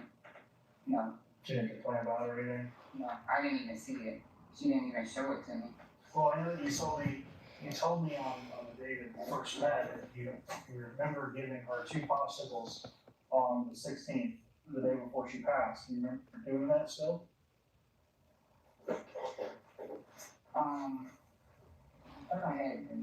I thought she had asked I gave her permission to have the popsicles. These popsicles on freshly broken teeth get a little painful, right? You had a toothache? But it had happened days before that. I'm about to switch I mine. don't remember the exact day, but I know that she had stated that like at least maybe 3 days. Honestly, he had the same thing, and I didn't know how he had his of it, and I was just like. You're talking about the one fell off his leg and he went to the hospital and he broke his teeth. Did it hurt? That's what he said. Right. That's what he told me too, but he told me it hurt and the hospital trip it and wants some pain meds. Alright, so let's go back. Alright. So Carnival cruise ship, you said that you signed yourself out, right? Alright, so this is a statement form from Carnival Cruise Line. This is from the person that was the counselor that day on your ship, that did talk to Jamaria that day. And this is a report from her saying, you can read it if you want. You're logged in and Torch is logged in. Mm-hmm. Until after this incident, those are the only two phones that are registered with Vital to access the system. When you set up your account on your phone, it logs that data. Okay, so we know whose phone is doing what. Okay. So when I asked you earlier what happened on the 12th, I'm asking you that because there's a bunch of videos that were deleted on the 12th. And we're only deleted by one user, and that's either you or your mom. So I'm asking you what happened on the 12th because all the bunch of videos we deleted. If something happened or you hit Luan, I don't care. You probably deserve it, to be honest with you. So I'm just trying to understand the dynamics inside the house. You know, like, just basically, there was a big argument between him and I, about a lot of the stuff that was going on.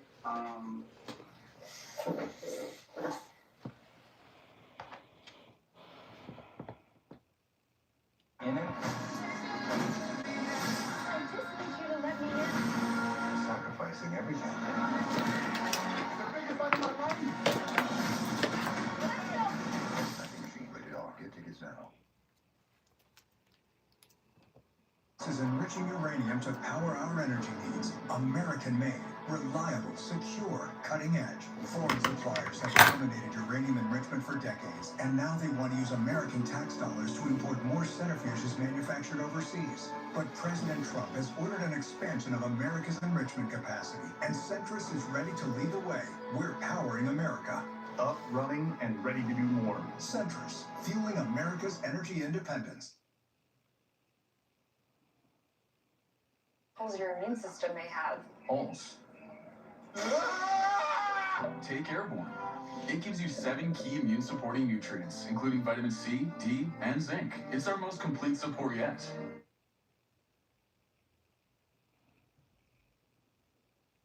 Did you know he was having an affair? No. And that while you were in Miami on your way back up, and he had your car and he was cleaning it, that he was meeting with this girl and is basically having a child with them? No idea? Okay. I'm just trying to figure out what caused this animosity, what caused this fight. The fact that I wasn't having him, and if you go through my phone, you would see the history of that all the time. But he was trying to do evil stuff to me a lot. So it's like I couldn't do nothing but try to stay home and protect the kids, and stuff, because I just didn't know what he would. My main goal was just to get him out of there. Right. And that day, he was hiding stuff. I was hiding his stuff. Well, basically my stuff, his stuff, that because he had stole something from somebody, and I was trying to hide it to show it for evidence, just in case he did something to me. And basically I didn't want to be seen with that stuff. By now, the pattern is unmistakable. Cruelty dressed up as discipline, neglect excused as fatigue. Taishale normalized brutality to the point it became forgettable, stripping Jamaria of dignity until all that remained. What comes next crosses a line even the darkest cases hadn't dared. Who do you recognize in those photos? Demaria and myself. And what about Rosario? Oh, I didn't see him.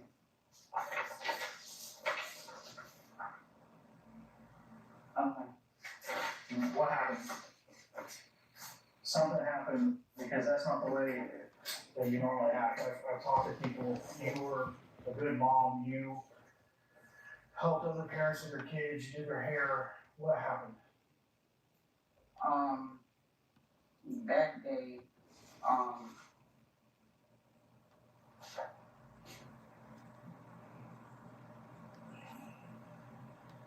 we don't make mistakes. I don't know if that was the moment that it came to me saying that she was punching the pillow or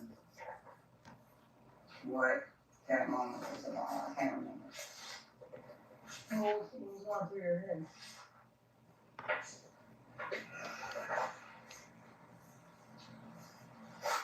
I mean, what was probably going through my head was that probably like,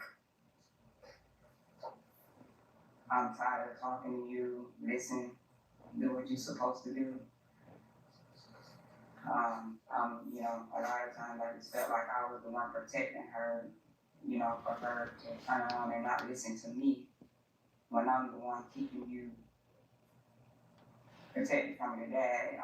So I did have moments that I did react to her not listening to me. Do you remember what she did not listen to on that day? That's what I was trying to think of. I think it was the fact that she was being I think it was the thing that made me react like that, because I feel like she's too little of a girl to be talking about and asking my older girls about and asking them why they want tape and stuff like that. I just probably was overwhelmed with all of that. So our line of work, usually if we see something in a 9-year-old that says that, it makes us wonder where they learned it from, right? And they should have learned from you. Who's the other guy figure she has in the house? Right. So I understand it's frustrating if she maybe asking questions like that, but there may be underlying reasons why she's asking these questions. Well, with me, I will always ask her. I will always try to get down and get an understanding from her, and she was just Hey like, Drew, hey Jane. I need more you know, paper she saw towels, her y'all. auntie doing those things, and I think I'm gonna just get the whole you know, roll. they Bring the just whole was roll. allowed to have a boyfriend before they moved with us and stuff. Well, you know, and there's another video too of her running in place. You had her running in place, and then for whatever reason, you hit her from behind and she trips over the bag of dog food. That's when she sprained her ankle. I mean, that's because the next video in her with her in it, she's wearing an ankle wrap. It fits. There's no video of her wandering through the downstairs living room, tripping over a bag of dog food. There's a video of her proceeding wearing a wrap on her foot, of her running in place and you kicking her and her falling over a bag of dog food. So Tyshell's excuses collapse under the weight of the truth. What she labeled as discipline was sheer humiliation and violence, exposing how far she had fallen from even pretending to be a mother. And for Jo Maria, every excuse translated to one harsh truth: more pain impending. And it captured a lot inside your home. I know that LaJuan doesn't know the door code to your door.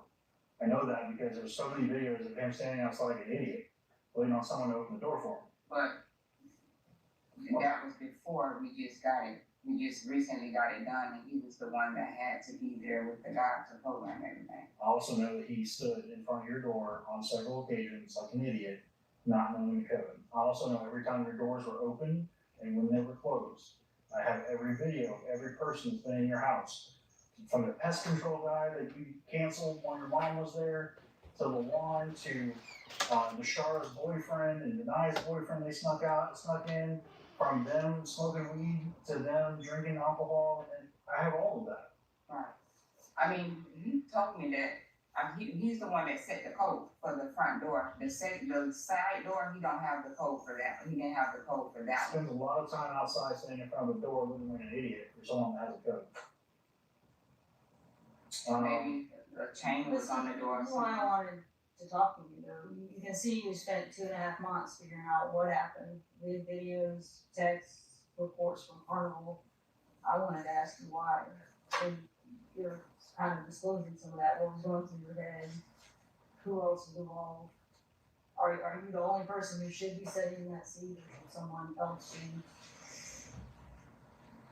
Is there a reason honestly behind this? just don't Is there an think that explanation? it's nothing that I did physically that could have caused her death. That's just,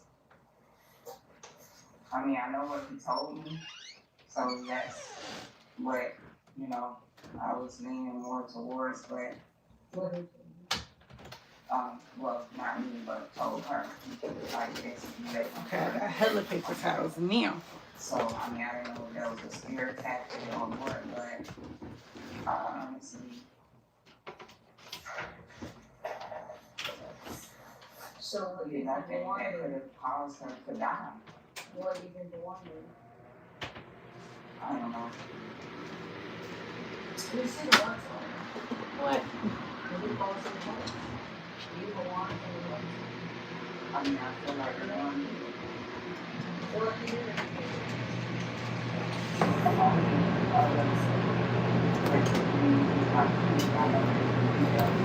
Okay, I had to turn the fan on because I gotta get some of these fumes out of here because it's like getting to be too much.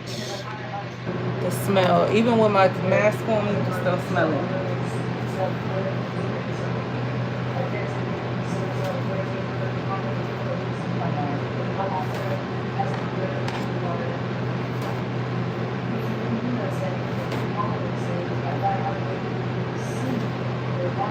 Okay.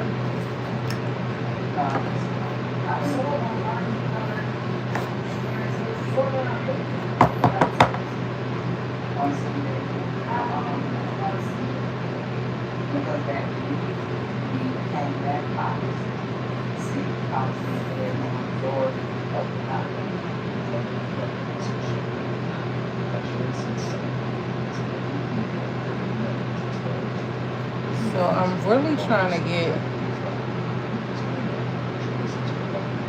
just some acrylic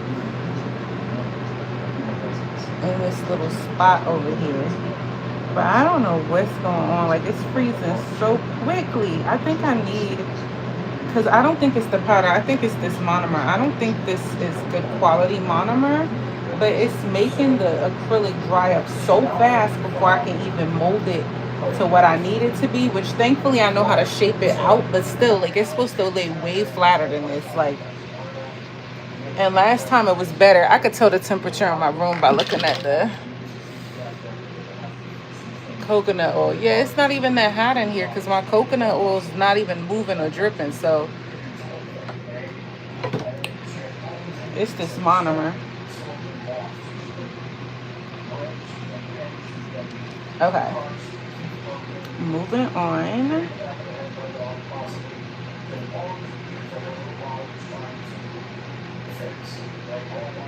Damn, look, it ain't even sticking to my nail. That's crazy.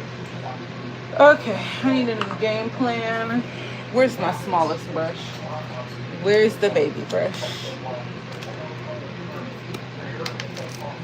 I need to be able to get into the smallest crevices at this point.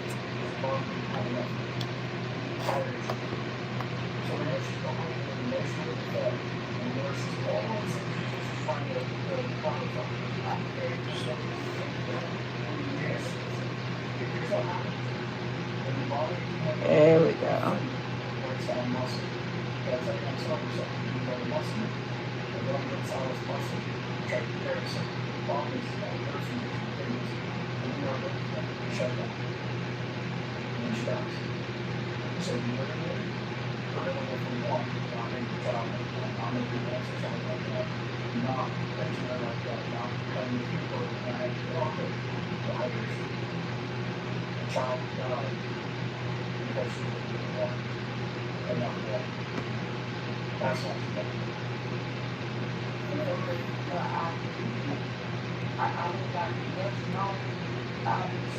I think I'll be happier when one method works because it seems like every time I do my nails, I have to change the method to get it to do what I need it to do.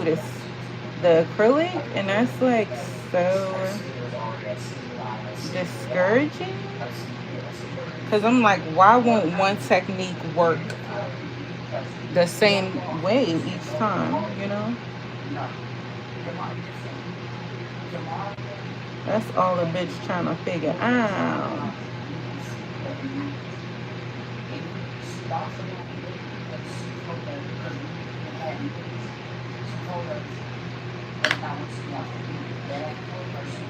I actually do want to try to shake some more of these on here. Tomorrow calls me because you consider what you need to more. We found out that nuclear comes and stuff like that. We found out that she had been taking her dinners, stuffing in her backpack, stuffing in the corner, stuffing out in the house. We just got so many roaches now because of that. And taking the food girls and they're placing her places. But we still had full access to our every home in our own house. We could not nothing. It's everything. Our little man was always there for because she consists of her dad, her mom, and brother. If she really wanted to help her, she would for that. I would never see so scared. I would never think she coming out so she or so long as you so that was shit. That's on point. Her mom said she's not in the boat. She's not in the boat. Look at that. She's been submitted for record. She's supposed to testify on this whole case about everything she knows. And that means you can't talk to her, say. Paint that real quick. And this is serious thing. She just started working. And she needs to go.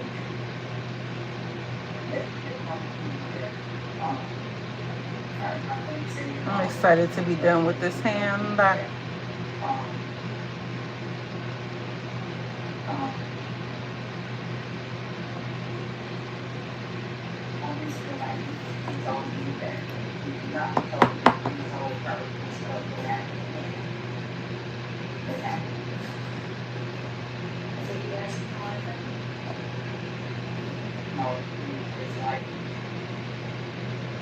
No matter what it is, together. It's the only way together.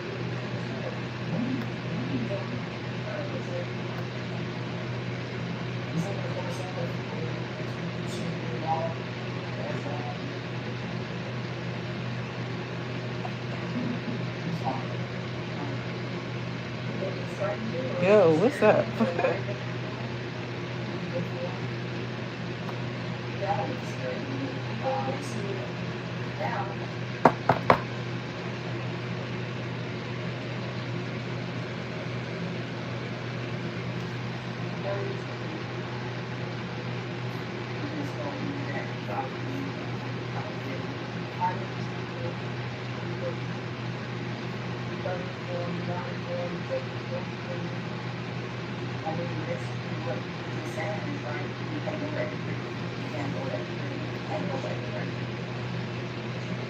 That's what I asked. Like, what? Yes. He's got it. I'm trying to get those things. You can't go back. You can't go back. Why? I can't go back. Is that one?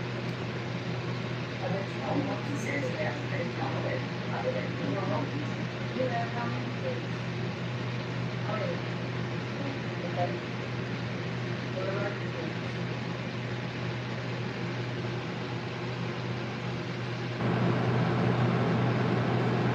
That's it.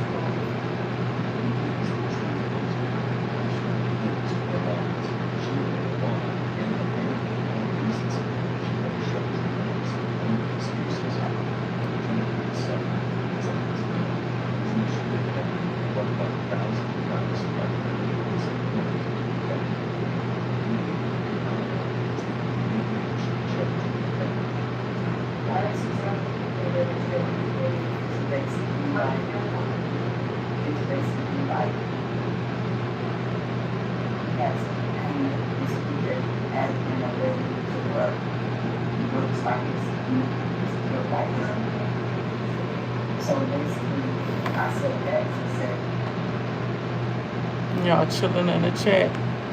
Basically what I'm watching right now is this confession room where they asking this lady what the hell happened to her stepdaughter. She trying to blame it on the girl dad, but it's just like, you was there, girl.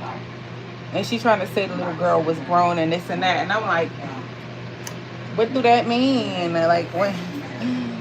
So you think she should be, you let something happen to her because you thought she was grown? That's weird. his mom itself. Okay. So that now a lot of this has been to basically be on his side, so my children aren't ending up places where I don't want them to. You just recently talked here, is that the one? Okay, so you do stress your future. So you're afraid that he will.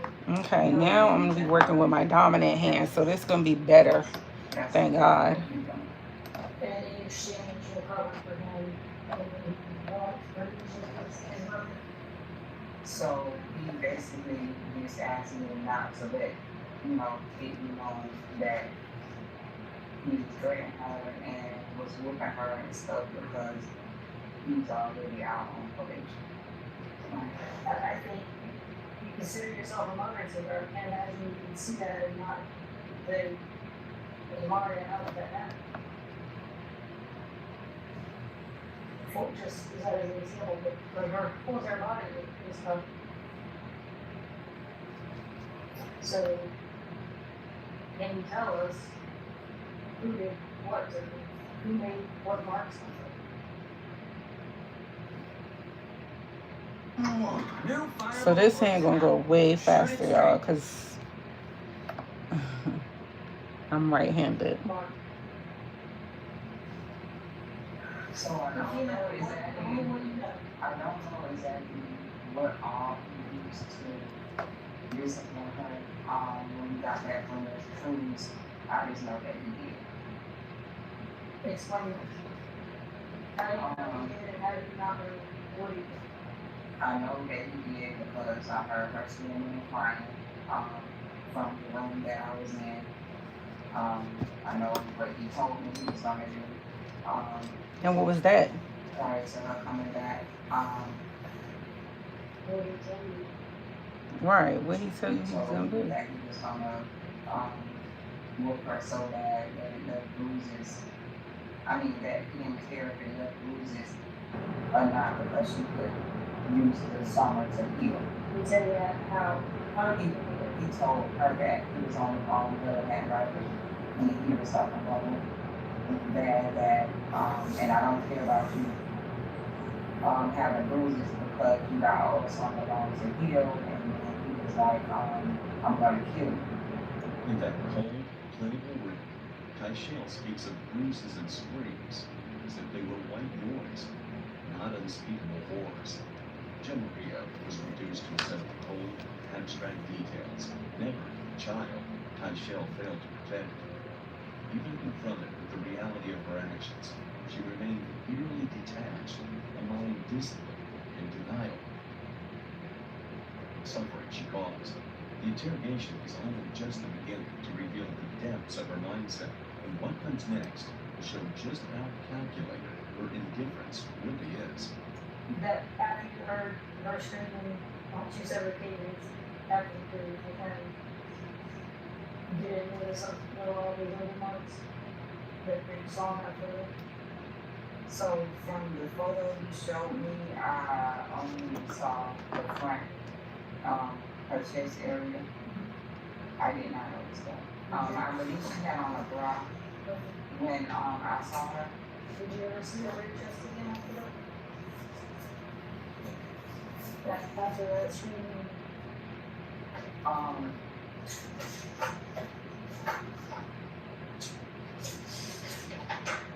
usually found it.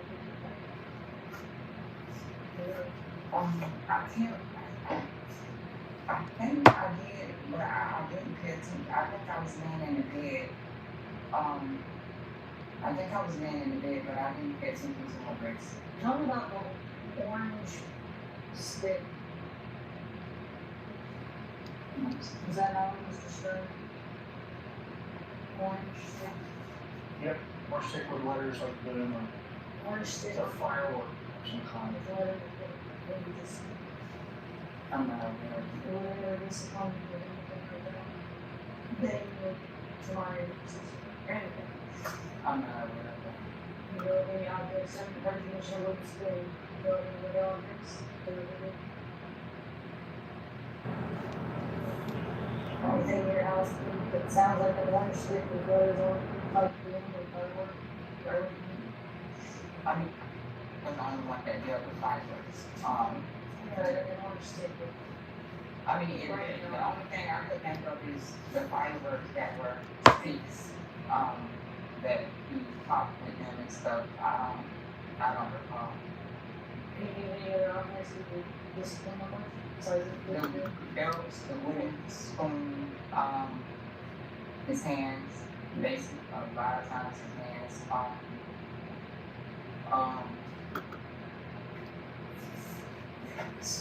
so that is him, and the bird, or along the rail stairs to sleep.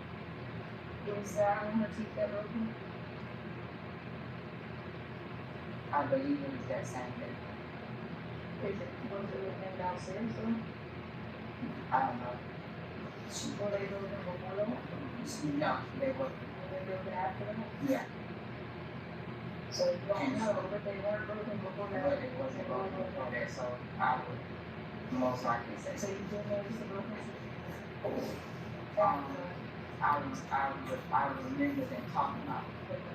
What else you know talking about when you just after? I didn't hear them say how it happened, other than straight, you know. It's okay. But, Well, okay, well. But, you did have it on the show, basically. We started to try to know what we saw, stuff we both do. And the auto order here, the wall, the floor, everything, nothing Suffice to say, however it happened, for the two of them to access. As far as. Now the little girl had broken teeth, child. Anything else there wasn't? Before and what was after? So it's the for her though. Broken teeth is crazy. The bruises to her backside. Based on the mortality of her own child, Taisheo sits unmoved, sticking to the same empty lines. Every denial, every calculated pause is an act of self-preservation, a display of vanity in the face of horror. Her refusal to confess is not weakness, it is the clearest statement of the twisted pride and detachment that define her. But I wasn't abusing her over the time. Right, she didn't even cry one time that this baby done passed. I'm like, what? Wash her, kick her in the gut, kick her in the back, stomp her head, grab her by her hair, drag her across the floor. How they going? Like he's gnawing on her face, right? And she's at the bottom of the stairs and she's lifeless and helpless and limp. And you're yelling at her, go upstairs. Just pass me to kill her. No. Okay, so question for you. Does that look good or does that look bad? No, it looks good. Okay. Is that abuse? Words. No, what's just work?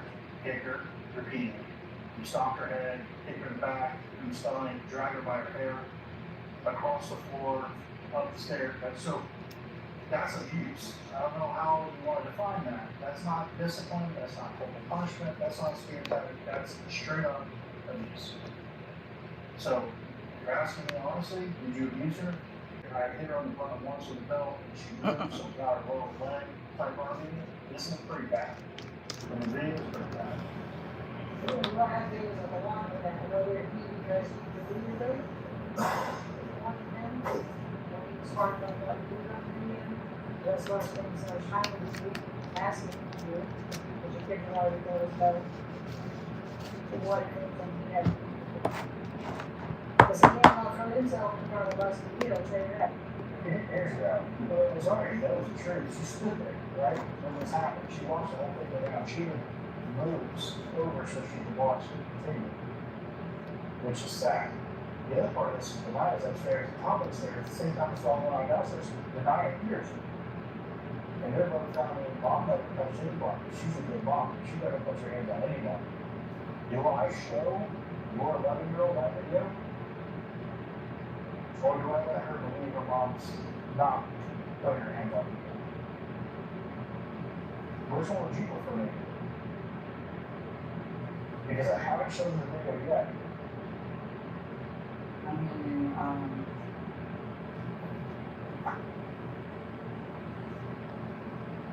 they know, they know that was us. They know that,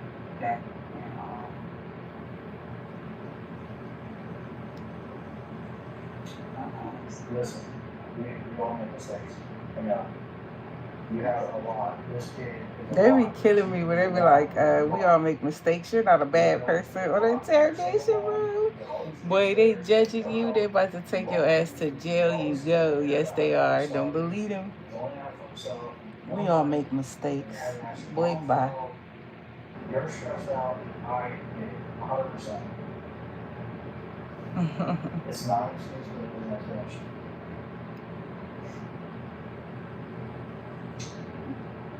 I did have a moment. There's more than one moment. I would say you had moments because there's a lot of videos that are not in your favor. Damn. I think they was on a Carnival cruise or something, y'all. They're going to be played. Okay, I just came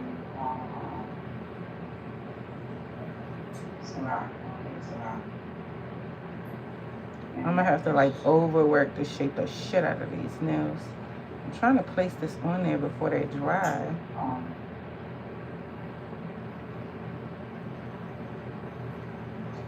And I'm so fresh, I know she wanna fuck me. They come on. And they swaggin' like no top nigga. Wipe me down. Your skin lands on it. Then something they go out and you have two choices. You can move your arm or fly away. Smack it on the foot. That's what the decision is to make. The truth sits heavy in the room. Tyshell in the video doesn't flinch. She kicks, stomps, and drags that helpless child with the same torment. It's the interrogator.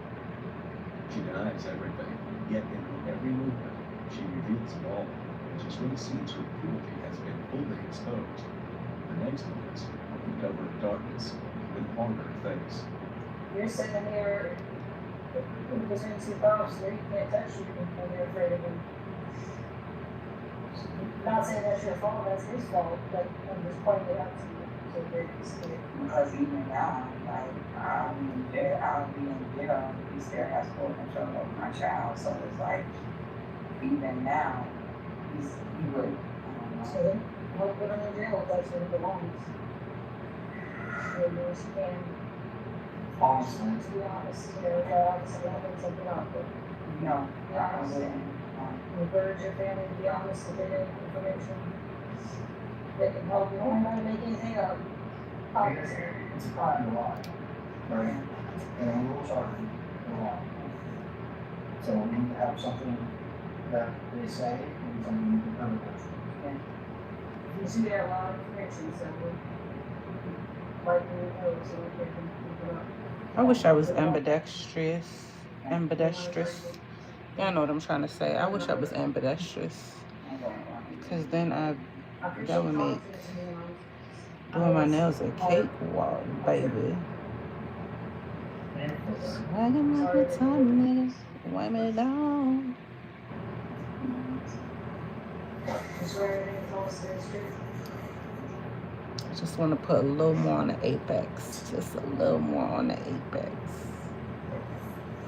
But, so, me talking to my mom right now, nothing, that's not going to change.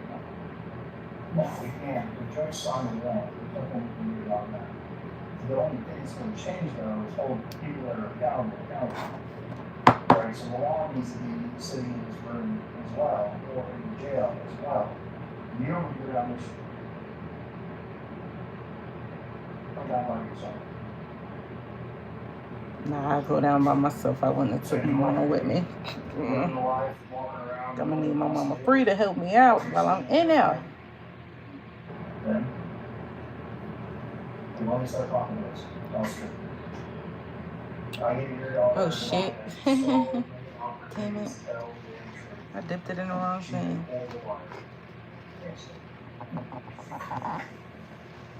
Okay.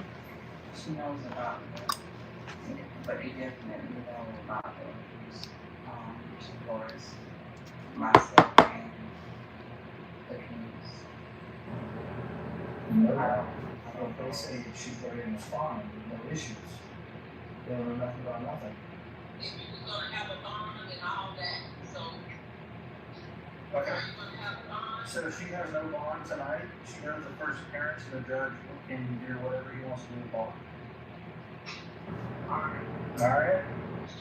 Love you. I need the start. Can you just give me 2 numbers real quick? We have to Can start you give me with Trish number? Yeah.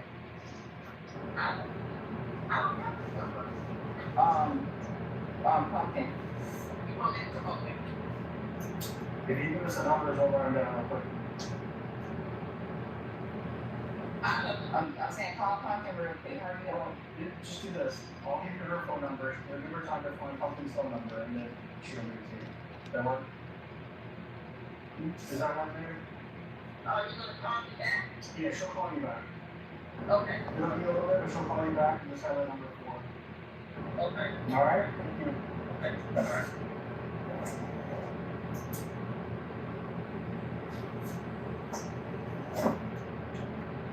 So when did you guys be able to talk with my sister and Oda? What's her name? What's on your mind when you the line for time? You know her phone number off the top of your head? Okay. All right, so I'll call your mom tomorrow and do that for me. And then we'll figure it out. You say Victoria? K-A-T-O-Y-A. Martin. Yeah. And Veronica.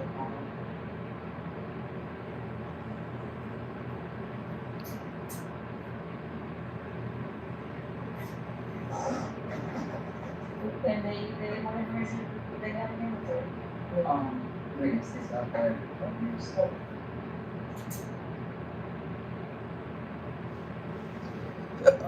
Excuse me. What? Anything else? Girl, wait.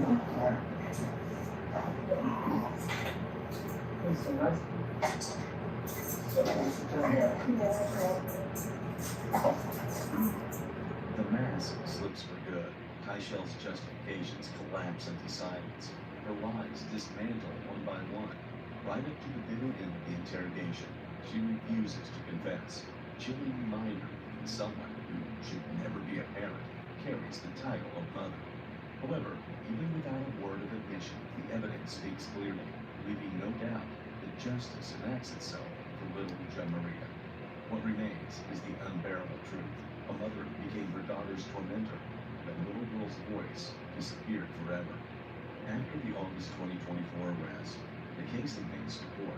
On September 24th, 2024, a Lake County grand jury indicted Tyshell Martin for first-degree aggravated child abuse, neglect, while Lawn Sessions faced aggravated manslaughter charges.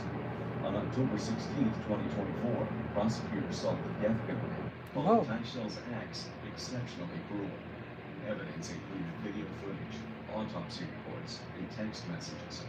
On February 5th, 2025, Tyshell denied killing Maria, but prosecutors called it death by 1,000 cuts, ultimately sealing her fate. Damn, they tried to get her for the death penalty. I'm Talia Boone, founder I and get it, CEO but of Postal Petals. We are I just didn't expect the death penalty. Exactly what I guess they're not playing about them babies. to market in 3 months was unheard of. You know? And support coverage will expire this year. Without it, American families' healthcare costs will skyrocket. Join Blue Cross and Blue Shield to tell Congress extend the healthcare tax credit. Just want to get one more little part here before I move on. The investigation into singer David has intensified after the body of a teenager was discovered in a Tesla that has been linked to him. From canceled I haven't tours to kept up social with media this case, revelations, y'all. new developments are raising serious questions about their supposed relationship and the ongoing probe. We are going to break down the latest developments in this case and what law enforcement is focusing on next with a retired detective. Welcome to Sidebar. I did watch this one though. I like Jesse Weber, but I gotta be like in a certain mindset to listen to him. I'm much more like the interrogation rooms. That's more my shit, y'all. Was found decomposed in a Tesla reportedly registered to him. So I'm going to skip this one. What happened here, but the fallout is growing. There's no alleged former I'm doing well, teacher, Levi. even coming forward with Sorry, y'all, if I'm claims not about reading the the chat. connection I'm, to the singer, and we're gonna get you there, know, but first, we gotta look concentrating. back at what we know when this case first broke. We covered it here on Sidebar, but let's see. Let me see what we got. They swagging like no something like me down. Gay man kills to hide homosexuality from wife. We'll take it. Okay.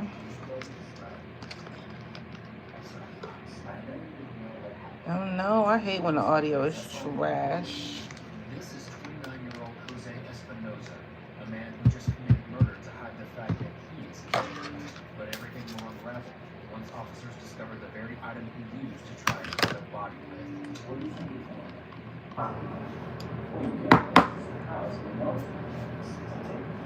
Okay, so what I need to do. On the night of September 16th, 2023, 35-year-old Sherilyn Marjorie, a trans woman and drag performer, finished her set in Rio Rancho, New Mexico. As the next day came and went, her loved ones grew increasingly concerned. Sherilyn had suddenly gone silent, and no one could reach her despite repeated calls and messages. Fearing the worst, her family contacted the Albuquerque Police Department and reported her missing, prompting a massive community. A week later, a potential lead surfaced, but it wasn't good news. On September 24th, Sherilyn's car was discovered abandoned at a Love's travel stop just off Route 66. Then, just 2 days after that, investigators made a heartbreaking discovery. In the early hours of September 26th, Sherilyn's body was located inside a drainage tunnel. Her hands, feet, and head were all bound in red tape. With no obvious suspects and public conflicts tied to Sherilyn's name, the case quickly went cold. That is, until a month later. After combing through interviews, executing search warrants, and reviewing surveillance footage, investigators finally zeroed in on 29-year-old Jose Mendoza Espinoza.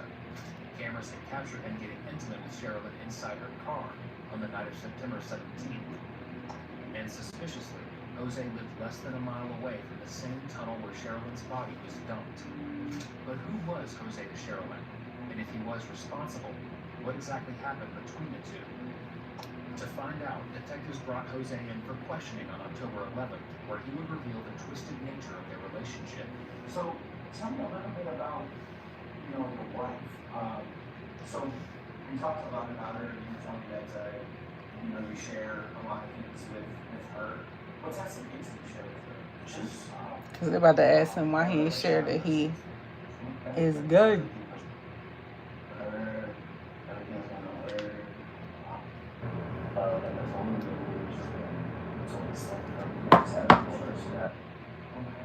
And have you been seeing anybody else on? Yes. Sounds like you've been seeing, and I'm not, and this is no judgment, I don't want you to feel like I'm judging you, I'm not at all. So just, we've been having troubles in the review on my side, okay, because we haven't been intimacy, okay, yeah. So it was hard, so use that. You goddamn fool. They trying to establish a motive. She found out that was because for us to getting divorced. Oh, so she found out you. So when you say she, you meant you found out you? Yeah. Okay, so she found out you were person. Okay. And then had you still continued to see that person? No. No, I stopped. I have to go. Yeah, really bad. And I'm not a friend. My name's from high school. It's like talking. But what's your ethnicity? Memphis. Okay. Okay. After years of cheating on his wife, Jose claims that lately it's only been Tinder. But that same habit of being unfaithful is exactly what led him straight to Sherilyn, someone who had grander plans than just finding a casual partner. Would you typically see women, or would you see men as well? It's men too. Okay, he was honest. He said he was semen too. Because at this day and age, is it really worth lying about? I don't think anybody cares that people are gay anymore. Like, or maybe that's just me, y'all.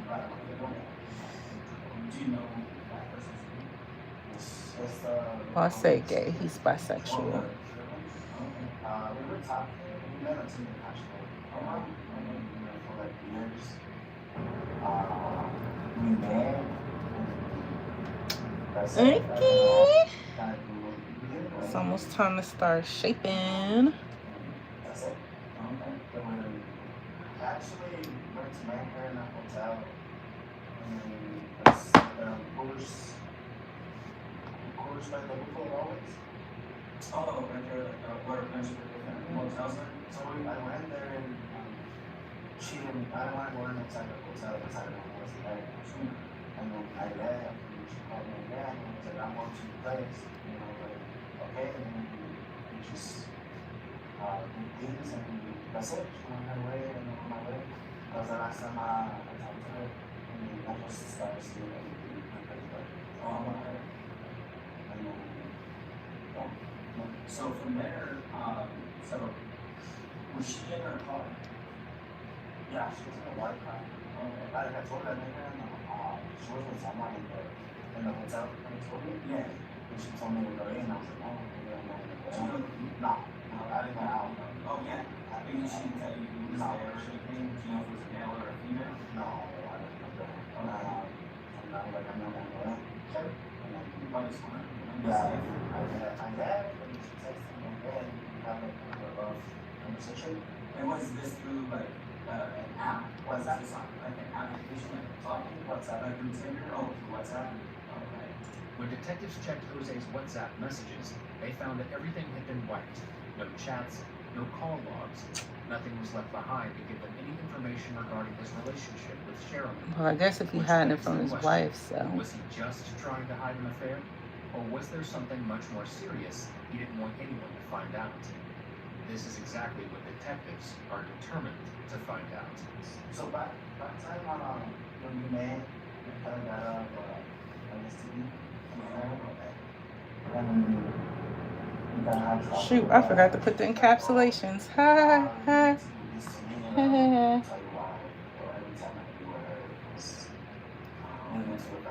Oh well, I guess I have two nails on this one that don't have it. But I'm gonna make it pretty though. Maybe I'll put like a design or something. I don't know.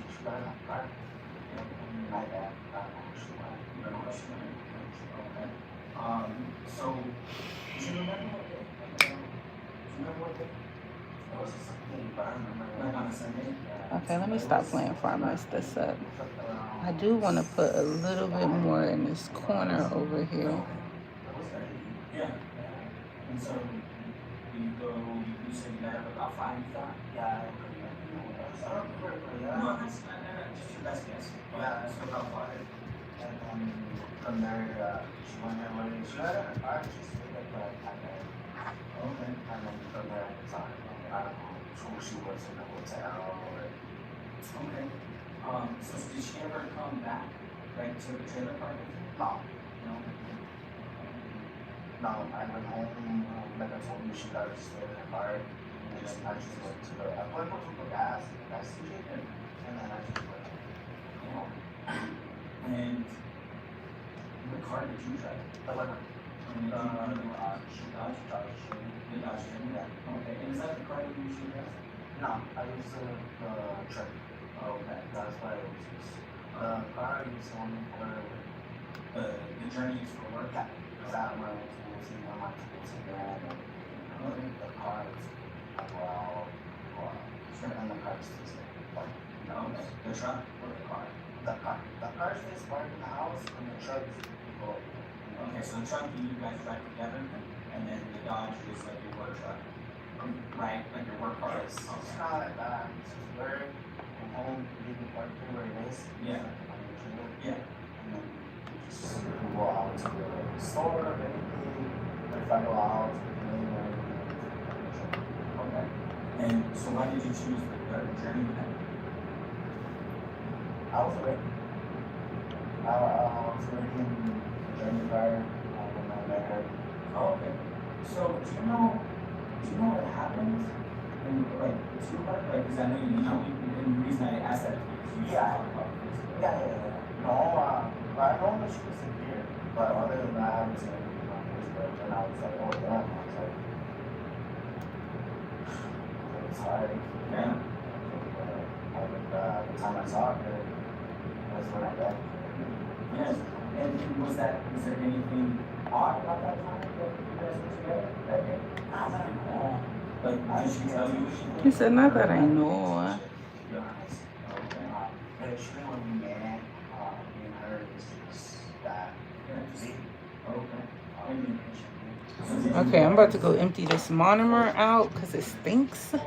And I'm sick of smelling it.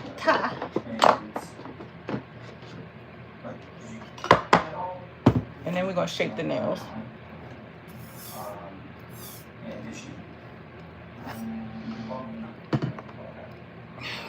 And so was that done in your journey or your book? In your journey? Before we go any further, let's break down. Hey, Trudeau. He claims that on a Sunday night in September, he met up with Sherilyn. Hey, never say never. While cheating on his wife. Never say never say That's when she allegedly started texting him nonstop, threatening to expose the affair if he didn't meet up again. So Jose gave in and had intercourse with her, but only in his own car, a Dodge Journey, not Sherilyn's. Okay. This is an important detail because it doesn't match what the police already know. Surveillance footage. I'm about to go empty this. Let me make sure my things are how I need them to be. Clean them off. But why? That is a question that the detective will force Jose to answer. You know, one thing I've learned being for months, Oh, actually, I can't run my hand underwater until I finish doing this part. Right, so everybody's got camera. So, you know, But what I will do though,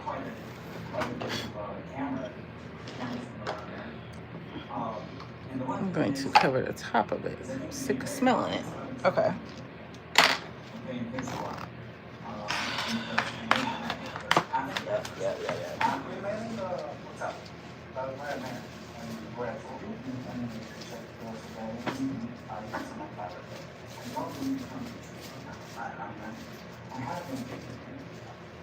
This is the thing that it's important because not only just it's important because I know there's two sides to your story, and you told me there's some issues with it, and things that make you uncomfortable with it. So I'm telling you, Look, it's already starting, y'all. Now, I need to know what were you guys doing. What did I do with my face mask? I know I was over it, but I actually need it now. I need it now. There you go. But I think it's the other way around. It's you win. Oh yeah, so we met.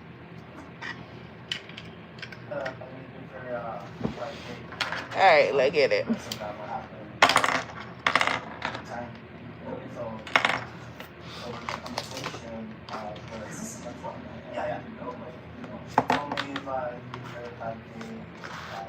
I actually need all my bits in one spot at this moment. So.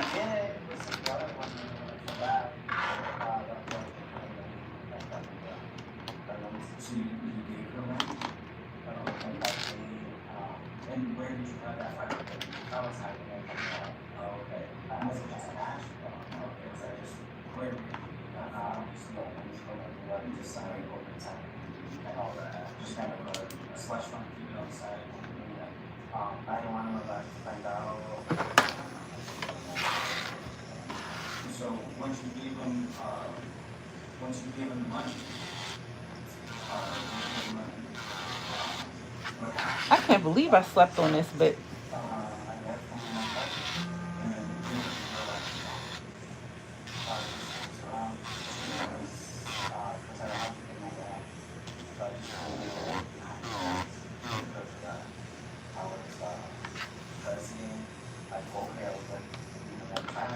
I'm glad I didn't empty that because I got a hole in this side.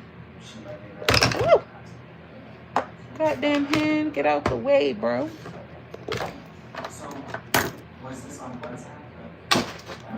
About to piss me off. Okay.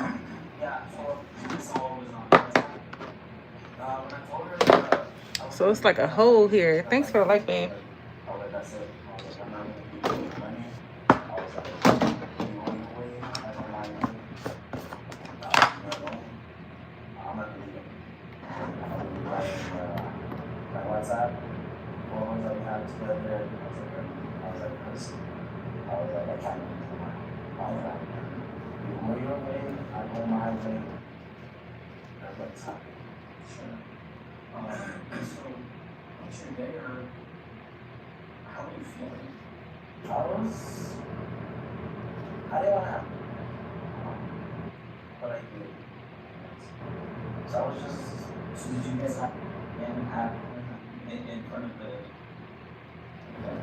Now, I'll spare you the weird details about their case Jose goes on to explain, because trust me, I wish I could unhear them myself.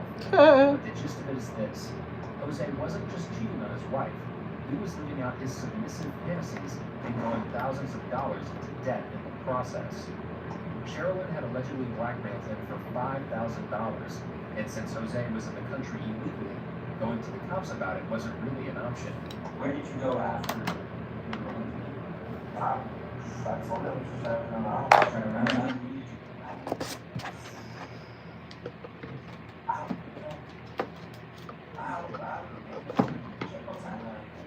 And did you ever go back and take it from that car at all? No. But did you ever drive the car? No. You said your DNA wouldn't be in her car? No. I didn't know that. It was like sure. I didn't in the car. I didn't take anything from her car. Nothing. So here's the thing, man. Did something happen between you guys that night? Because it's real important for you to tell me, because I believe something could. Here's why. Here's why I say it. And I know it's scary.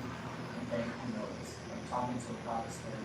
And I'm treating you with respect. And I'm no, and I really appreciate it. So I really think something happened out there that you never control. Because I'm here, right? Because that's yourself. I've never met you before. Yeah, I don't know who you are. Yeah, I've never seen you before in my life. I never even knew you until you tell me now, right? So you have to ask yourself, I know a little bit more than what I'm telling you, right? Because I found it, right? You know, and so obviously I know some things. So I need to know what happened after the incident. Did something happen that you didn't do that? So,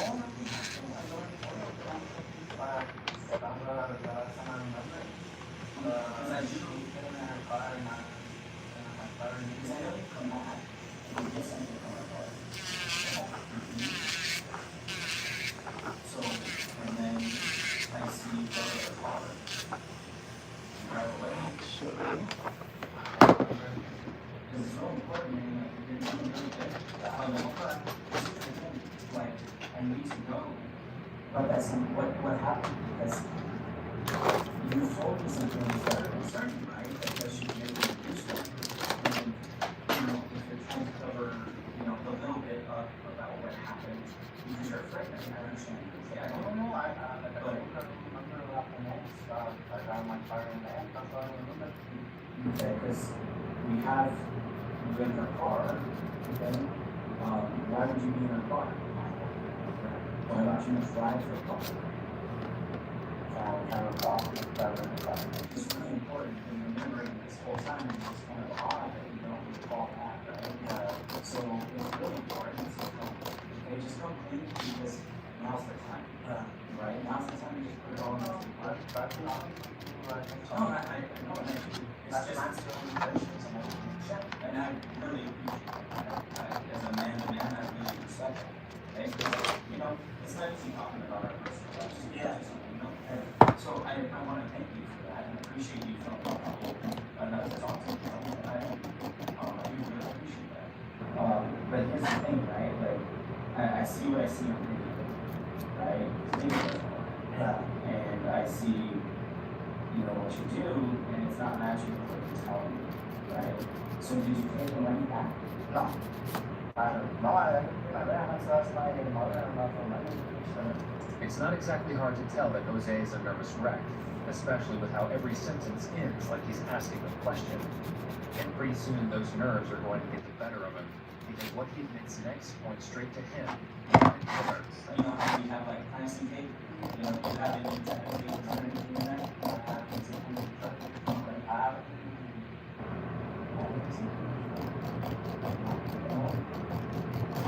Probably in the handbook, I have a red tape. No, but I think I want to do you know how to type it?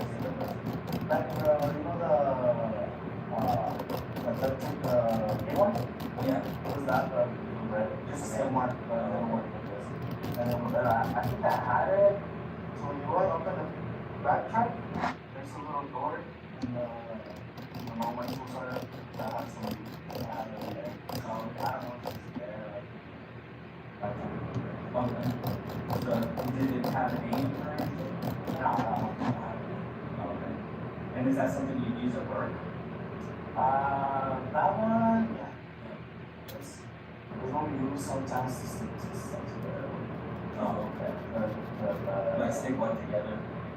That's it.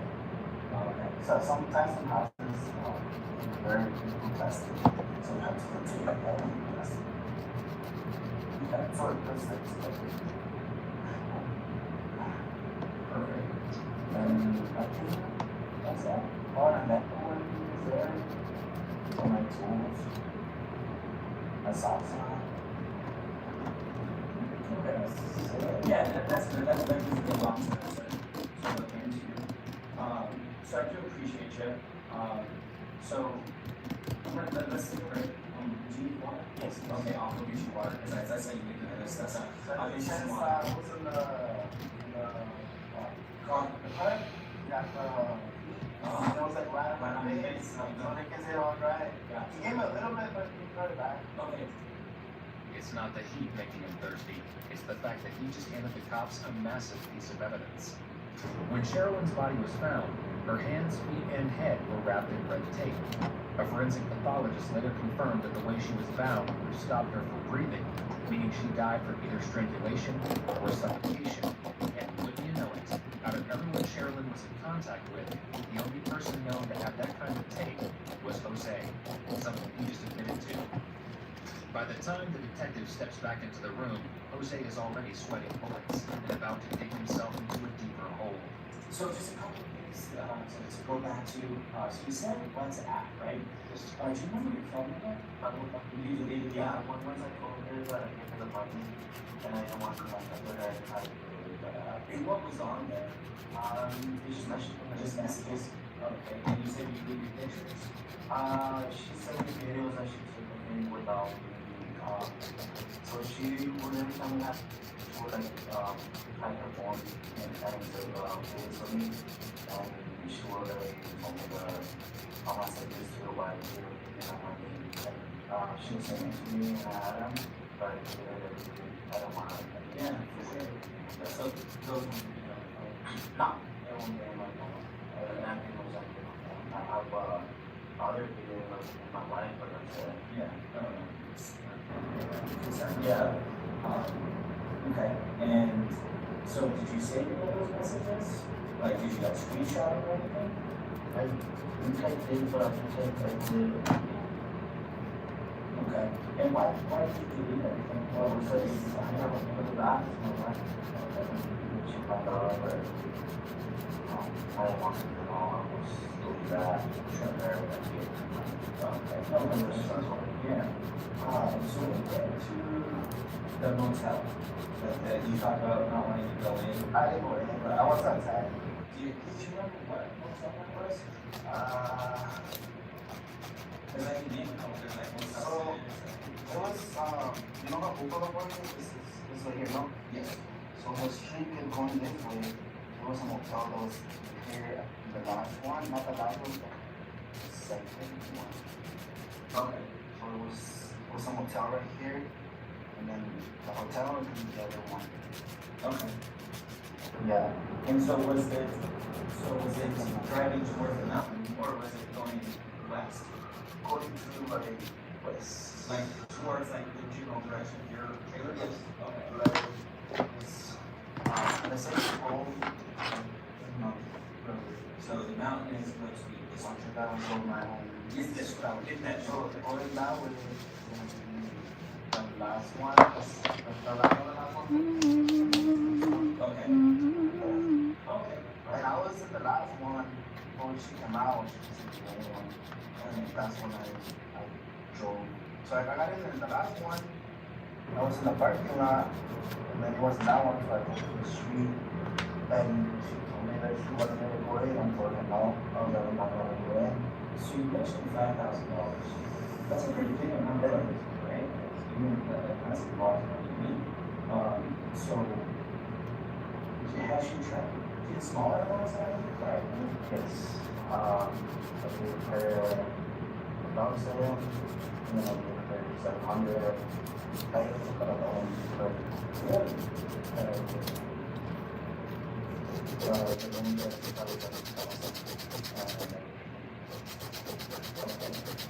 And why would you do that? Why would you pay her that much? Because I was when everything happened to me, yeah. So she said it was my fault. I called it my fault because I don't need like so she said it was kind of at that time she had a lot of evidence of the meaning hacking and stuff. So she told me that she was gonna say it to my wife. Okay. So I she asked me for more. Okay. And was this all recently, or was this throughout the course of your 2 years relationship? Of course, that what happened after okay. And when was that? Was that last year, this year? No, all of us.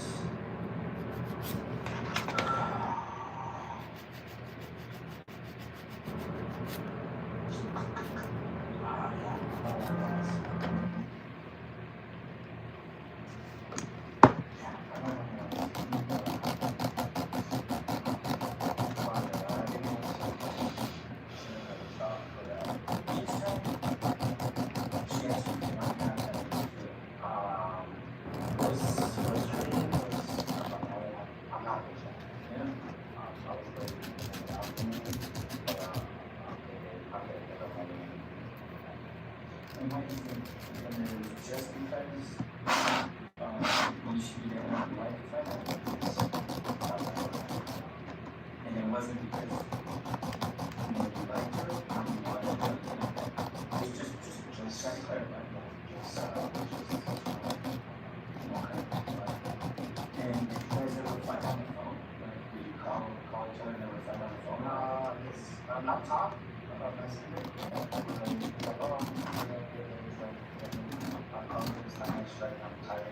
I just need it to be sharp. And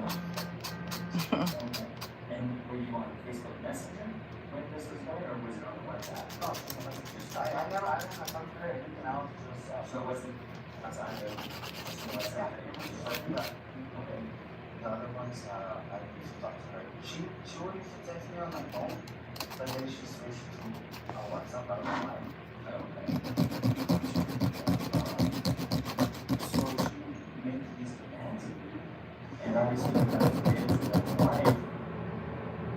How did that make you feel? I'm not gonna do that. I'm not, I don't know. But it was just frustrating. Yeah, this is the best time I told her. I was like, this is the last time I'm doing it. I was like, if you want to do something, whatever. I was like, I'm not gonna put up this or something. Like, I was like, I'm tired. I'll get ready. So, what's it called? So, stress. You guys are getting so stressed. I was like, just say, okay, I'm gonna give you the money. I was like, I'm gonna back out. I was like, yeah. From there, I never talked to her again. So it sounds like maybe You're the victim too. Like, you're the victim. Not him saying sounds like you're the victim too. Please. Y'all, they be getting him to confess saying any damn thing. Yeah, wow. That could be incredibly frustrating. I see why. So that way they can get him.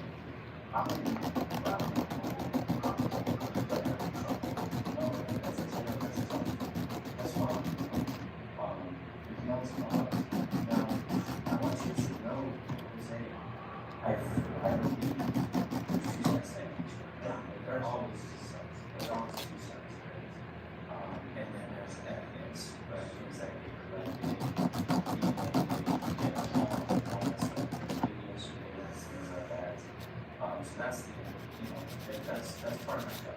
So he's trying to collect all this stuff.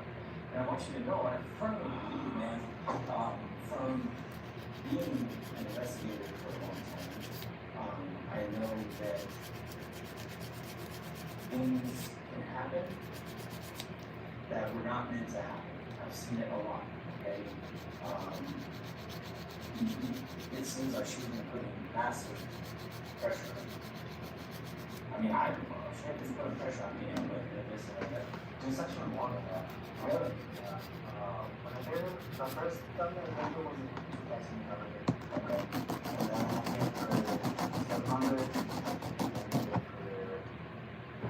Another 1,000.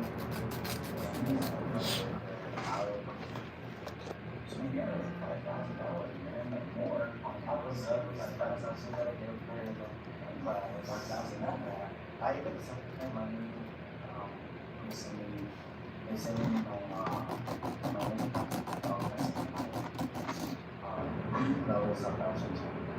Up until now, Jose's done nothing but backpedal, changing his story every time he gets caught in a lie. But the detective still has one final card up his sleeve, one so important that it will force Jose to give up a full, unfiltered confession. Did you mean for They're not playing with Jose. So explain it to me. Help me understand. I was absolutely, like, I'm fed up for you, man. Like, that pisses me off. Like, you've been taking advantage of me. So, help me understand your thinking. I told her I wanted to talk. I wanted to stay over. I gave her them, like, that's how she wanted more. She wanted more? Are you kidding? How much more did she ask me for? That means a dickhead. Jesus Christ, Jose. Jose don't fall for it, buddy. I don't want to know. Yeah, I mean, that's all from this person. I don't know money. Like that. He was never like, man.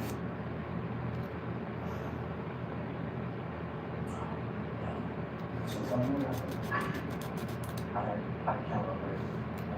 I'm not going to. Was it because you were mad? I think I was but I can't remember. I tried to work. Yeah. I don't know if I blacked out. I don't know. I can't remember. I just put my ass. Yeah. And then, do you remember what you did about it? No. I can't remember. Jose said, I can't remember anything, huh? I bet you can't.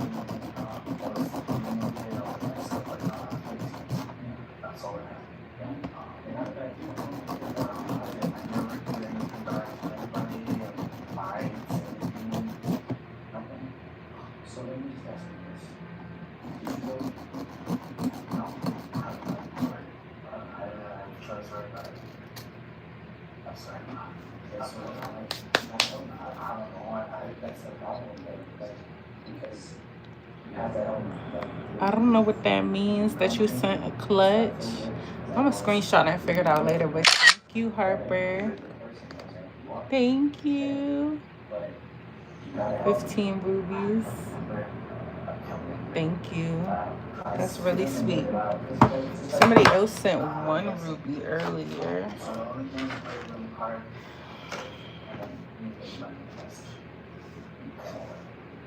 So when you, I saw it come out,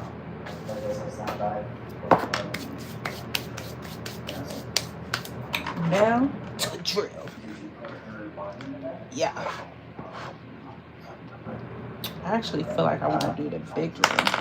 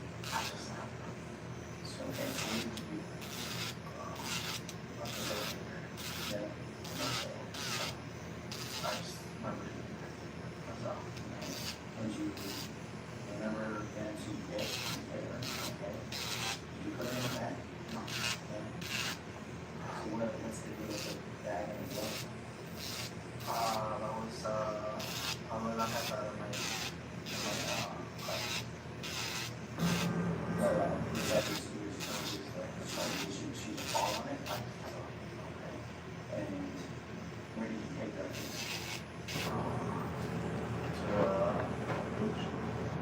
And did you go that place before? No, you just looking for a place to try to figure out how I was paddle sure. I can only imagine that it was all here. She was under too much pressure. But absolutely. She wanted more. She wanted more and more. That's crazy. I'm so sorry for no more money. I should have come clean with my life first. You know, there's a lot of things that I should have done better. I didn't. I regret everything that I did. I never committed a crime. I never been to jail for anything. So here's the thing. That's the first step. Okay. The second step is About to go to jail now, buddy. so what'll happen now? And then okay, so tell me about the kid. What's the deal with the kid? So what did you do? What did you do? I don't know. What was she saying? I didn't buy it, so I like it. Because of that question. And did you remember everything? Tell me what you heard it. No, like on doing something like that. And you know, I don't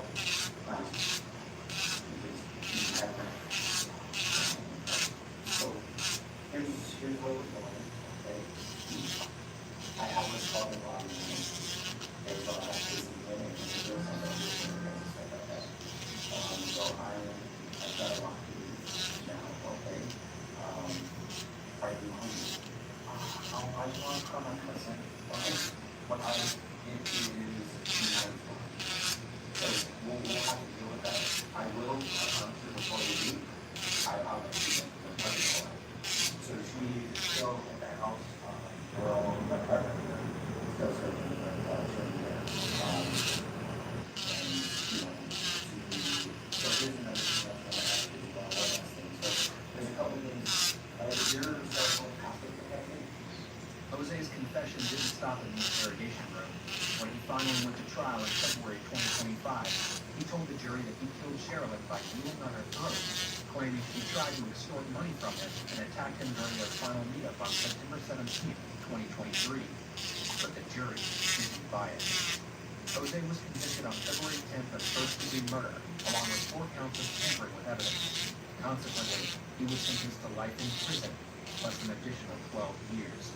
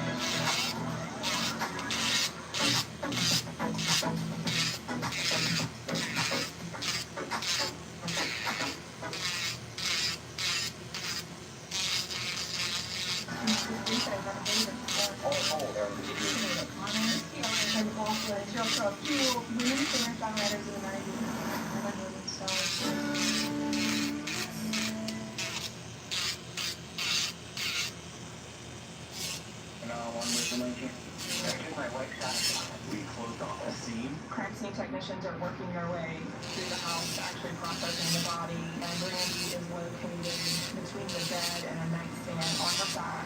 She appears to have 2 bullet wounds to the chest and breast area. How many shots did you hear? 2. Where 2? I thought it was a balloon at first. When my mom came into the hospital, You did hear his mother scream. and we heard 2 cuts. And then there's cameras all around. We always want those. Nothing tells the truth like a video camera. With hours and hours of the textbook definition of domestic violence, mental abuse, verbal abuse, sexual abuse. You push a person, and you can beat or kill you is your whole. He was just so pissed off because she was masturbating without him. and/or masturbating online without him. What? He mad she was masturbating without him, sir.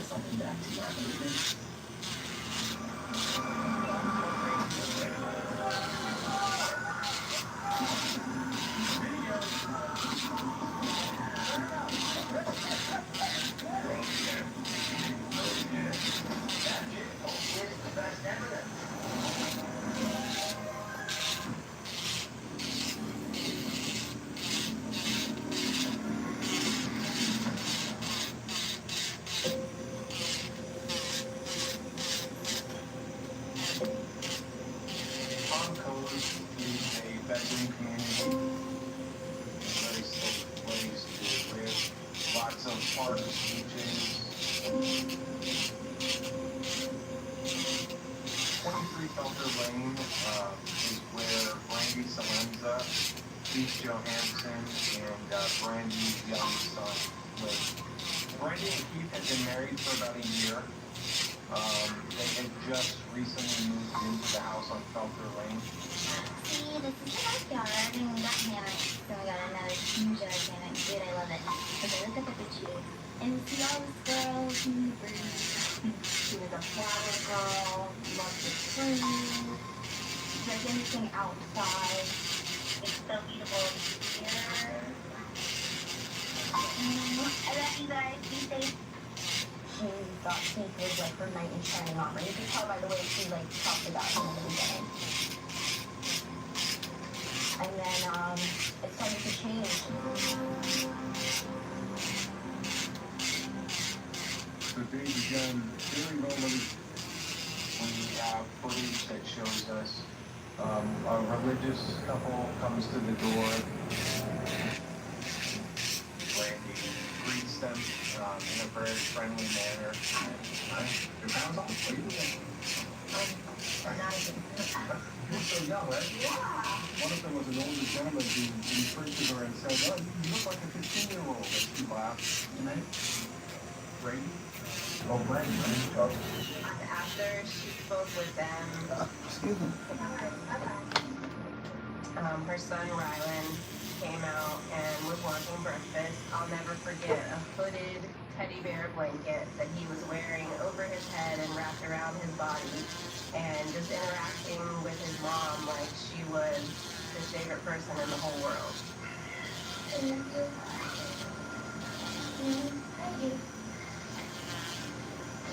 Nothing out of the ordinary.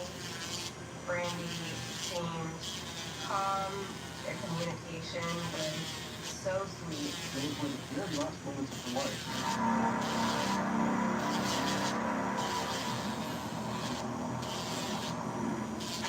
Letter carrying on one information.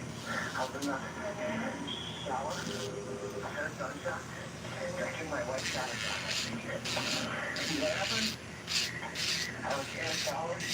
And I heard some gunshots. Okay. I think that my wife accidentally shot herself. Do you think she did this to harm herself, or do you think this was accidental? Any idea? No. No, I think it's accidental. Okay, is she breathing, talking to you, breathing anything? Yes, she's breathing. All right. Is she able to say anything to you? Baby. Hey. Baby, tell me. You think I'm here? Okay. I can hear her breathe out. They tell him, please try and give her aid and render her aid. Okay, you apply pressure to that wound? No, I can't get better like that. What? I'm fighting on my floor. You can't apply pressure. I can't feel it. Listen, I got one floor that's flying. I don't want to risk hurting her or possibly one of them going on too. He could not help her because he said it was too wet, which makes no sense to a normal person because, I mean, if my wife was there bleeding, would you not give an aid if you're wet? Please hurry. We're on our way. They're getting there as fast as they can. All right. When the deputies arrived on the scene, Brandy had already proposed. It's gonna die soon. They found Keith, who said that he had just gotten out of the shower. He was wearing just a pair of jeans. I'm just smoothing all the lumps out. I'm on this one now. Hey, David.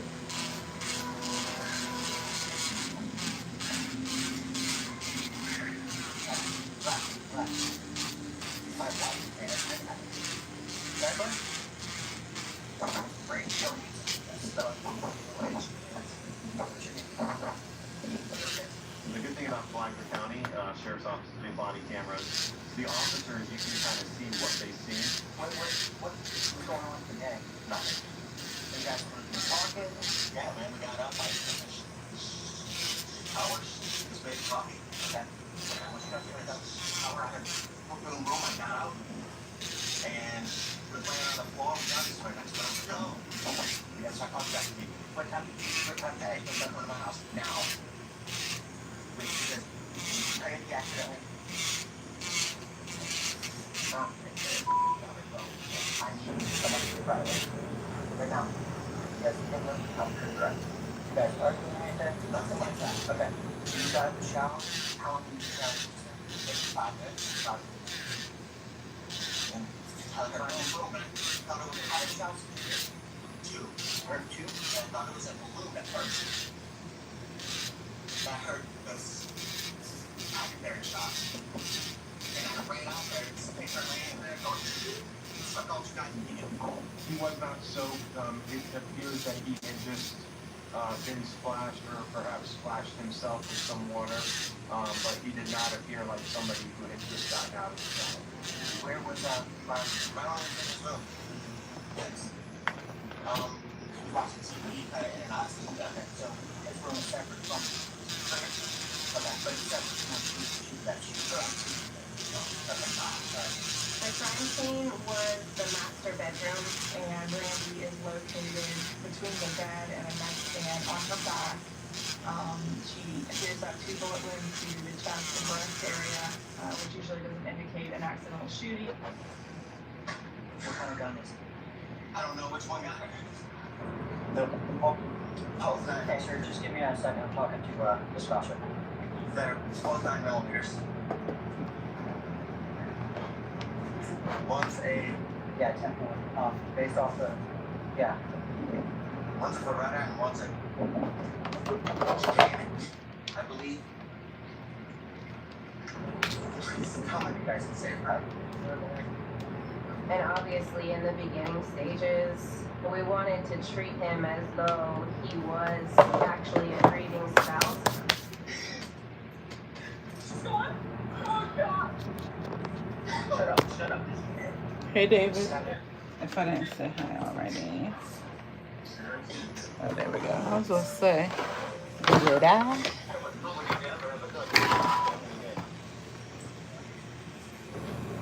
If you had told me 20 years ago that somebody could shoot themselves twice and during a suicide, I would tell you that's like baloney. But I have seen it in a legitimate suicide. So while the odds are extremely low that something like this is going to happen, we know that it was possible. We don't want to...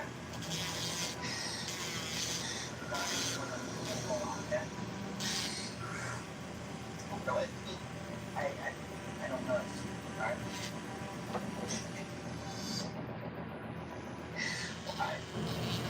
I don't know.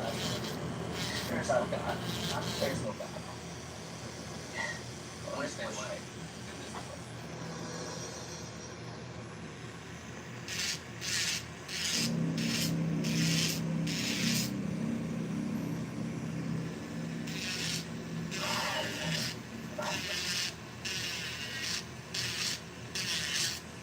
There and say that this is an accident, nobody would sort of question that or look further.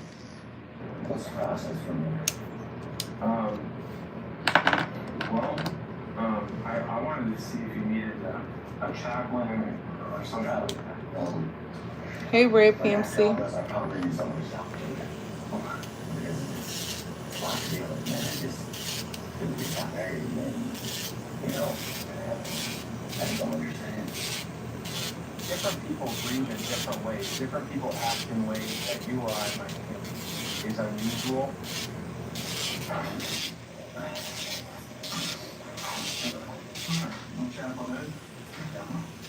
Brought in the chaplain to speak with Keith Johansson. You know, it's starting to really cross That's fine. You know, I just can't wrap around why. Or why she there. And it's just so young. We just not married not long ago, less than a year. We're starting on our life in a brand new house. I just don't know. I just can't. I can't wrap my head around it. It's hard. You can't rely on what's told to clergy to develop further evidence, but it just gives you a mindset in what you're thinking. I'm going to just get home. Perfect. I just can't. Like, I don't like it. I'm not gonna go back to the house. So it's all about How this is gonna affect him, why me kind of attitude.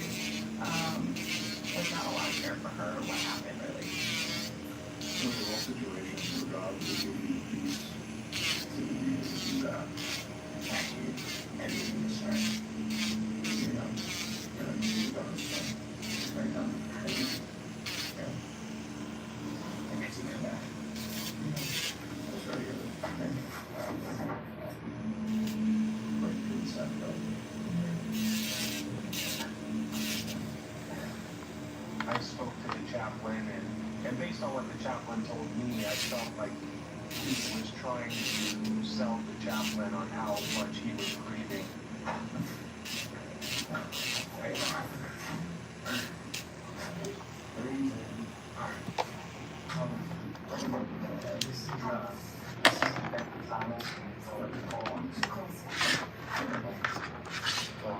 It's okay, so, you know, just wanted to come talk to you. Who's giving her statement? Oh, yeah. Okay, awesome. Not to be cliche, but when you're doing interviews, it's usually good cop, bad cop. I'm usually the softer one with, the more welcoming face and demeanor. Go ahead, fire away. Our plan was I would go in there and ask all of the soft questions. So, I just want to make sure that you're comfortable to be here. That you know that if any time you don't want to talk to us, you don't have to. We don't want to make you feel uncomfortable. We don't want to add any trauma to what's going on. I just want to get this part of this. Sure. So, during I didn't know it was that long. That probably seems like a long time because it's just a boxing kit. Alright, so because we don't know you, what we like to do is we like to find out about you, about your life, about your marriage, about everything that's going on. Just Hey, so that Leona. our job is basically to paint a picture of what's going on and what happened. He was unemployed, he had an injury, and he was living off of a lump Thank settlement. you. Brandy was also unemployed as he would not allow her to work anymore. We may ask you some questions that are personal. We don't want to offend you. We don't mean to be overbearing. We just have to do it. How would you describe your relationship? The best one that I had yet. I mean, she was everything that I wanted. Again, the dogs are right now. He described it as finally finding the one, that Brandy was the one for him. And my back, and that's everywhere. I've had one bad relationship before, and that was nothing like this one. In the sense I didn't like, in the house. And it's, I would say great. Come on.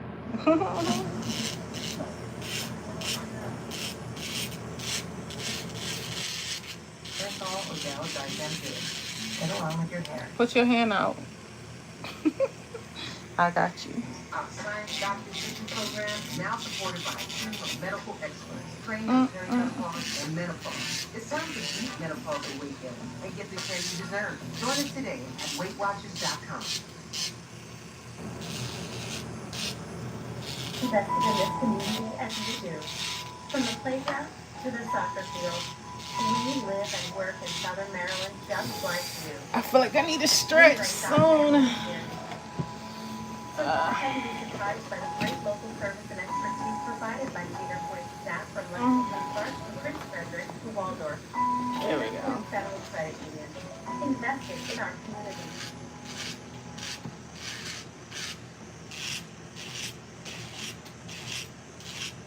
As the saying goes, if it sounds too good to be true, usually it is too good to be true. So my line of questioning kind of went to, have there been any issues? So up to today, what would you say was the biggest issue that you guys have in your relationship? Well, we had our arguments in the past, but we never violent. We never nothing too crazy. Obviously our relationship is, okay. It's passing out a little bit better. He was adamant that she was not suicidal, that she wasn't depressed, that she had had some issues with depression in the past, but it just wasn't like that right now. Excellent. I really don't. You guys have a recognition for terrifying, So then, of course, the question that popped in my mind is, have you guys had any issues of infidelity? Were you guys faithful with one another when they did go? Yeah. She has an online thing, she does. I do something online, so we'll be correct. She's not in good grades. So he was very nonchalant about it. He said that he thought she was sending videos to other people online, and that she actually at one point engaged in some sort of sexual act, masturbation, and didn't tell him about it. Right, where did that happen? So that right there was a signal to me, like, this is not the past, this is very current, and potentially could still have some very strong emotions connected with it. Is there any chance at all that something different happened that you have not told us? No. That's what happened. And I know there was a lot of that. I mean, there's an investigation last. That's what I see. That's what I heard.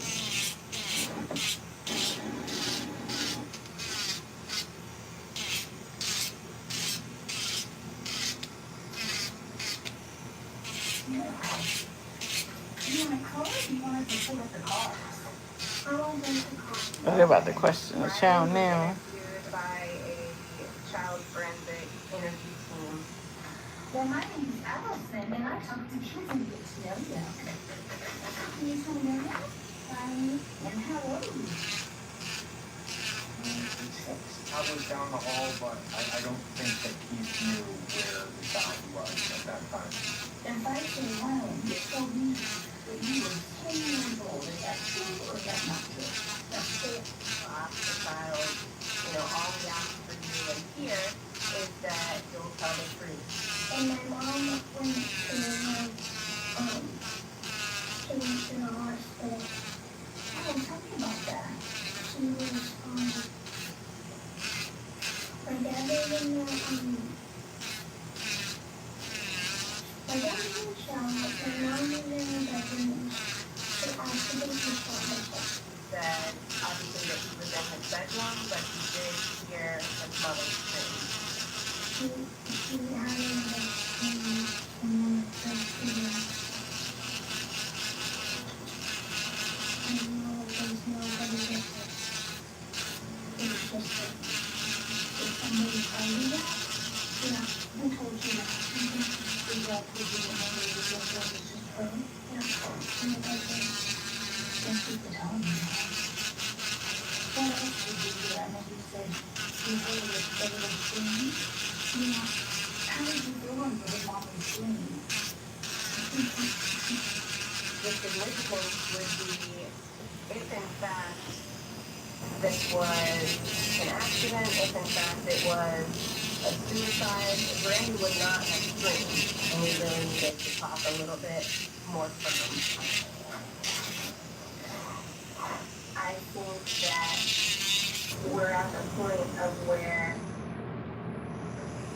we need to have a little bit of a harder conversation.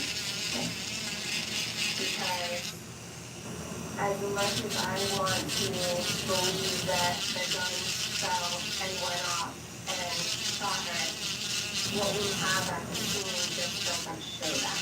And they've actually sent a few pictures of the scene, and there were 2 firearms at Brandy's feet that were placed almost perfectly at the same exact angle, facing one another, just like this, to where if she had accidentally shot herself, no gun would have fallen in that manner. It would have been a miracle.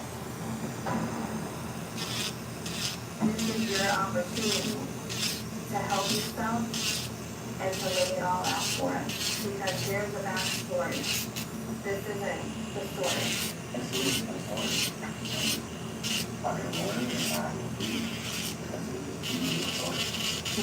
Anyone I can see the entire here.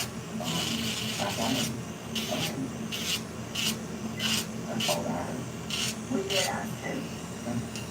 And you know what he told us? Do you want to know? Yeah, because I don't know. He told us that he heard his mom scream. I heard no screams at all. None. Why would you make that up?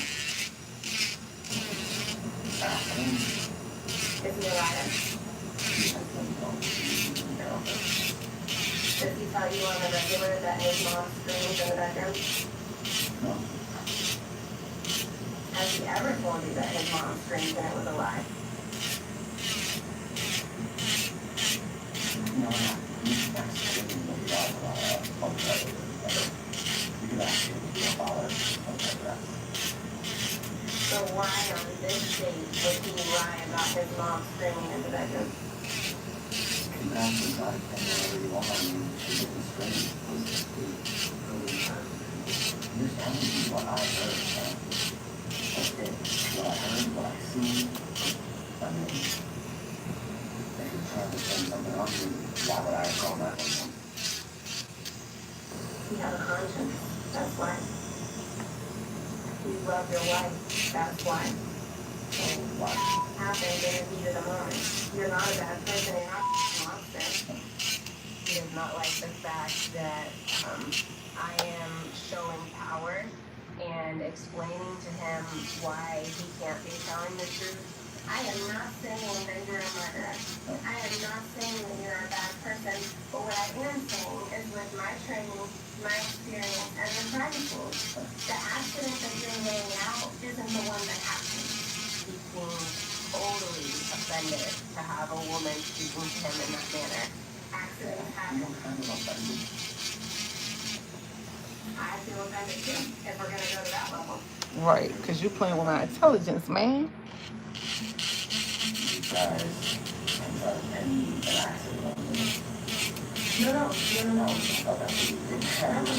at all. You can see as it goes on that Steve Johansson, he doesn't like Technical Terry.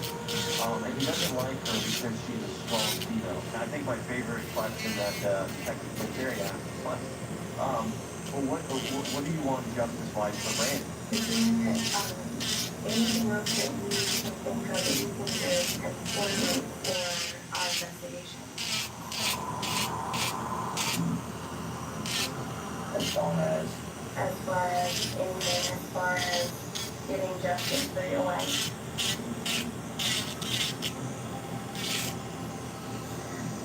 What in the world does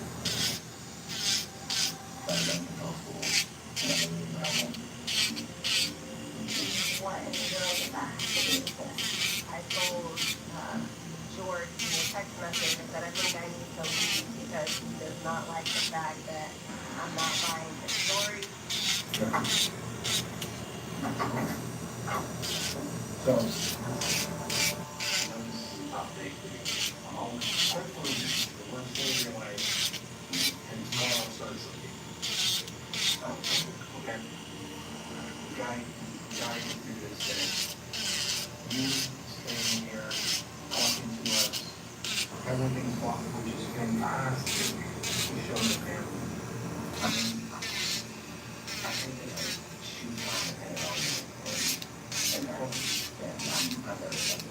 Okay. I knew that I was getting under his skin and that George was completely capable to take over from there. That's what I saw and what I observed, you know, and that makes you feel like I'm the more we can get people rattled or feeling like they're caught is usually when we're able to get closer to breaking them and getting the confession that we need.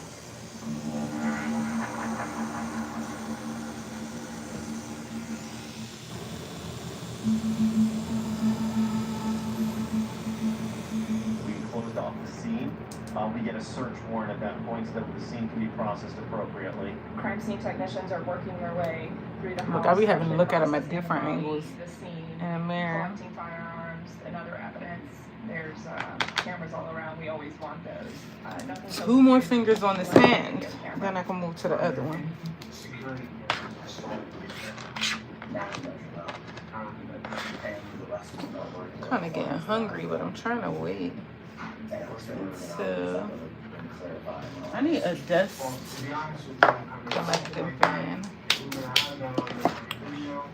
I can only tell you the 3 people on surveillance cameras. He told us that the system was fairly new, maybe like 2 or 3 weeks old. When we asked for the username and password to get into it, he's like, oh, I can't remember. Once we started looking back on the initial body cam footage when he was on the front porch, if you zoom in, it's very clear that he is doing something very feverishly on his phone. I mean, they got to delete that footage while he was on the front porch. Very quickly, we got a search warrant for the surveillance footage. It absolutely was something that had to get done right away.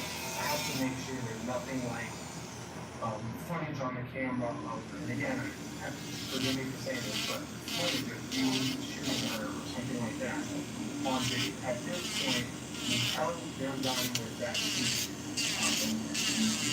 You just can't retrieve it. I can't like, so that's okay.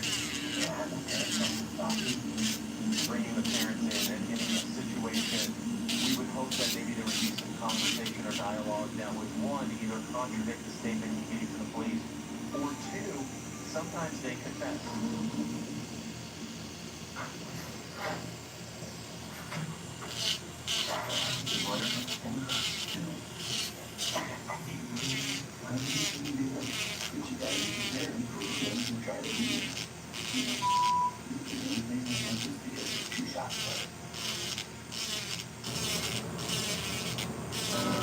Q10 and vitamin D3 and K2 are fast-absorbing formulas strengthens and energizes you from the core.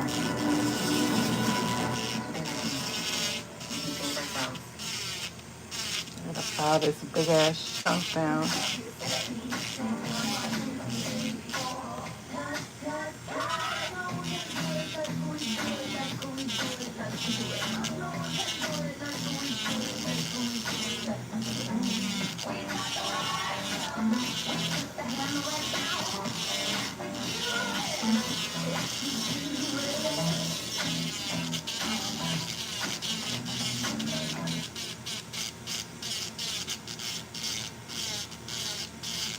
Uranium to power our energy. American-made, reliable, secure, cutting-edge.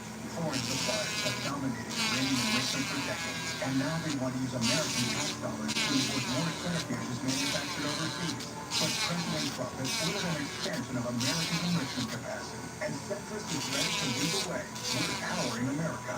Up, running, and ready to do more. Centrus, fueling America's energy independence. We gotta go the other way. Yeah.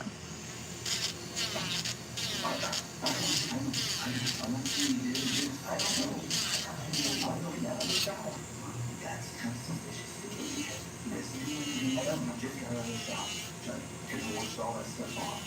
Okay, no witnesses. I'm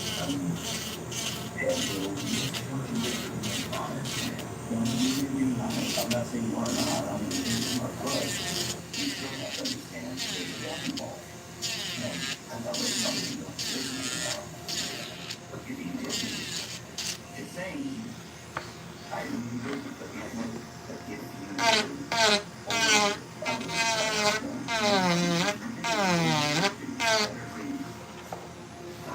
okay, I believe you.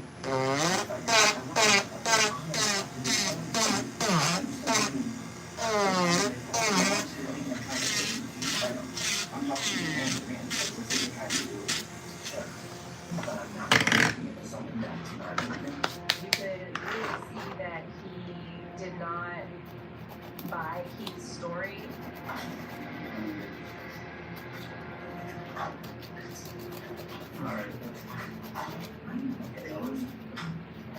Whereas the mother, she was completely on Keith's side and just appeared to, without a doubt, believe everything that he was saying. Trying to see if this going to file it easier, because that one's really more so a polisher.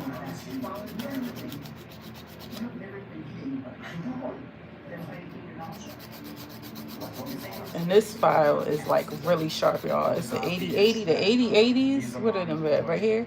The 8080s ain't no joke. They'll cut your skin. So I'm like, maybe this will do. Yeah, it's already faring way better than what I was just doing.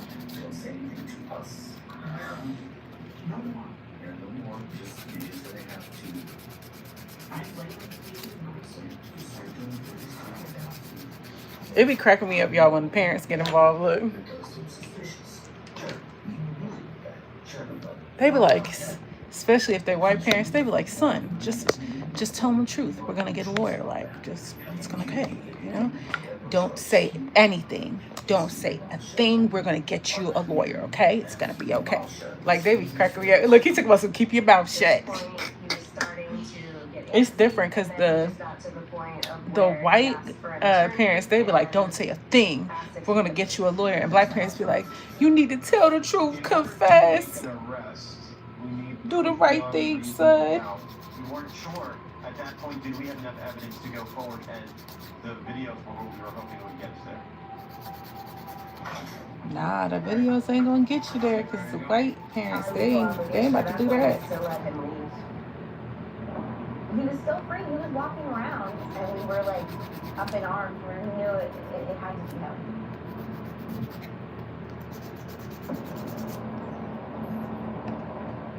We didn't know how many days it was going to take to get the video footage.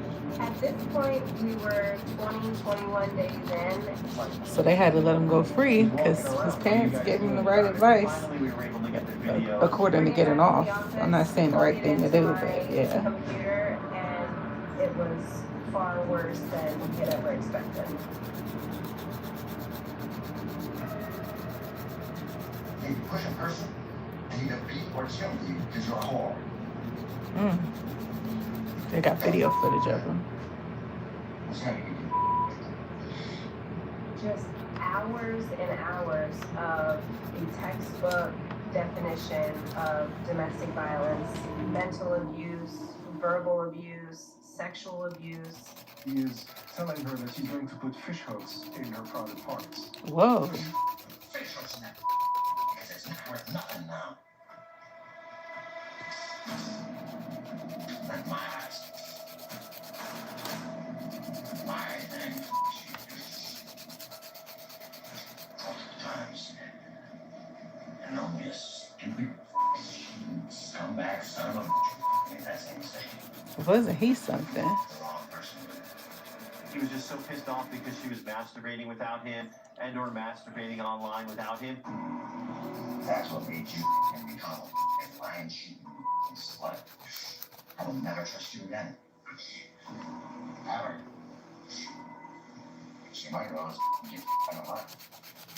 He talking about he was gonna put fish hooks in her. You know what, sir? It's giving crazy. Yeah, it's giving crazy.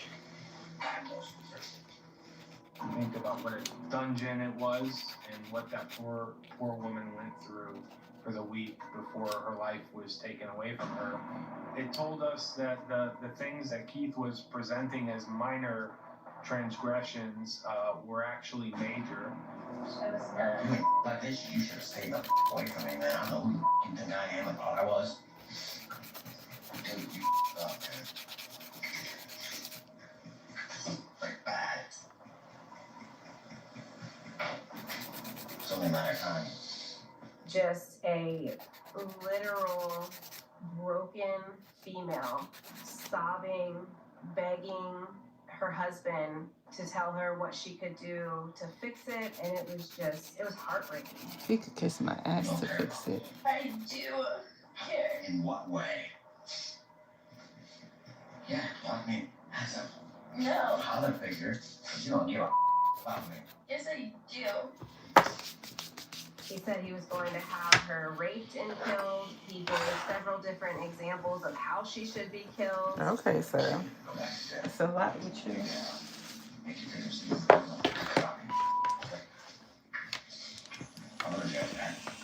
Having Keith grab a gun out of a safe and toss it to her, telling her to kill herself, just really disturbing stuff.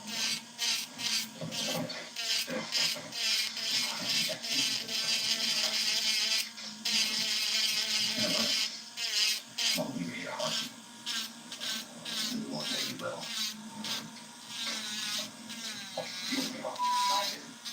It told me to think about it, man. We had video in the bedroom the 2 days before the shooting, but not on April 7th, the day of the shooting. You pick it up, you see him pick it up, and you see him move it to the front part of the house. He knows in his mind he's looking for the right opportunity, he's gonna kill her. And that's exactly why he pulls that camera out of that bedroom.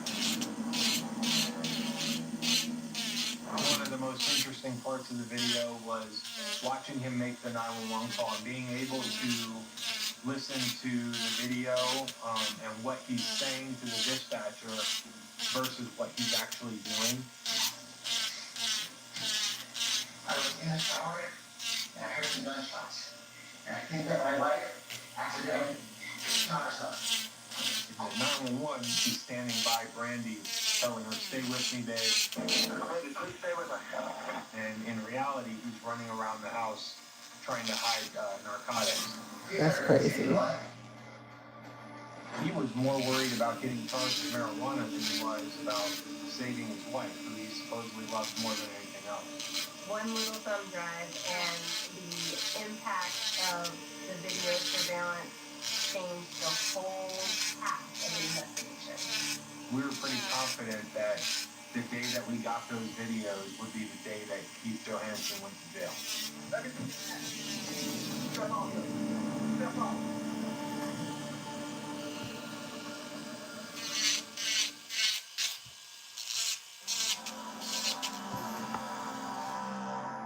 This is a collect call from and then they asked Flagler County Jail.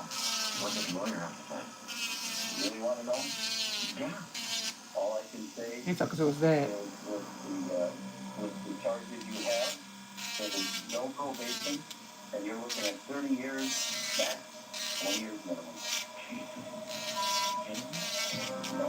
I reviewed many phone calls of his. Keith went as far as blaming the crime on Ryland, the young child. Okay.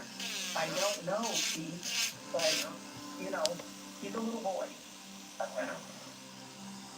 And then at one point, he tells his dad something to the effect of, "Well, if I did it, I just don't remember." All I can say, Pete, is be honest. Y'all are annoying as fuck and parasites. Well, you better start searching your mind and recollect one way or the other. Because if you keep saying you didn't do it and you did, you're in deep.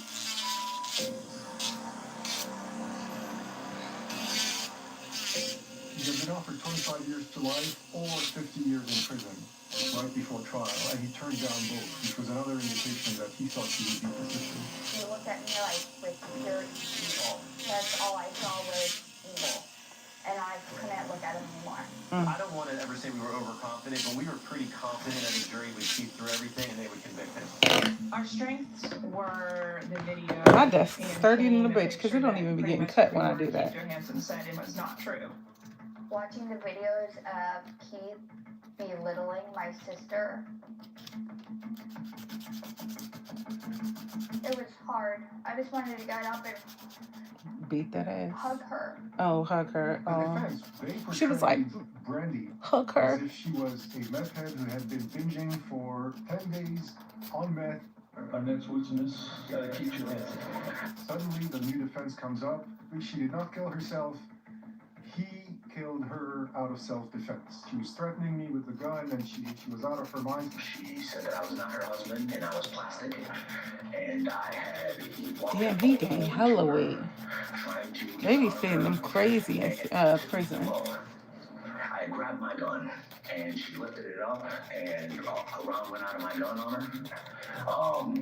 And then she cocked and swung as I'm retreating, and another round I pulled off because she was pulling a loaded weapon at me. We decided that Miss Duncan would be the best one to cross-examine him because she's a strong female and he doesn't like women. You were lying 3 to 4 minutes after she was shot when you called 911, correct? Correct. When you told the detectives you were spying around on the ground and you couldn't get to her, that was why. Well, I was a little bit wet, but that was why, yes. You told the detectives that you didn't have a video camera in your bedroom, that was a lie. Yeah. So you're here now today to tell the story that matches the evidence and ask them to believe that now you're telling the truth. That's who I am. That's who you are. Correct. You know you're a liar. That's what you mean. You lied for 12 hours to law enforcement. I believe I did. For 20 days. That's what you said. And today is on the truth. Correct. Everybody fucking. You could not keep a story straight to save a life.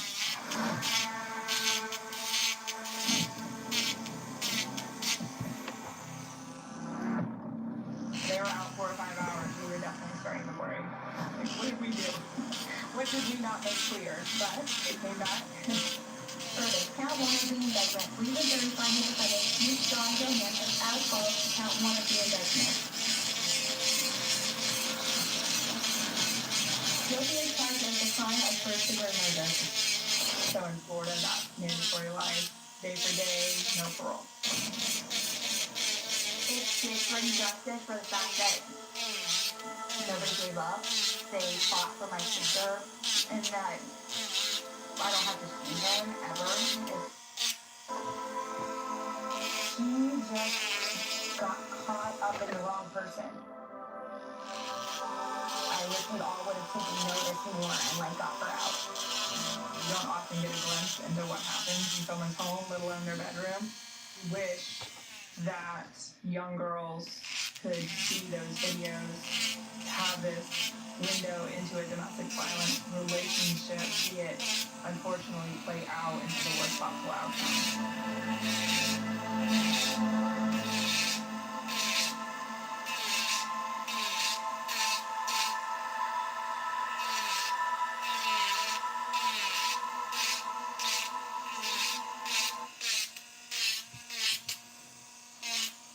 Now for $8.99 each. Save at Giant.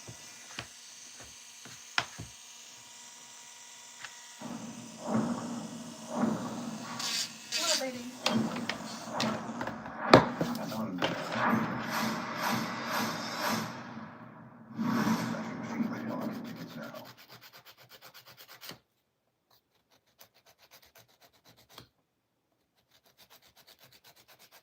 Something to do with his death. No, we're past that. This is called damage control. Okay? We know that you were involved. You shot him up for 22. Yes, you did, right to the top of the head. Okay, I've talked to killers before. I've talked straight up people who just shot several people. They just haven't fallen to them. Yeah, you think you go home. You don't. An Ohio woman thought she plotted the perfect cover-up to the gruesome murder of her lover. She shot herself in the leg. She frantically called 911. She claimed she walked in on 2 men. Not shot herself in the leg. It must have been them who murdered her boyfriend and wrapped up his body, but a masterful interrogation quickly revealed the disturbing truth. We are showing you the moment Deborah Frazier realized she was caught. Welcome to Sidebar, presented by Law and Crime. I'm Jesse Weber. Now 37-year-old Deborah Lynn Frazier of Zanesville, Ohio, is spending the rest of her life in prison after admitting to charges of murder with a firearm specification, tampering with evidence, and gross abuse of a corpse. And according to Muskingum County prosecutors, she tried to cover up her crimes by faking an armed home invasion, even shooting herself in the leg. That's The why. prosecutor's office called her crime dramatic but unsuccessful. Appropriate characterization as we go through what happened.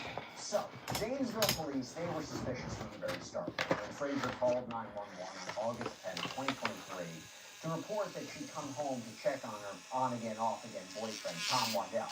And instead, she said she found two unknown men inside the apartment. What's going on? I think someone needs in the apartment.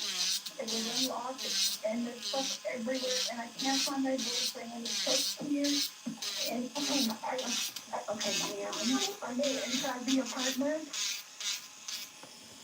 Are you inside the apartment? I need you to back out of the apartment if you are. Come back out of the apartment if you're in there. Okay. All right. Come on back out of the apartment. Are you in the hallway now? I'm trying to get there. I don't know if someone's saying. Okay. I'll go stay on the phone with you, but I need you to back out of that apartment right now. Oh no. I think someone.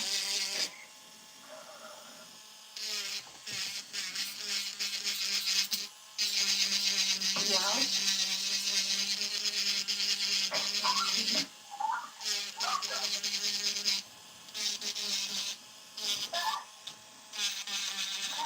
All units have an active finalization. 3231, Sandhurst Drive, 3231, Sandhurst Drive.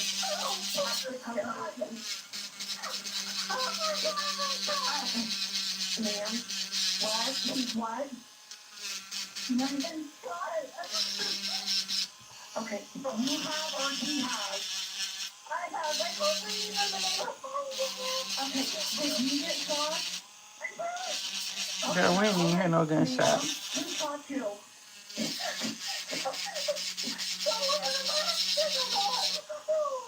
Right now, units I have. Shots fired, one person shot. So EMTs, they rush to the scene, and they find Frazier with that gunshot wound. They take her to the... And according to a news release from prosecutors, quote, all officers on shift with the Zanesville Police Department responded. And that is when they found Tom's body. By the way, we definitely wanted to bring you this story. There's so many important points to address here. And I want to thank our sponsor, Acrylic. With their support, they were able to produce an episode like this. Now, if you don't know what it is, it's awesome. Upside is great. You get free apps to get cash back when you buy daily essentials. A pump on gas, I can use Upside. So at lunch, I can use Upside. There's something at a convenience store, I can use Upside. And then I get cash back when I do all these things, right? This is real, actual cash back. It's money that appears in your Upside app that you transfer right into your bank account. So once you have the free Upside app, you claim an offer for whatever you're buying on Upside. You pay as usual, you can get your credit card. You follow the steps on the app, you get paid. So to find out how much you can earn, click the link in the description to download Upside or scan the QR code on screen. But make sure to use our promo code SIDEBAR because you'll get an extra 25 cents back on every gallon on your first investment. The statement of facts for the crime says, officers cleared the house to ensure there were no additional assailants inside. Where patrolman Logan Miller discovered the body of Thomas Waddell in the bedroom wrapped in trash bags, duct tape, and a comforter. At the scene, parts of the story immediately brought questions. Waddell's apartment was well kept and orderly. There were indicators of drug use and drug sales. I'm just trying to make it smooth now The ransacking described by Frazier before I move on to the other hand. Because the other hand, my easy hand. photographs of Frazier and Waddell on the floor torn up. Nothing of value appeared to be missing, including numerous firearms, all items likely to be stolen in the home invasion. See the problem immediately? And when officers reviewed security video from multiple nearby homes and businesses, they didn't see anyone fleeing from Tom's apartment. Authorities would eventually learn that the day before, August 9th, Frazier stood behind Tom as he sat in his recliner, aimed a .22 caliber pistol at the back of his head, and fired, executing him in his own living room. And it wouldn't be until the next afternoon that she called 911 to report this suspicious home invasion. During their investigation, officers who searched Frazier's iPhone uncovered something quite shocking, to say the least. He had another long-term on-again, off-again boyfriend, a man named John Anderson. According to the statement of facts, quote, upon learning that Frazier had another boyfriend, Detectives Mitchell and Duvall located Anderson. He was shocked to discover that his on-again, off-again girlfriend of 10 years was living with another man. Anderson had been told by Frazier that she was a live-in nurse and that she was caring for Waddell, whom she had falsely told Anderson was his emancipation. What? Now, as we often see in these criminal cases, this is not going to shock you. Internet searches, right? Frazier's internet search history. Now I'm about to move on to the other hand. You can't see the encapsulations. You're not going to be able to see them until I put the matte top coat and everything. Hi, Vishali. Then they're going to shine through all bright. And then I'm going to put, I think I'm going to put diamonds at the bottom of them like this, like lined up or something. I don't know. How long does GSR stay on skin? You know, gunshot residue. So Frazier's hands, they did test positive for GSR, gunshot residue. So detectives say she ended up changing her story. Detectives interviewed Frazier from her hospital bed and let her paint herself into a corner by telling them again what had happened. So then she recounts that she wanted some space from Tom. So she called up John Anderson to pick her up, telling detectives he was a friend. So I just walked down that way just because sometimes walking can help clear my head. Well, I understand that. Going for a nice walk is always helps out. But how far did you walk and where did you walk today? Let's see. I walked kind of past the nursing home thing. By the Oaks, I think that's what it's called. I think so. Okay. And then I walked through, I got through the field, and then I went right down like a little alleyway type road.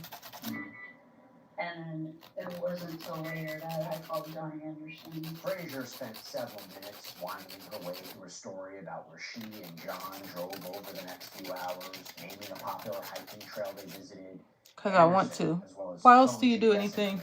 Would confirm the location, but Anderson said Frazier was acting off, claiming she seemed very upset, but refused to talk about what was going on and went off by herself several times as they were out walking. I had tried to contact Tom. I texted him, I called him, and I never heard back, which was weird, because normally he's pretty good about getting back to me. Okay. And so, Johnny and I took a walk at Black Hand Village. Okay. And I decided to just, I want to go back to the apartment. It's almost 4 a.m., y'all. I'm gonna sleep until like 1 p.m. tomorrow. And I noticed trucks. Or today, technically. Tom's truck was still in the parking lot. That red one? Yeah. Okay. And Tom. I'll probably take myself to dinner tomorrow. One of those, he drives himself, or he doesn't really go. So I walked in, I saw the cleaning lady, she was just wrapping up. Okay. And I walked to the door and I noticed it was unlocked. Okay. And Hey, like, okay. I thought you, before you said you had it unlocked, but I could have mistaken. And so I just figured Tom might have forgot to lock it at some point.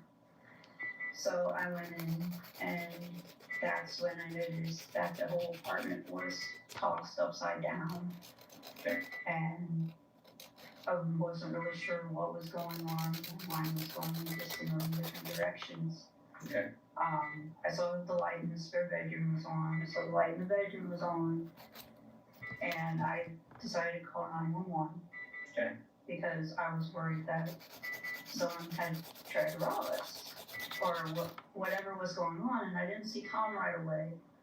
Okay. And so I was making my way back to the bedroom, but I glanced where Tom's phone normally lays, it wasn't there. I glanced in the spare bedroom where he usually puts all his stuff, like his wallet, his everything, and it wasn't there.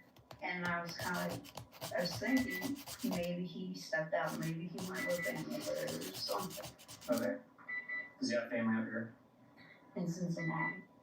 Okay. And so I hadn't even made it to the bedroom yet. And there was two guys with each mask who came out. And at that time, the 911 operator was telling me to get back into the hall. But I was so scared.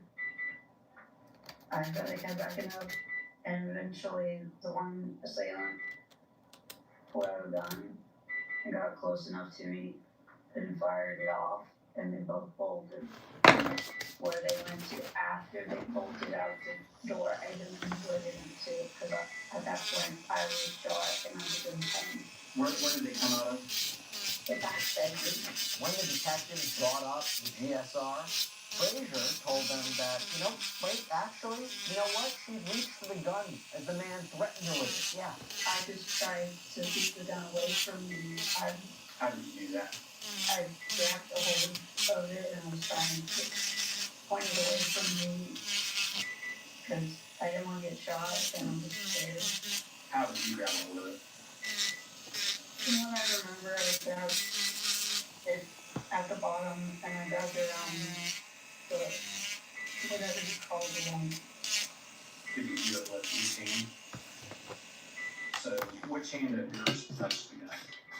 Both? Yeah, this one touched where you hold it. So you touched the handle? Yeah. What about your left hand? It touched with Okay, now moving to the other hand. where the thing spins. Oh, the cylinder? I don't know how. Like you're saying, I know what you're talking about, the round part where the bullets are at. Right. And at this point in the interview, Frazier started to trip up on her own timeline. At one point, she claimed she hadn't returned to the apartment between the time she left and the time she returned to find the intruder inside. But then she said that actually she had gone back to get her PlayStation. Yeah, he did. If I just wanted to drop off at the apartment, I told him, I just asked him to go back to his place and just play some games. Why didn't you want to get back to the apartment? I just figured a night away was,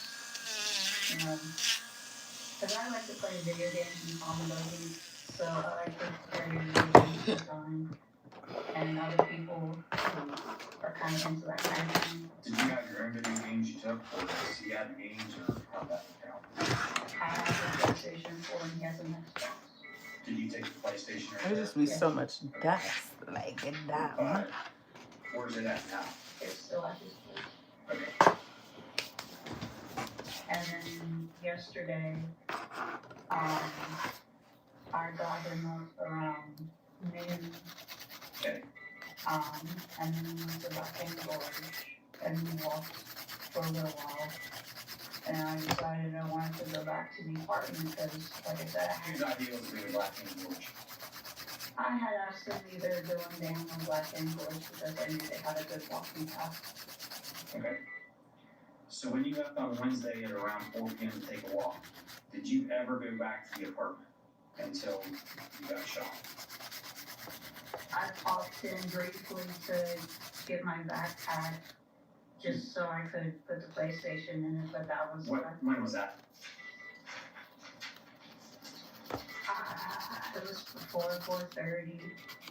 On Wednesday? Yeah. So you left 4 to take a little walk, came back, and then before 4:30 you grabbed your backpack? Okay, that makes sense.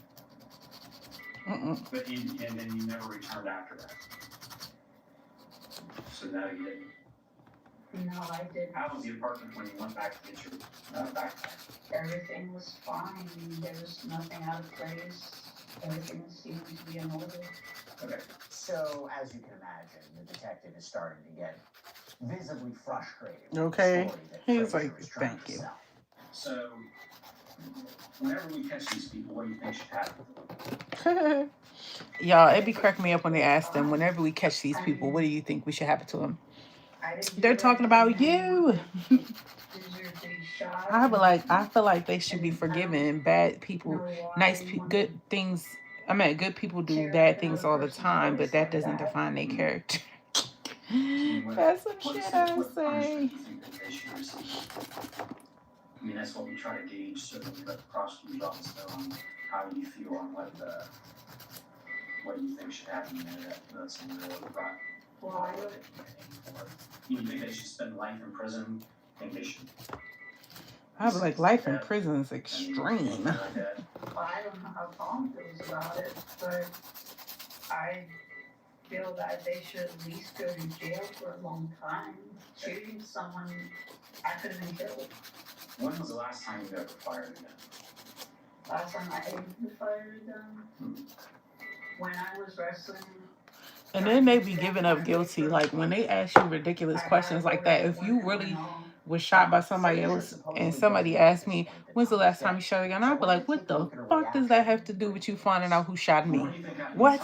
Like they be reacting all wrong. She like, because they be trying to come off cooperative. While I'm shot laying in the hospital bed, don't you ask me about when the last time I shot a gun. What the fuck do that have to do with the motherfucker that shot me? What? And she like, they could have her high on meds too. No, they came out before I could even make it back there. Why? Well, Tom was shot and killed.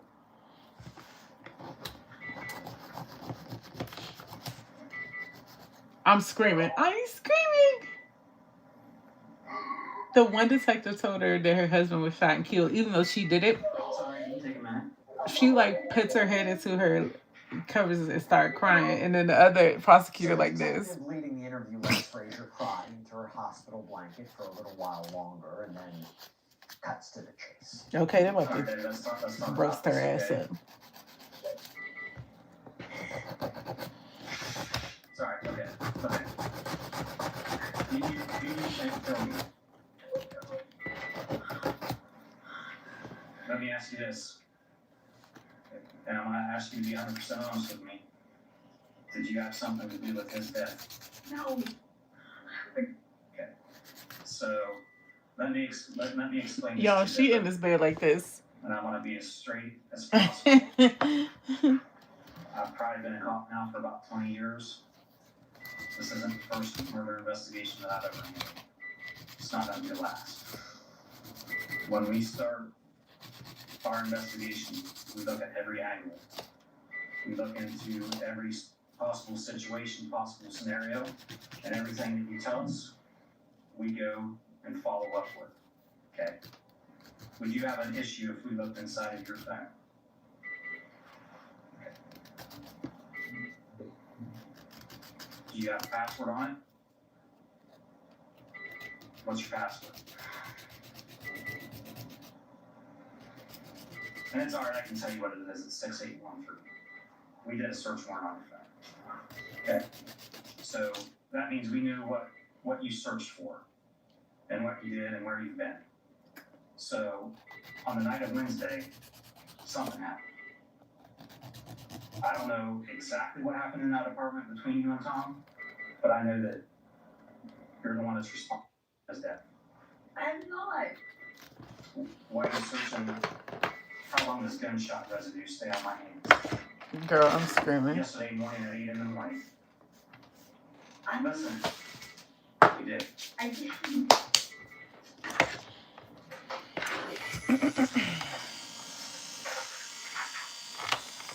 Heavy search records. How long does DSR stay on skin? Yesterday morning at 8:63 a.m. Lake County, Florida court records. Skin County court records. I'm telling you, we have to know the questions or the answers to the questions we're asking. Here's your chance to get your side of the story out. If there was something going on that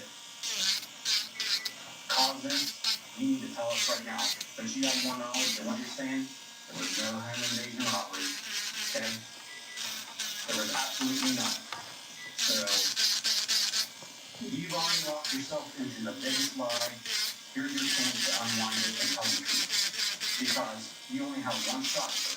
And here's your shot to tell us what really happened so that we can look into it.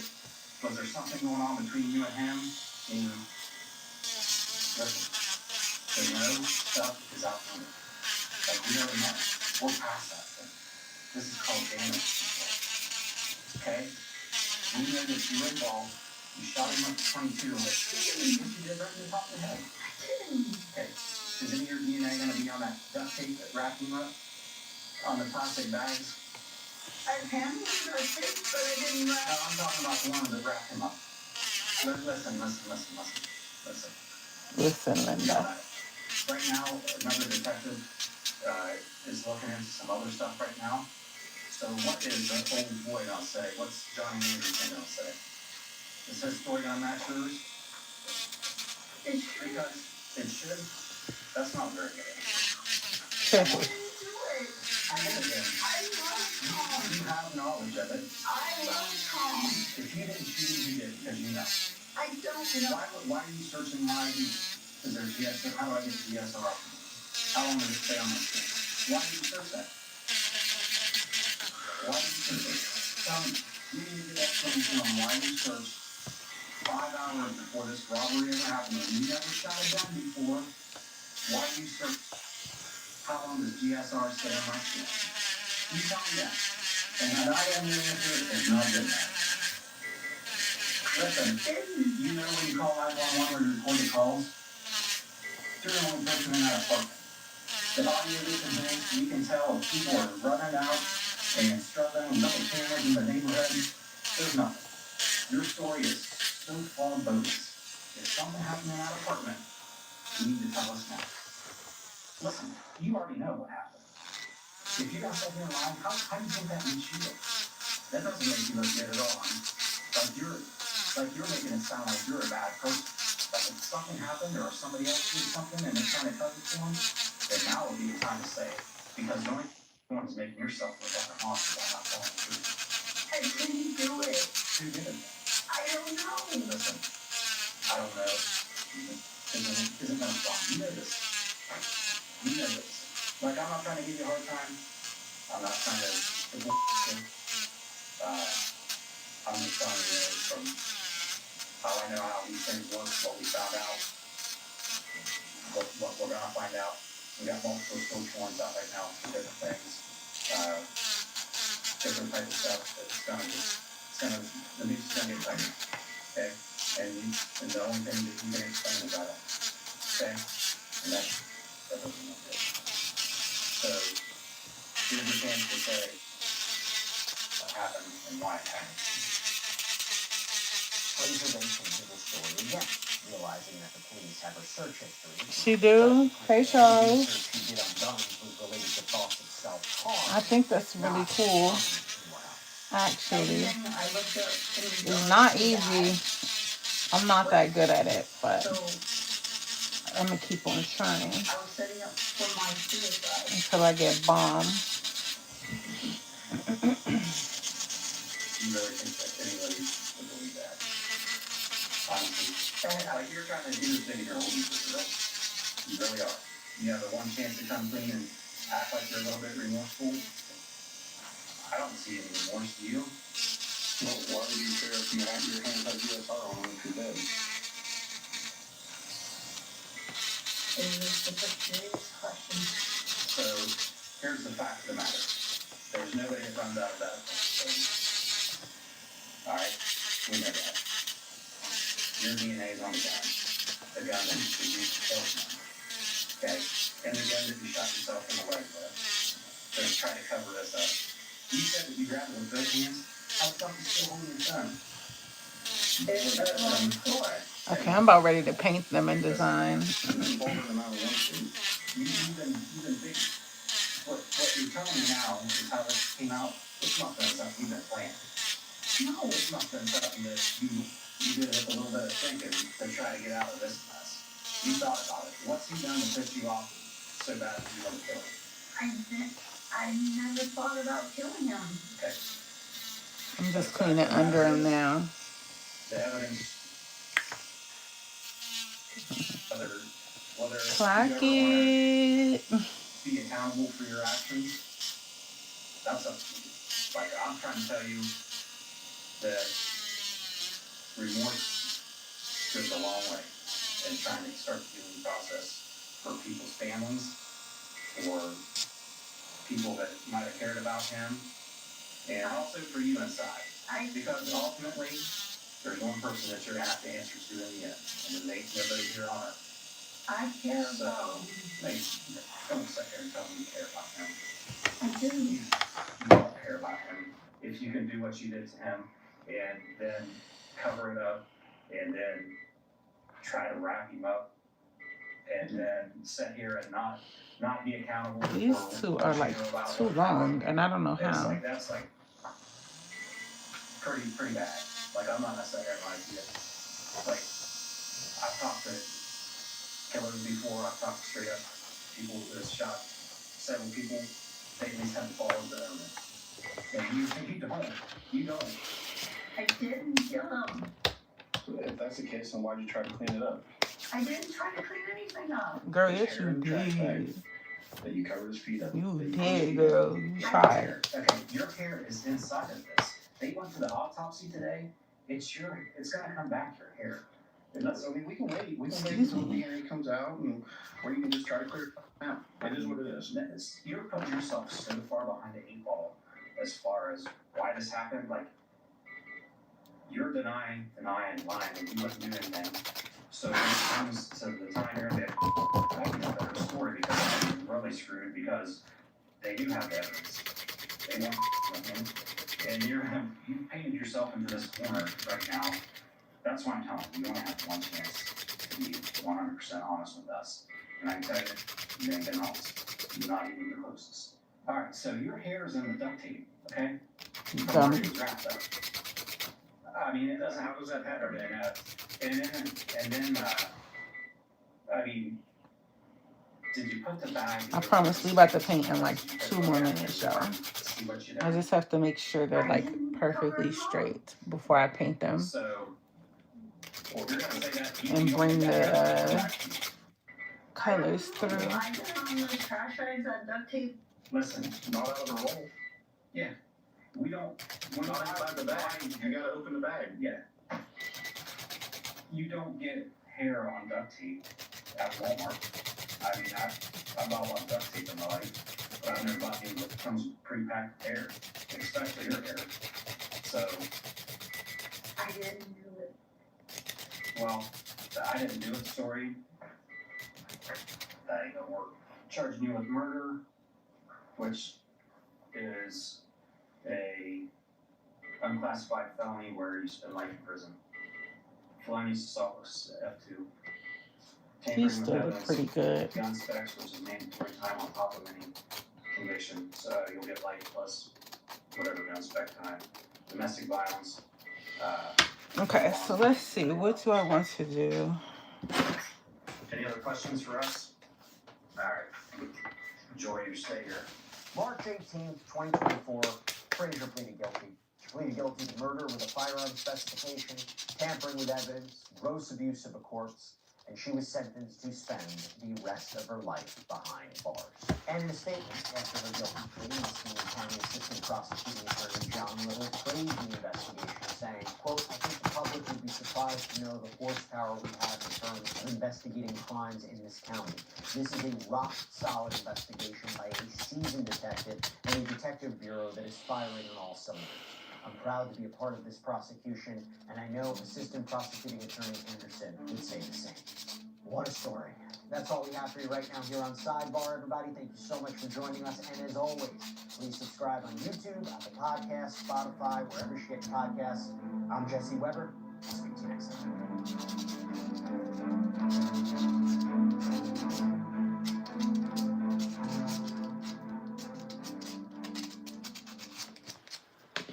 Okay, so I already know that I'm doing yellow, clear, and diamonds.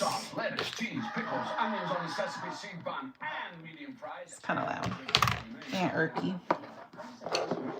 So I'm doing these. I'm doing matte. But I think I'm trying to decide, y'all, if I want to do like diamonds down here across all of them or just like on the pinkies.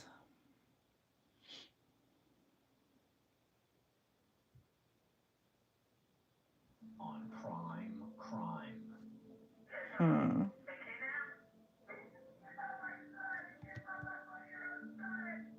A mother's cry for help over her missing toddler is riddled with unanswered questions.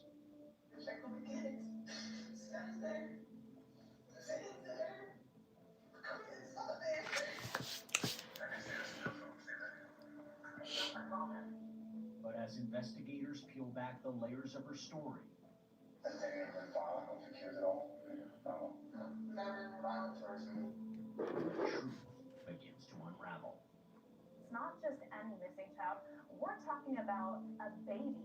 How could this even be real? This is stuff you'll only see on TV.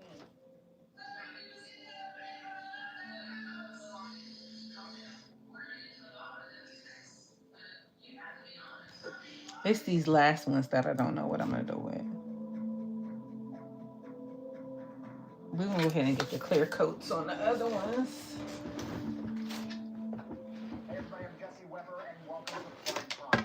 We're down some of the most compelling and memorable true crime cases from across the country. When a young toddler vanishes from his home, it sparks an investigative search that captures the situation. And as investigators untangle what happened to little Quentin Simon, suspicion turns closer to home.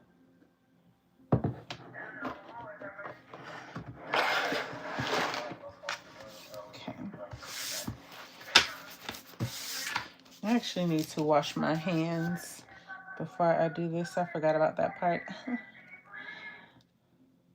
Just after 9 in the I morning, should get a snack too because I'm high-key hungry.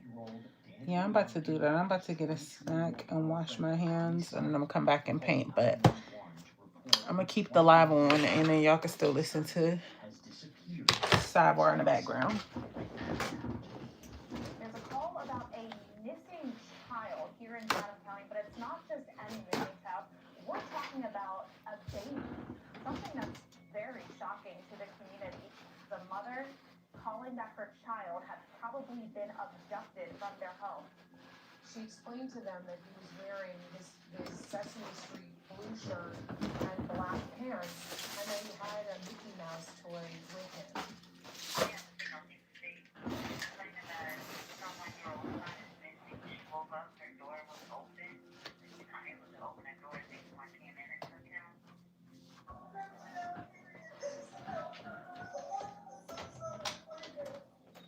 This prompts a large police response. Police are at the house within 2 minutes, and we're talking several police forces.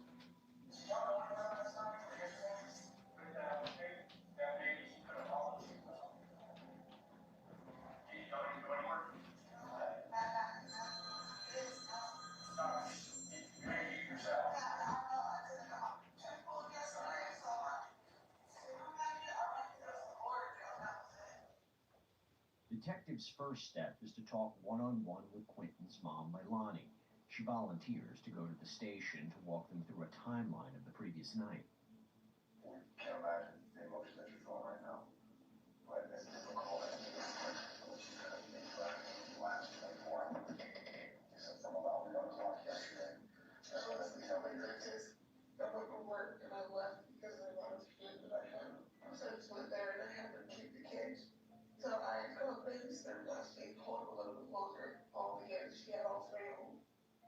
October 4th of 2022, which is the day before they obviously asked her about how that day went, what was going on in her life. And she told police that it was a relatively normal day. She went to work. The children were with a babysitter. She had a dentist appointment that she went to, and she came home. I went home, took a nap. I went and picked them up and gave them all of it. And put them down in bed. My mouth was really bothering me about almost 1 in the morning. I called Circle K to see if they had ordered Jeff. No. So I got in contact with another one of my friends named Misty, and asked her if she had any origin. I met her up there at Chevron. I went back home 12 minutes. I ended up going right like 360. I can show y'all right around. Get home. Check her over, get together, they're all good. She says that her and Danny had gotten in a fight that night, and she was in pain after going to the dentist. Leilani told police she was going to go meet her friend Misty to go get Oragel. She wakes up the next morning, and Quentin is gone. I go to bed. Oh my God, I'm almost 9. The front door was partially open. The door was never open.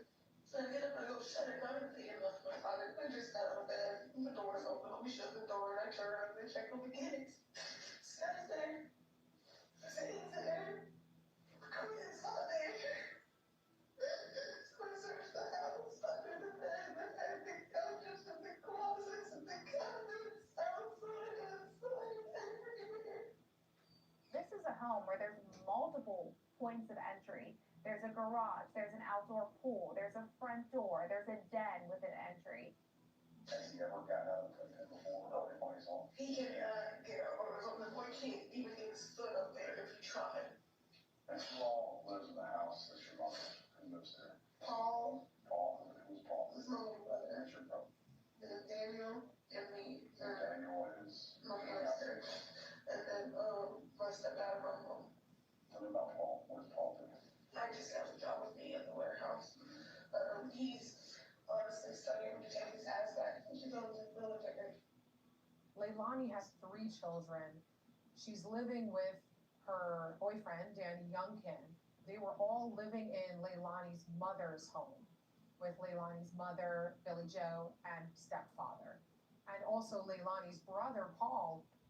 Paul, Danny, and Leilani were all working at a warehouse place, and Billy Joe and her husband worked over the road, so they would be gone for weeks at a time. Paul was at the house when Quentin was missing. Yeah. Where was he? My brother was upstairs in his room. No indication that he left. You didn't hear the door open. Nothing. The door opening and sharp at the interval. Let's talk about Danny. So how long have you and Danny been dating? Or have you been engaged? We've been together for almost 2 years, engaged for the past year.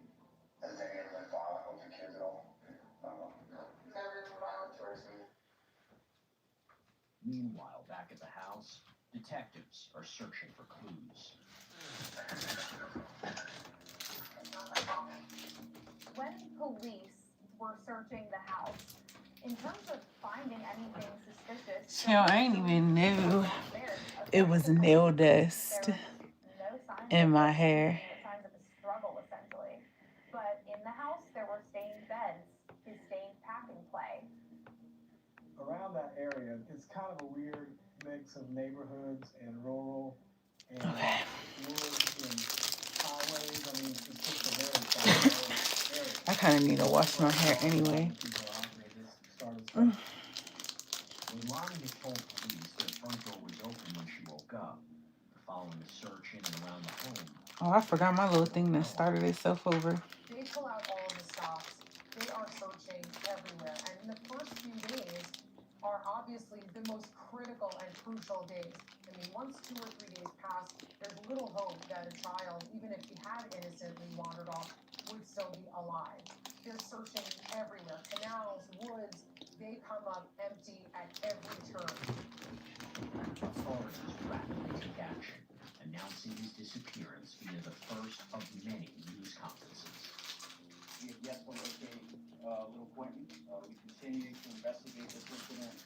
It still remains a missing child investigation at this point. A lot of work to do. Our investigators are working extremely hard. We have not had any evidence to lead us to believe foul play, but everything's on the table. Basically, this went to the media almost immediately.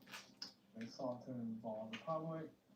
The Chatham County Police Department, they would have a press conference almost updating us on the search for Quentin. And the main theories going around the public was the child was abducted or the child had run away.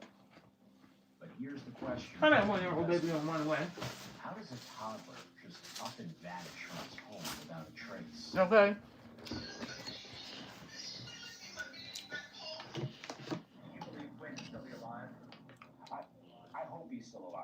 We don't know. We don't have any information to believe he's not. We're going to hold out hope that he's still alive.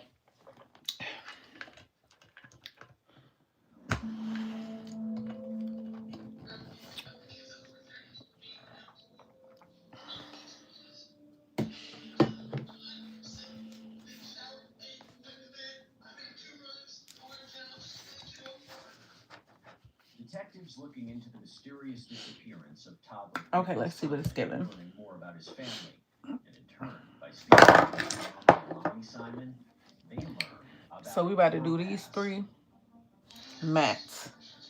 So we're gonna put the base coat on them. Let me make sure this is charged. Okay, it is. Cool. So we put this Beetles base gel on it now.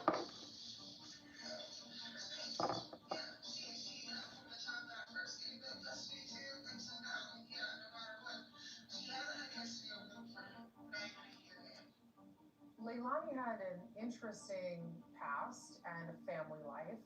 Leilani's 3 children were from 3 different men. There were a lot of issues with custody. Leilani had actually already given up custody of Quentin to Billy Joe, Leilani's mom.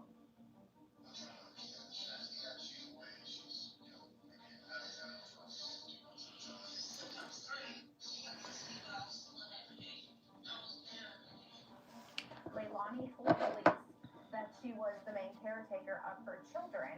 However, a lot of people close to her said that wasn't necessarily true. The main person being the babysitter of the children. Leilani then reveals something new to investigators, a key detail she initially seemed to hold back.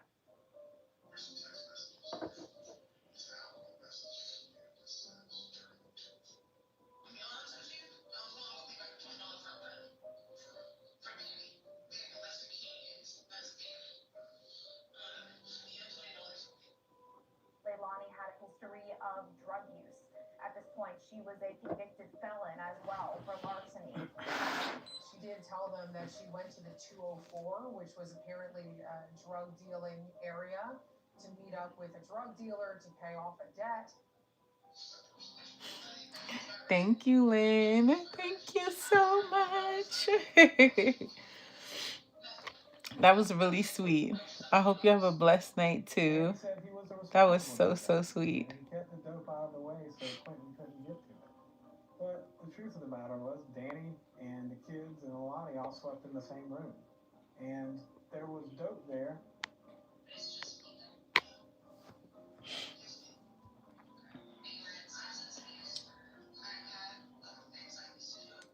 Oh, I love positive energy, y'all.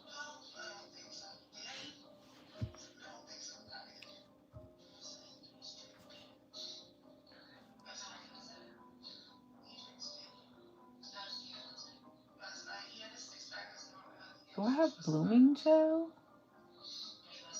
I shop so much, I do not know actually. Because I could have did one with blooming gel. Anyway. Okay, so we're going to do the top matte coat. Because now they're shiny with the top coat, these 3. Something that happened, someone in the house got hurt.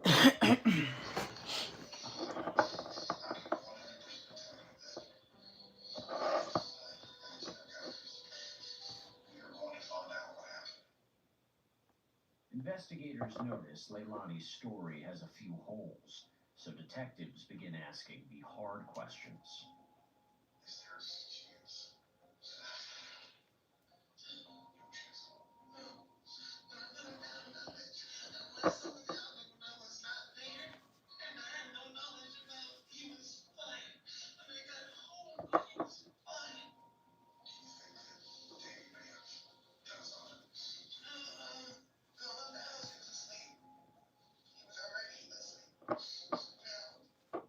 There wasn't even physical evidence that she had done something to Quentin. If there was some violence of any sort, either Danny heard it or did it and lied about it. Paul heard it or did it, which I don't believe, or lied about it.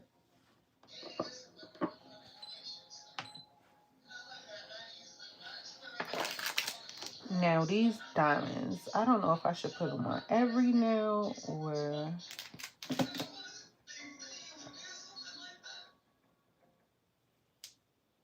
I know I want to paint this one yellow though.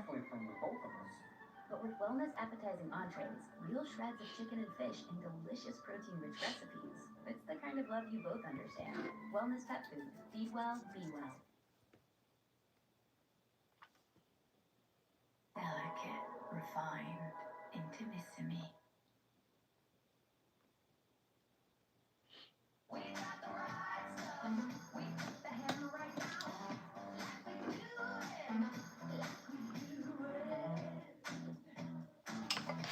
Do I have a yellow in here that would fits?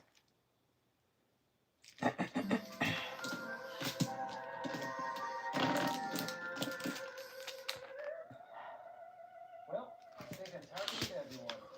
Except all the people that really matter. OmniLab helps you avoid bad tactics like this, so you can build the right paid media strategy.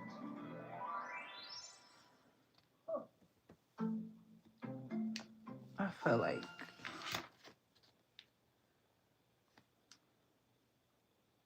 we see all the time in investigations that the phones are what does people in. Whether it's the Google searches that they do or the text messages that they send, that the one. triangulation of where the phone is speaking to on the cell towers. That being said, a phone is not attached to a human body. Just because Danny's phone I didn't don't know that I like it matte. himself didn't leave the home. And so the way that Danny and also Leilani's brother, Paul, were ruled out was through the phones. And it's also how Leilani was ruled in. Maybe if I put the diamonds on it and dress it up. Certain locations, Danny's phone wasn't moving that night, whereas Leilani's did. I would like to say that they thoroughly investigated all leads, but they'd already decided basically that the angle they were going to take with the investigation from that day forward kind of focused on Miss Simon. Detectives and I don't like that matte. The following days, the investigation fades into uncertainty. I think we're gonna go back shiny. Detectives find themselves at a standstill. However, investigators aren't giving up, and in turn, several crucial pieces of evidence emerge, which begin pulling this puzzle.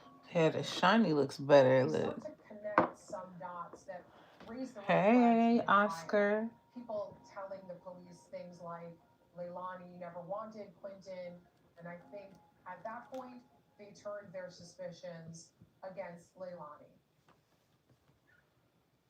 Hey, I want to quickly thank our sponsor, Experian, for sponsoring Prime Time and making this episode happen. Now, this is big because Experian can help you stay on top of your finances. After all, April is Financial Literacy Month, and Experian is all about that all year round. So the first step to take control of your credit finances is to download the Experian app, which, by the way, I'm screaming. has tons of free tools. Your free FICO score, which can help you boost your FICO score instantly for free with Experian Boost. Free access to a marketplace of credit card, loan, and auto insurance options that are matched to you. Free credit monitoring with real-time alerts to keep you in the know on changes to your Experian credit profile. And let's not forget, you can easily freeze your Experian credit file for free in the app, helping you protect against identity theft. So The matte isn't giving because it's showing all the imperfections. in the description or scan the QR code to download the free app now. Results will vary. Additional terms may apply, and see the App Store for details. So we're gonna paint that back clear and put some diamonds down there on the bottom.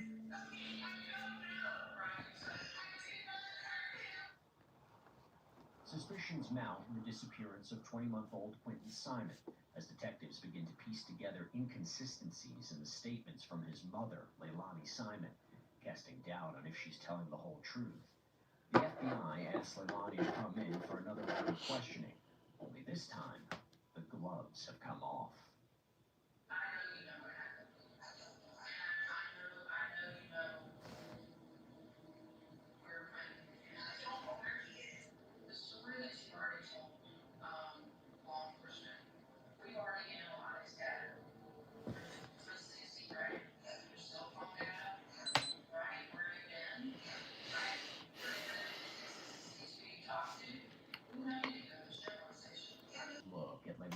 cell phone records, meticulously mapping everywhere she had been the night of October 4th, and there are major discrepancies.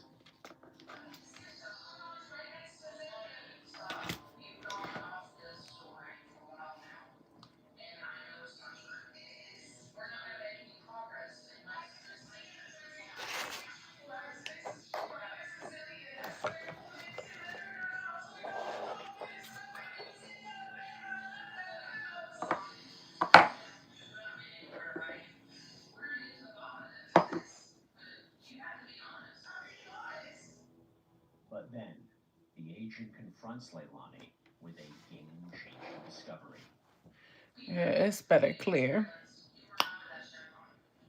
I like it better clear than matte. Okay, so, but this now I'm going to do yellow. And then I think this one I'm going to do a French There's tip. surveillance video that captures Leilani not where she said she was. There is a cell phone tracking on her phone that shows that she wasn't exactly where she said she was. And now all of a sudden Leilani's story is changing. Okay, so this is the color we're using because it matches.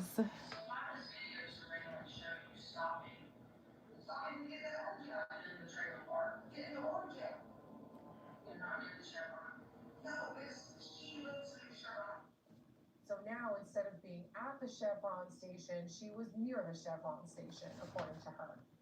Law enforcement begins to get really aggressive with her. Police have seen surveillance footage pinning her Dodge Journey to the Azalea mobile home dumpsters and not at the Chevron that night. At this point, investigators suspect Leilani's story is riddled with lies. It's Capiero.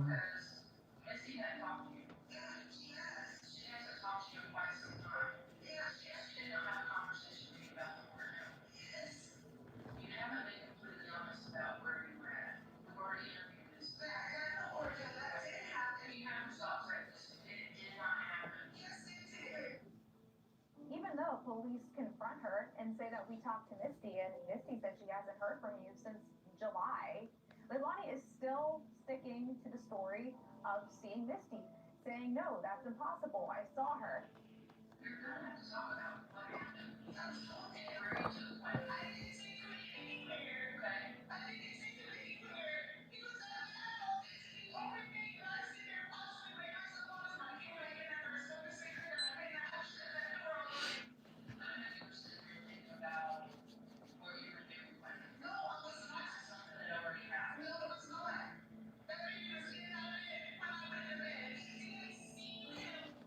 Her account was that she woke up and Quentin wasn't there. She said that she went out and the door was open. Initially, Danny said that he looked in the pack and play and saw Quentin when he left for work. He quickly changed his tune. Danny told us that he can't 100% confirm that he actually saw Quentin in the Griffin room.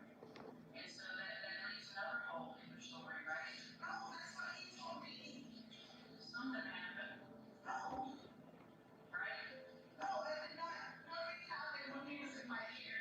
I did not hurt him. I did not take him anywhere. Her story is shifting, but obviously the police are now wondering, why is her story not adding up? They need to really be focusing on Leilani as a potential suspect here.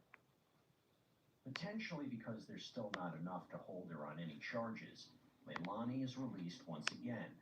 But law enforcement isn't convinced her statements are true, so they shift to a bold strategy.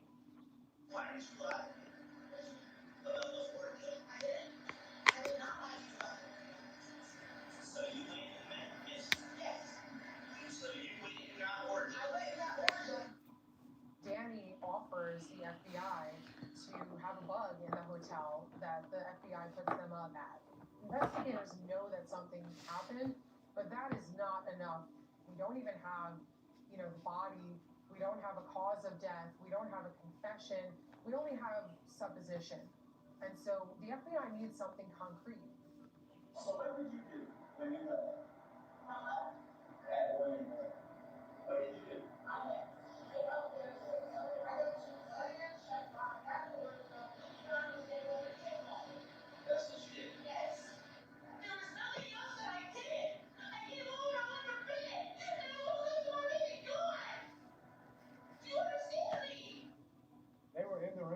24 hours. And he basically spent most of that time with her in the room, trying to get her to admit to doing something to Quentin. And she never did.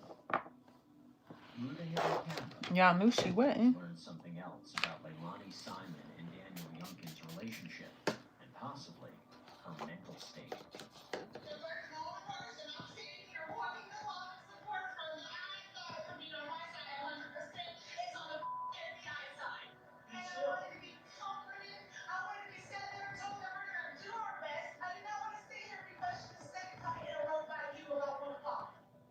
Leilani and Danny, her boyfriend, were also having trouble with each other, with Leilani feeling neglected by Danny and unloved. It really felt like she had kind of this immeasurable obsession with Danny and his love for her, or lack thereof, and the need for her to feel like she was with him and that he was with her in return. Danny was just acting in the role of the police and was trying to get her to make some sort of incriminating statement, and it didn't work. And the interesting part about that was the day after the hotel room, Danny left Savannah and never returned. He didn't get what he wanted, and then he was gone. Detectives initially hoped that by now, Quentin would be found safe and unharmed. The evidence suggests that may not be possible.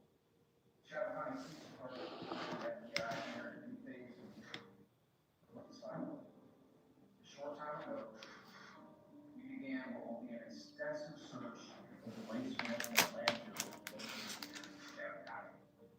While police are interviewing Leilani, unbeknownst to her, there's several other agencies gathering warrants, searching the house, searching for any type of evidence that could possibly lead this case away from an abduction case and turn it into a homicide investigation. Evidence debunked her alibi of meeting up with Misty and going to the Chevron, ultimately pinning her as the main suspect. With their many questions unanswered, investigators hope they're on a path towards justice for little Quentin Simon. But a key piece of evidence is still missing: Quentin himself. When did you go off the smell so bad that you should stop at the dumpster door? It was before I even pulled out that house.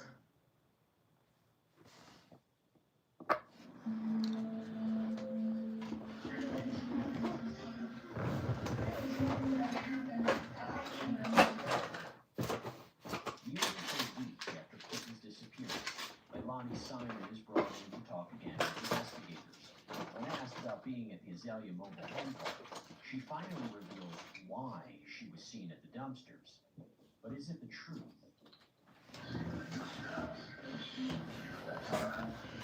Okay, I'm gonna do a French tip on the last one.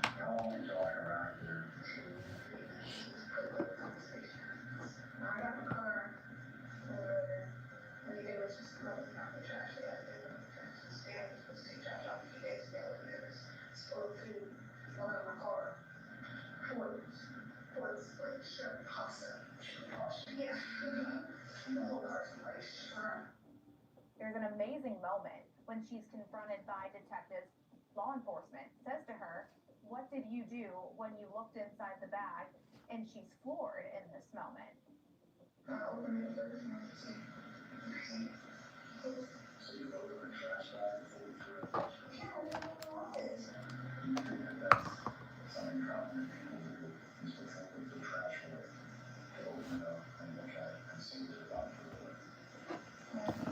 Actually,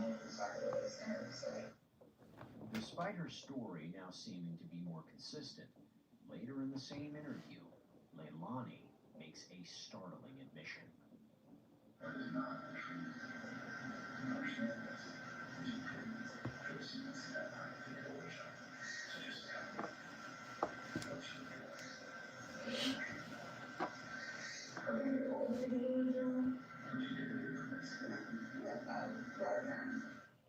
This is where she admits that the Oragel story wasn't true, that she never met Misty, that all of these things were just theories that were clouded by her drug use. Leilani allegedly left the house around 1 o'clock and made a trip to the trailer park. which, quite frankly, could be both a drug deal or Orajel pickup. There were 5 tubes of Orajel found in the house. Some were old, some were new.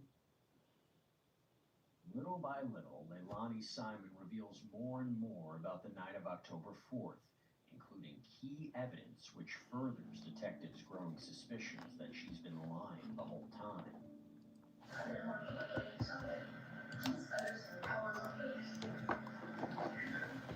Okay. Now, she met the drug dealer not to pay off the debt, but to buy Percocet pills. She's trying to fit her story or her narrative into This the evidence actually that the police uncovered that she isn't can't my really get favorite around. color. It looks like Initially, cheese. she I lied feel about like it'll going be to see a better, drug would dealer. look better on a Imagine short someone nail. lying about going to see a drug dealer, but eventually told the truth about that.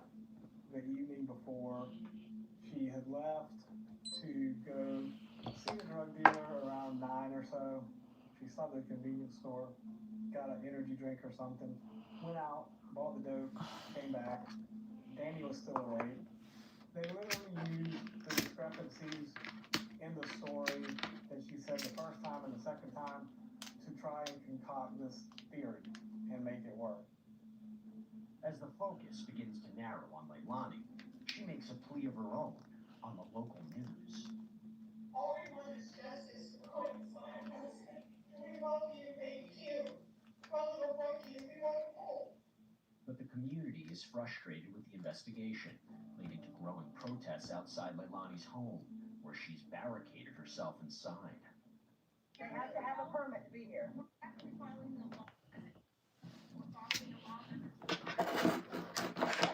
announced that this became a homicide investigation. That's when the public also really started to hone in on Leilani. For example, there were protests outside her house. 4 people were ultimately arrested. Days later, investigators talk to Leilani once more, and she makes a potentially incriminating admission.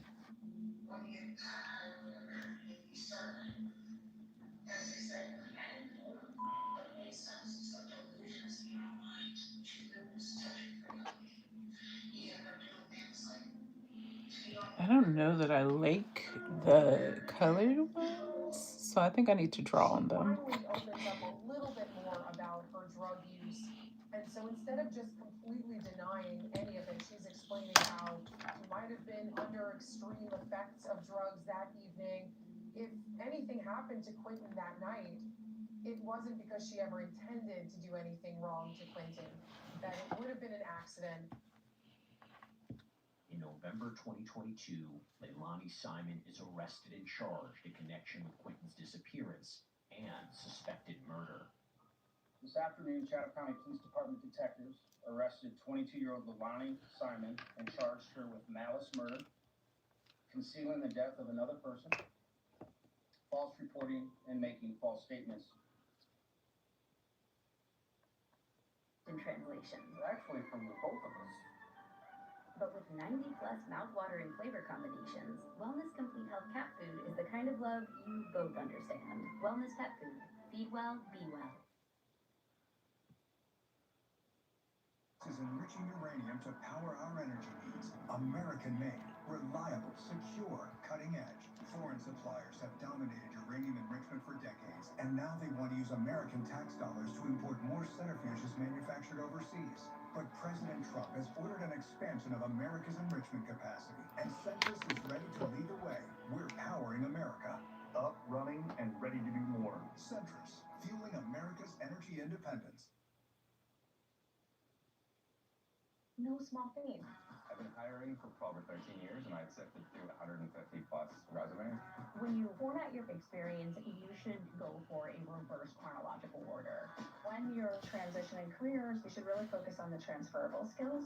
When we think about resume keywords, that's often specific things that apply to this job that you're going for. If you're ever unsure, make sure you check out the job description. For more resume tips, I have nail glue.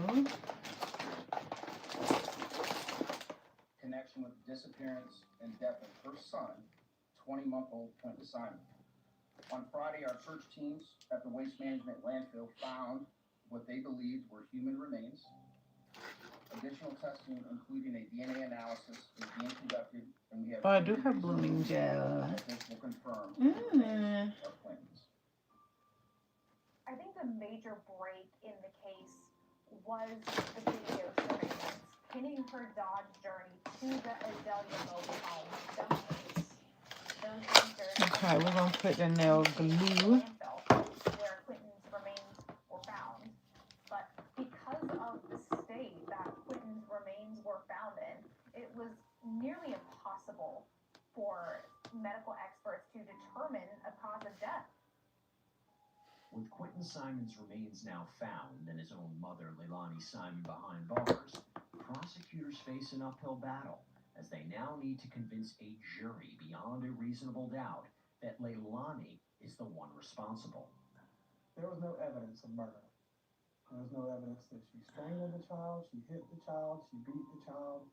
If you're gonna put the N word out there, then you're gonna have to prove it. Yeah.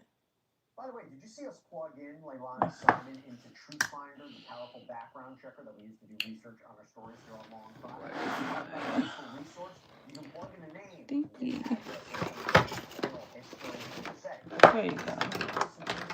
TruthFinder is one of the largest public record search services in the United States. And with a paid subscription service, you can get access to unlimited reports of almost anyone. And that includes, by the way, looking up registered sex offenders in your area, too. So if you're interested, you can get 50% off of confidential background reports right now. Just go to truthfinder.com/LCPrimeCrime. Ultimately, there were 3 individuals in that house, 3 adults in that house. And of those 3 adults, there was only one that continued to lie to us throughout the course of the investigation. Almost 2 years to the day after Quentin Simon's death in October 2024, his mother, Leilani Simon, goes on trial, charged with malice murder, concealing a death, making false statements, and more than a dozen others, facing life in prison if convicted. This is Quentin Simon. Like all children, he was blameless, he was innocent, and he was beautiful. Totally and completely dependent on the adults in his life to take care of him and to look out for his safety. The defendant violated that trust, that most basic, sacred trust of a parent. In the middle of the night, she killed him, her own son, got in her car with his body, drove to a dumpster, and threw him away like a piece of trash. The prosecution always has to prove every element of every charge, but they don't have to prove her motive. They don't have to tell a jury why she did what she did. That being said, juries are always extremely eager to know why. Why would somebody actually do this? How could somebody kill their own child? The evidence will show that her specific intent from the outset was that he never be found at all. And him being found in pieces, little bitty pieces, Trying to close this. was the next best thing. They also have to prove her state of mind in a lot of ways, what her intentions were. The prosecution was kind of trying to paint Leilani as somebody with very low self-esteem who really required the attention from the men in her life. And the prosecution was able to show that because Leilani had made what they were calling this video back in August of 2022, so only a couple of months before this incident.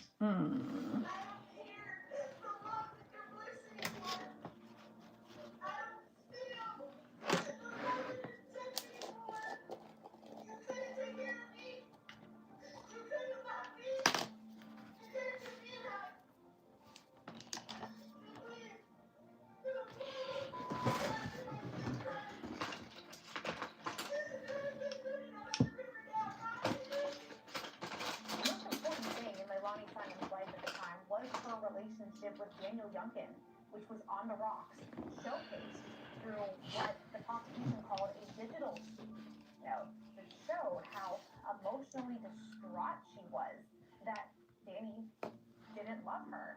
And with her becoming a grieving mother, this was her way of winning Danny back. To highlight the inconsistencies in Leilani's previous statements made to police, The state calls on several witnesses from law enforcement. What is that red thing towards the bottom? That is Mickey Mouse is car driver supplement. It was. And why is that? Because Leilani had reported Quentin missing with his favorite toy, a Mickey Mouse toy.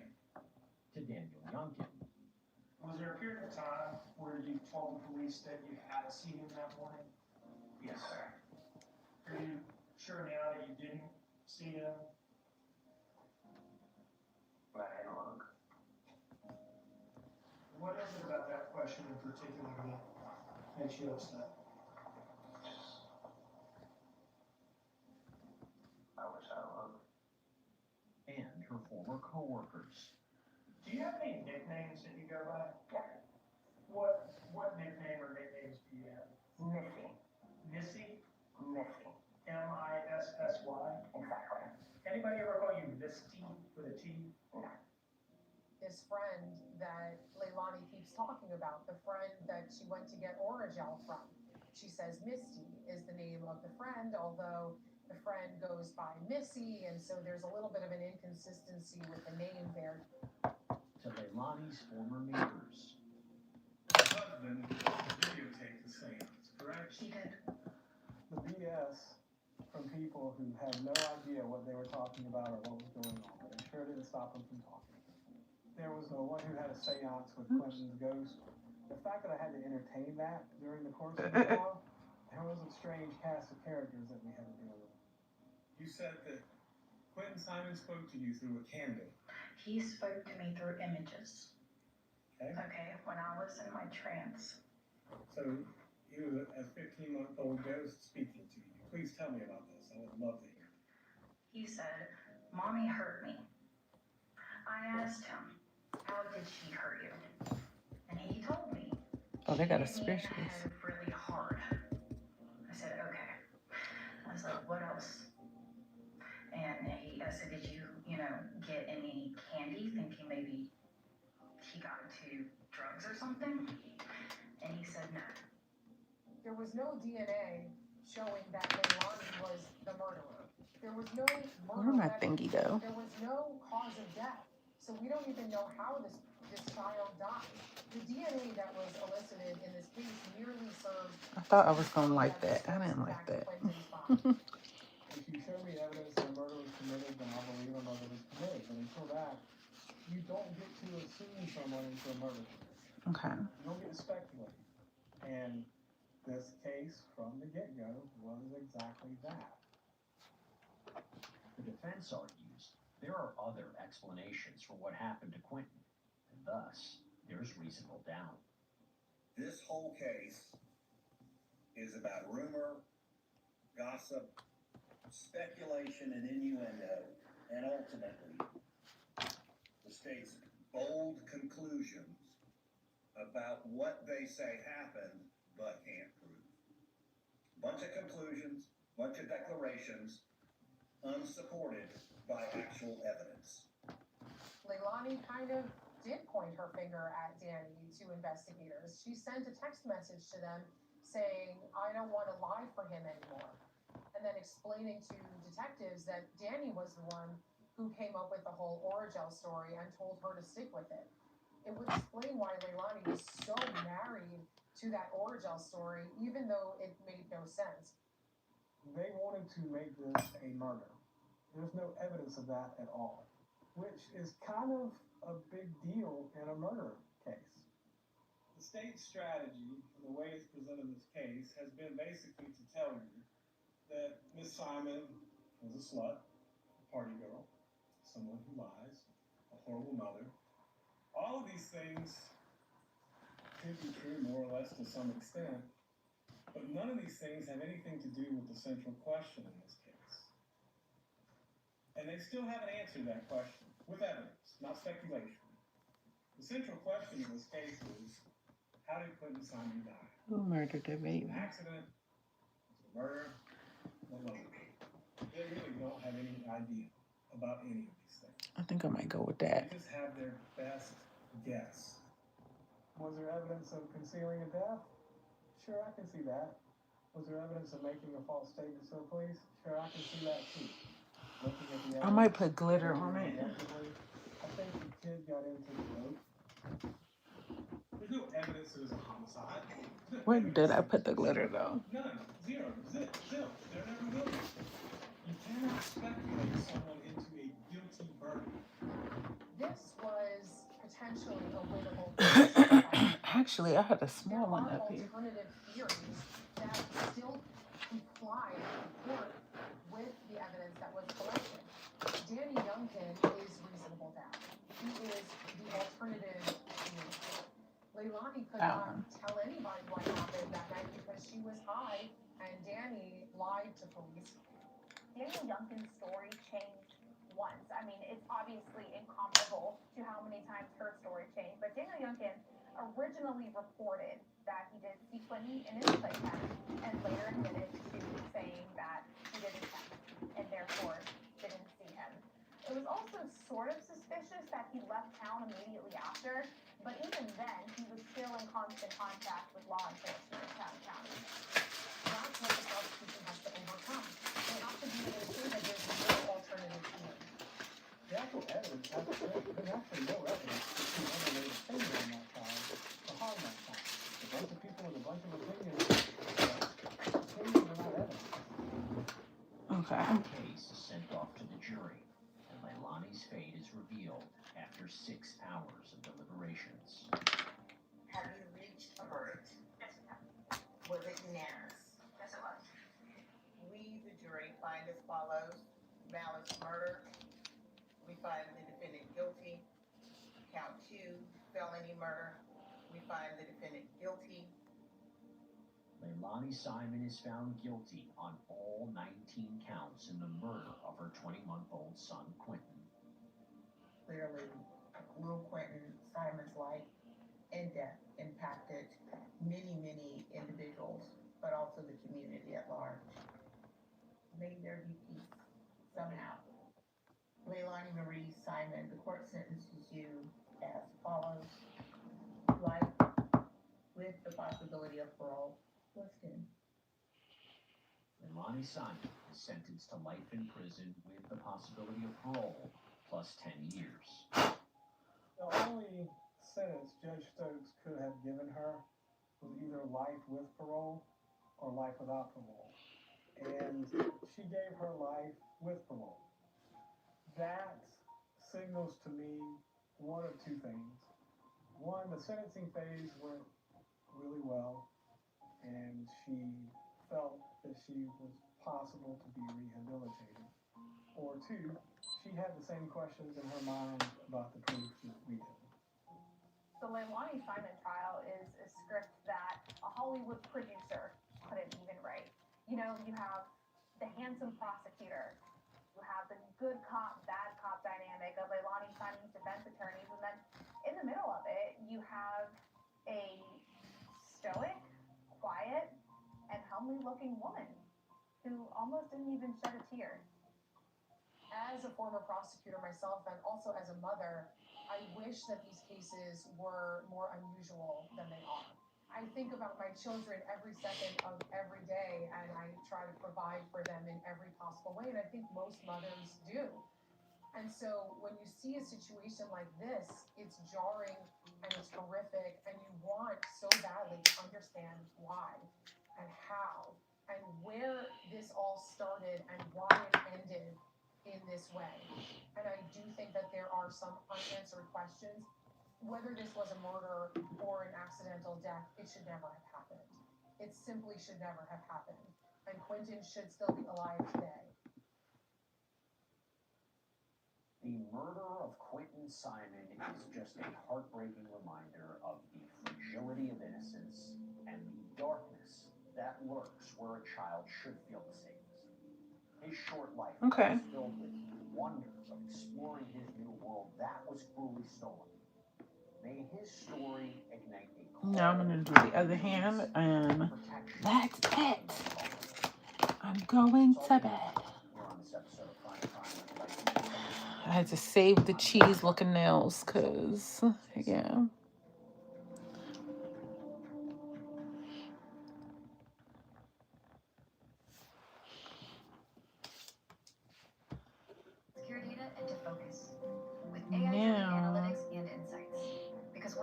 is clear. You can move forward with confidence. I'm gonna do that one 60 more seconds. Declarative. Creating health clarity. Pants around? Try new Skechers slip-in pants. When I tell y'all I'm going to take the illest sleep. That's breathable, wrinkle-free, and moves with you. Look great and be comfy in Skechers slip-in pants.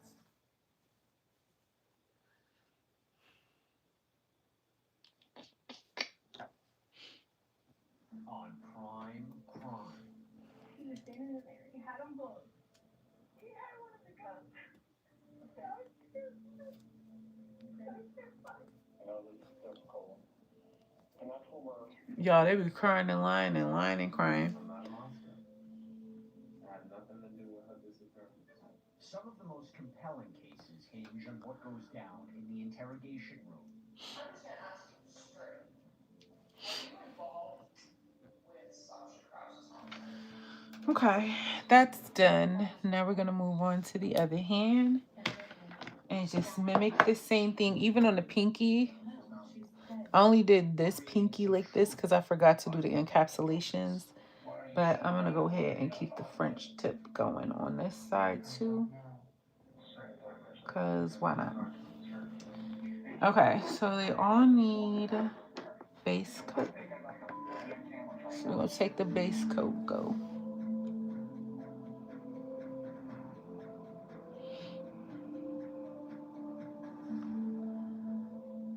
Here on Prime Crime, we have explored countless police interviews that shed light on the dynamics between suspects and law enforcement. But in today's episode, we are going to take it a step further. We are going to dive into some of the most intense and unforgettable interrogations we have ever seen. These moments reveal the psychological pressure, the strategy, the raw emotion that often unfold between a suspect and detectives. So with that in mind, let's start it off with our first case, where we have a defendant whose statements to law enforcement just defy belief. And you have two other people who say things that also leave investigators and viewers, by the way, questioning the motives, the truth, and the intent behind their words. so we can do this the nice Oh, way. it's shiny in person. That's so cute. Okay. Polar. I eat high school bullies for breakfast. This is 22-year-old Russell Jones II, or RJ, or Mike, as you'll hear him referred to later. He finds himself at police headquarters out in Medford, Oregon, on October 2nd, 2017. I'm not demanding, I'm asking nicely. As a kind civilian. What? That also knows how to manipulate cops. He talking to the camera in the interrogation room, y'all. This is one of the more unique police interrogations. He's being interviewed along with his buddy, 19-year-old Gavin McFarland, and 15-year-old Ellie Fryer, Stretch my about the legs. disappearance of Ellie's father. I'm about to, y'all know what I'm gonna do before I go to bed? I'm gonna do a good stretch. Like, I'm gonna go downstairs and do some yoga for like 10-15 minutes, y'all. I got this back rolly thing, y'all, that a foam roller, and it's like solid. You put it behind your back, and when you roll back on the yacht, it cracks everything in your back. Do you hear me? I could feel it now. I'm gonna crack my back. I'm gonna stretch into oblivion. I'm gonna grab something small to eat, and I'm gonna get in the bed and relax and watch Harry Potter. Russell Jones was a little bit older. He was an outcast. He had been in foster care most of his life. Okay. He also Got had that. some mental health issues. So now I'm gonna go ahead and go with the top coat here, because these three are done. So we're gonna go ahead and put the top coat on them. He is a very bizarre individual. Ellie Ryder is my client. My protectee. You are to release her to me. Okay, he is bizarre. Bizarre is not the word. I don't think Russell Jones was trying to act crazy. I think that's just Russell Jones. While detectives are about to go in and talk with Jones, another investigator is hearing Ellie's side of the story. Hi. Hello. Are you Abby? No. What's your name? I have the right to remain silent. Okay, you do have the right to remain silent. You can name your name now. Rain. Rain? Okay, Rain, how old are you? 18. Why am I being detained? Oh yeah, she was strange as hell. I remember this one. You don't want to talk, but I would like to know why I'm being handcuffed and why I'm detained. I have the right to know.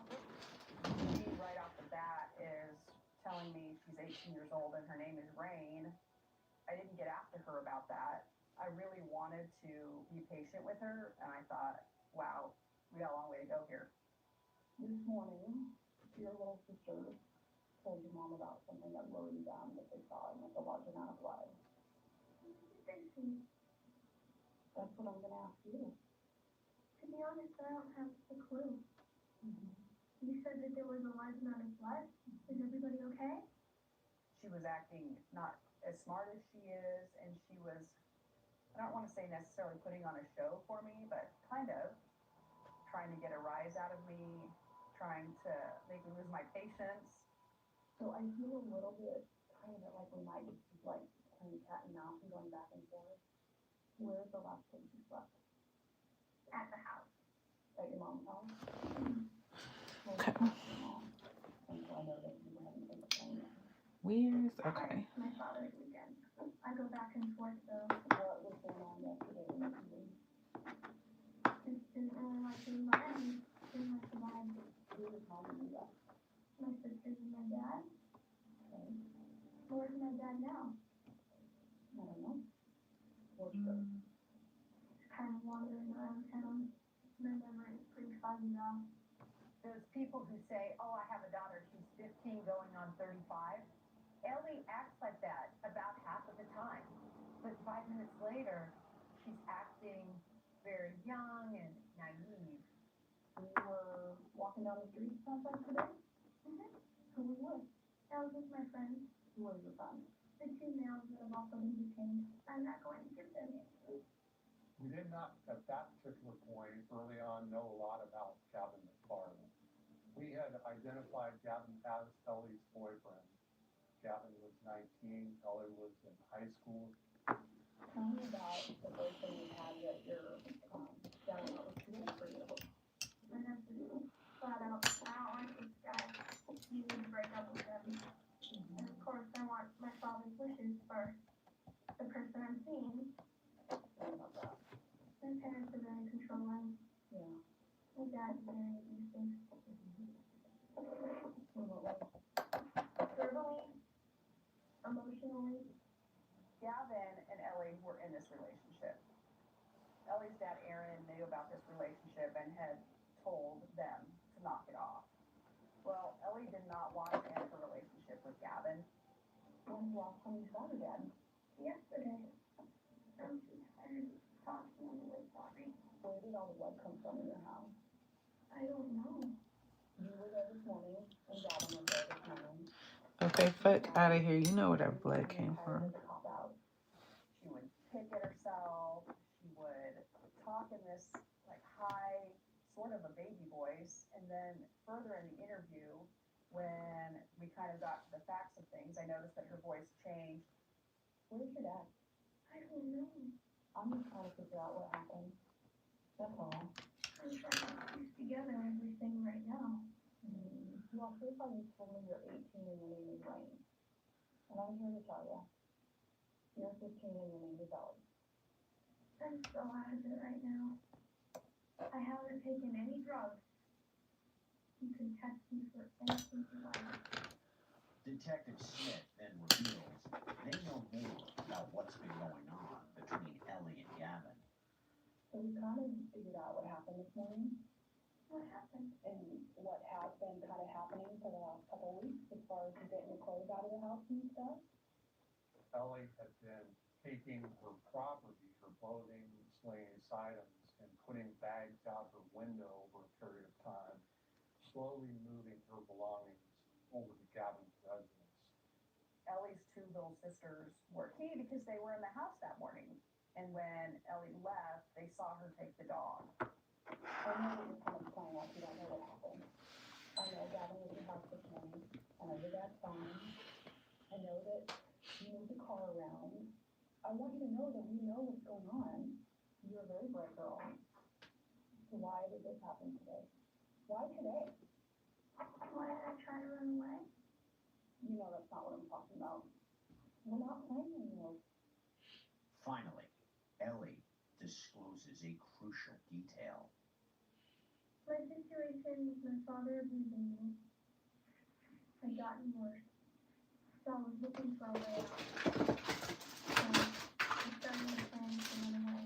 I started transporting all the stuff when we went to get food. And when we were walking around and we all got to food. And after hours of talking, she drops a bombshell. All that blood at your house, that's your dad. And I know you know that. I was so attached to my father. And his bloody study and bloody back. She really put a lot on Russell. Russell had the machete. Russell did this to my dad. And where were you when that happened? In the back room. Gavin was getting my stuff out onto the driveway. As soon as I heard screaming, I ran. I don't know if Gavin was in on it. I don't know what their intentions were. All I was trying to do was get out of the house. With Ellie pointing the finger at Russell, aka Mike, what does he have to say? So, we can either tell big jokes all day, or we can have a no chat. Oh no. And while he may seem unhinged, as you start to listen carefully, he appears to be talking about what may have happened to Aaron. There wasn't really felt of it, so much as it was deep in her. And to detectives, it sounds like Jones wants to talk. I know you're looking directly at me, aren't you? The information I gave is not worth $6. It's worth a lot more. Let's make it equal. No, let's make a deal. Mr. Ford, you want the whole story? Because I did miss a few parts. You want the whole story? Ellie and Gavin are to be put in this room, and they'll give you a total of, let's set our clock, shall we?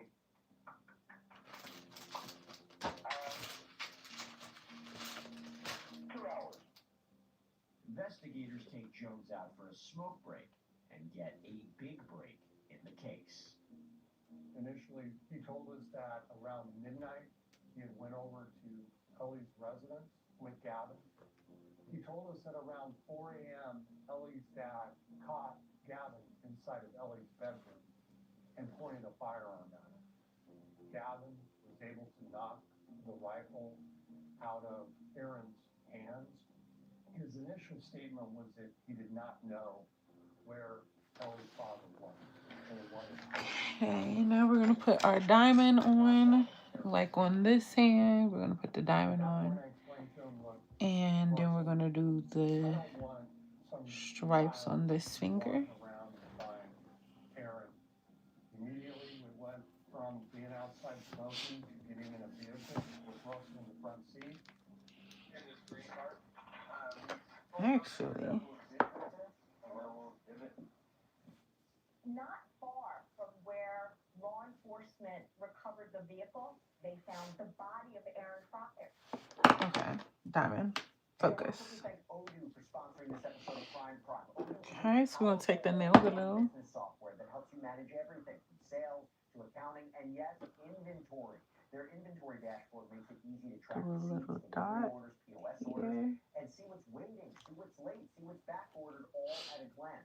You can pay for receipts, automate vendor reminders, schedule deliveries, all in just a few clicks. Plus, Jewel you get full picker. warehouse management, the ability to set picking strategies, and real-time stock visibility. And the best part, Odoo's inventory app syncs seamlessly with your sales and e-commerce apps, so everything stays connected. You can manage your warehouse, the deliveries and inventory. Got our diamond, and we're gonna cure it. Free 15-day trial of Odoo. I just want to make sure it's properly placed before I cure it. Detectives have been investigating the disappearance of Aaron Fryer, and a seemingly unreliable suspect ends up leading them to the 50-year-old's body. He had sustained at least 5 blunt force trauma injuries. He had a shattered skull, multiple blows to the skull and face. He had a defensive injury on his right arm. He had a broken right elbow. He had a broken rib, and there was bruising to his abdomen. Translation. It's actually from the both of us. But with wellness appetizing entrees, real shreds of chicken and fish, and delicious protein-rich recipes, it's the kind of love you both understand. Wellness pet food. Feed well, be well. Now just $5.49 each. Save at Giant.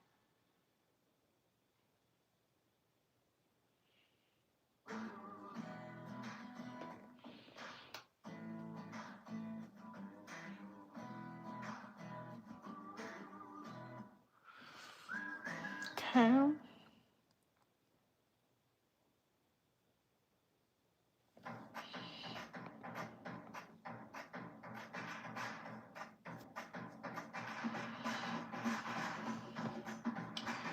Now we are going to do the little stripes on this one. Took a baseball bat in the tree, and did Ellie throw that? Yeah. Okay. And that's a pretty good throw. Wow, she knows. I was gonna say that's a long way. Not only did they find the body of Aaron Fryer, they also found a bat that appeared to be hanging in a tree. They located Yeah, y'all can see. I'm like, can they see to him? have been discarded. You originally told us that his body was still twitching when you got there? Yeah, because all the gases and stuff. Trying to be careful because I'm like actually not left-handed at all. So just trying to do the lines. That was not my idea. I was at the house all day. Kevin's house. He comes in, shows me the text. He says, "Get your stuff ready. We're going." And I was not happy with the text that she had sent. And that's the one that talked about the something along the line of. Now I'm gonna take. Came in to her room. We got our stripes on. I'm gonna take the glitter. Beanie protector of emos? Yes. Okay. And if anyone tried to do that to my daughter, I'd probably grab a shotgun too. Because no one harms my family like that. From Russell's perspective, he viewed himself as a protector, and he felt that he needed to step in to, in a sense, save her. Whatever. We headed over. We waited across the street. We were waiting there till she texted saying that he's asleep. She texted him, and Gavin went through her window. He goes into the living room, beats the crap out of the guy. I walk through the front door, and I see Top coat. So what you told us earlier was that Gavin and Ellie were in the room, and they were. Her dad came in with a gun and threatened him. That happened? No. I just wanted to make it look like he was a good guy. And he is a good guy, trust me. There is just such a case for a diminished mental capacity in terms of the decisions that were made and in terms of his real understanding of reality. How did you know to come in? She told me that she's going to pull the car around, and then, well, he's taking care of business, and then I hear the loud bug, and she told me, okay, you have to go to the front door. Did you ever actually... You're trying to stretch out. Telling Gavin to cause any harm to? Actively. Knowingly? Knowingly. To harm? Yes. To kill? No. It's always interesting to watch the blame game. That's providing various versions of how it was that Aaron Fryer was murdered. question becomes, how does law enforcement determine who's telling the truth? Detectives meet with Gavin, Ellie Fryer's boyfriend, to see if they can figure out what's happened here. Mike took us out to East Antelope. We have people out there right now recovering Ellie's dad. He's deceased. It's my understanding that you guys went over there to get Ellie out of a bad situation. Basically, some things transpired over there, and Ellie's dad was basically wrapped up in a blanket and a tarp and taken out and dumped. This isn't a matter of when it happened, where it happened, who's involved. It's more a matter of why this happened, what actions Dad did compared to what actions you guys did. Ellie and Gavin certainly had what seemed to be a very sexually involved type of relationship, really an adult relationship when you think of somebody only being 15. But what you also have here is a crime. It's statutory rape.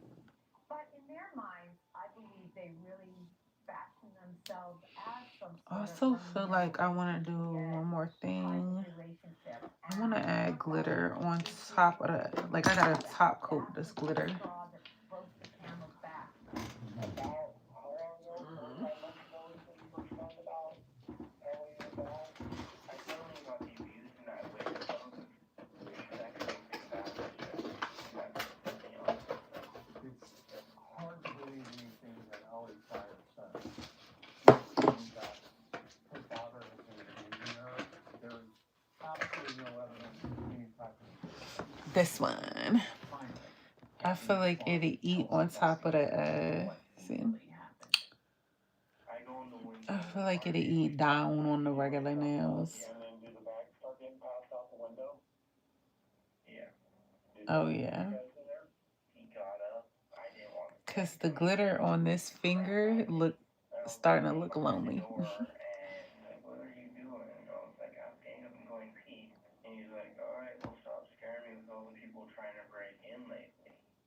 Gavin knew the gig was up. So, And basically provided. see, we just gonna add the glitter on there. Can't really see it, but in person you can. Oh, I gotta be careful. For Ellie's dad to fall asleep. So then Ellie got out and they waited in the car. I was just planning on walking straight out the front door and he starts to wake up and I just acted on instinct. Ellie hands the bat out. He goes out. Plunges there. I just swung the bat downwards. It was dark. I couldn't see. So, and I don't know what I was doing. How many times do you think you hit him? Like 5 or 6 maybe. I heard him say like, what the and then like I just kept hitting him until he stopped and I heard like gurgling and out. Was Ellie in the room when you did this? No. Was RJ in the room when you did this? No. Was it ever talked about between you, Ellie, and RJ for you to hit him with the bat? Was that ever discussed prior? I didn't want to kill him. I didn't want to kill him. The evidence against Gavin, Ellie, and Russell is crystal clear. But even with a confession, one big question still remains. Who was the mastermind behind this whole thing? Who has a prison for murder, RJ? Well, that's what we need to figure out here. We need to figure out what your intent was, and it's important to know. I'll try to protect him. My fault. I'm sorry. She told you she was pregnant? I've known for about 2 weeks. There was some talk that Ellie may be pregnant. And so I think her motive was maintaining Thanks for her the like. relationship with Gavin, who she thought and looked at as her fiance and maybe the father of her unborn child, which ultimately she was not pregnant. When did the conversation come up that you were going to pass some on to him? She's like, I want him now, and I was like, yeah, I'm really mad at him too, but I don't want to kill him. Thank you, Brooke. Look, I'm trying. I'm gonna do my hair later today when I get back up, but right now I'm doing the nails, and then when I get back up, I'm gonna do my toes the same yellow color, and then I'm gonna do my hair. I think I'm gonna do a twist out though, but thank you. In the home, they found a large amount of Ellie's belongings, her clothing, her personal items. There was a drawing, a murder plan that was drawn by Ellie. I'm doing pretty pink with rhinestone. Oh, pink sounds so cute. Pink with rhinestones. I'm trying to learn how to do my own acrylics. So this is maybe like my 5th set, I think. Let me see, because it was the pink, the 1, 2, 3, 4. This is my 4th set, I think. Yeah, so I'm learning. Russell Jones pleads no contest to conspiracy to But laying the acrylic is like the hard part. Like it's laying it. But I think maybe my monomer, like the liquid that you use to dip the powder in, I don't know, it keeps drying fast. So I think I might need to get a different brand or something. I don't know. Out of all three, Galvin is really the only one that acts normal. He has that reality jolt, and he cries out for his mother. I think he truly did it all for Ellie. He manipulated both of these two into feeling like they had to come to her rescue and that this was the answer. The murder of Aaron Fryer was just senseless. There's no other way to say it. And a lot of these answers, they really came from the defendants themselves. Outfit, yes. Hello Kitty. I need to get some jewels that, or I don't know what you call them, like the charms that's Hello Kitty. I need to get some of those.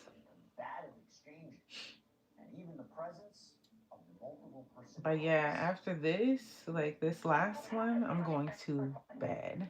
Well, I'm gonna stretch downstairs. I want to do a little bit of yoga. Oops, and then I'm gonna go to bed. It's January 27th, 2020, Colorado Springs, Colorado. 36-year-old Yep, we'll take it. who's married to husband Albert Stout. That's so cute. That her stepson, 11-year-old Gannon, has gone missing. It's so weird to give yourself like credit when you did it yourself. You'd be like, it's not perfect.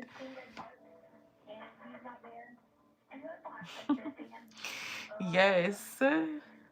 Wait, how old are you, Brooke? That is so cute. The unicorns and everything.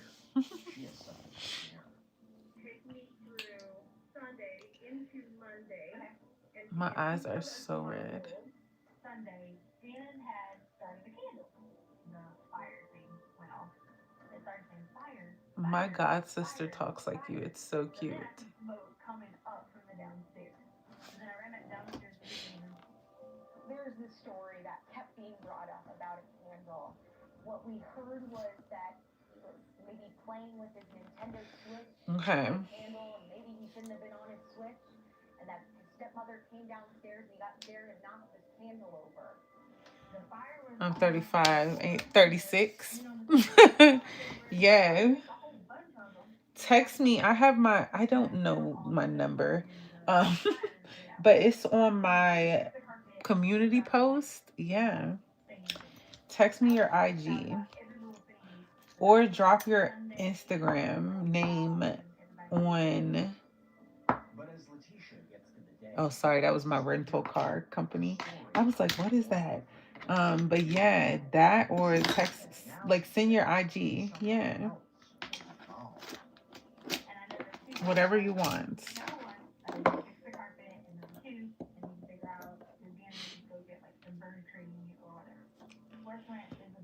I'm about to get off of here so I can freaking go to bed for the night. Let's see. I don't have any social media. Childhood vibes, the green flame. Hey. How you living with no social media? Like what? Y'all, that is unheard of. I got one cousin who's like that, and we like, what is going on in life? What is going on in life? How do you get the tea? How do you get the juice? How do you know when a new album's dropping? Like, but yeah, my phone number is on my community post. I don't know my own number. But hey, the green flame.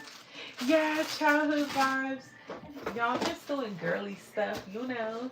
But yeah, text me. My number is on there. It's for the readings that I offer. So it'll say the number. It's like 571-559, but I can't remember the rest, y'all.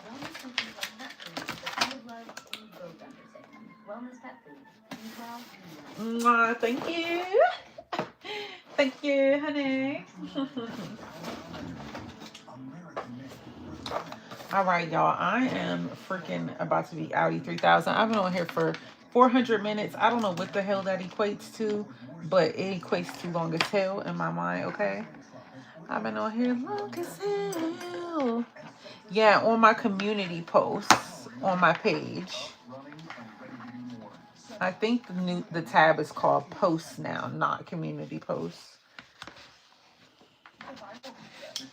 I gotta find a way to get this off. Maybe the modern mode will take it off. Because I should have wiped it off when I first got this on here, but I didn't. Oh, yeah. The monomer is taking it right off. Yeah. Yo, monomer is not a joke, dude. This joint melt through plastic and everything. Okay, yeah.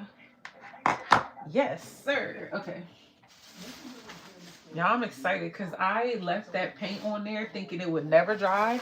Because you saw how I wiped the yellow off. And friggin', you just go to my YouTube, like click on my name on here.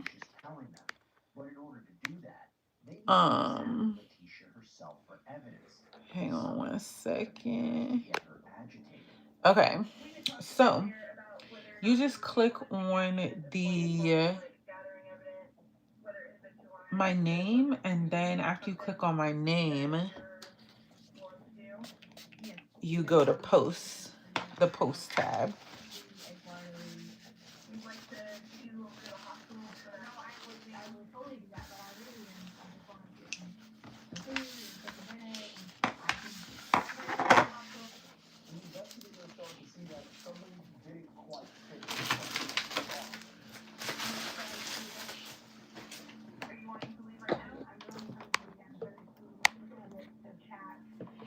Okay, there we go.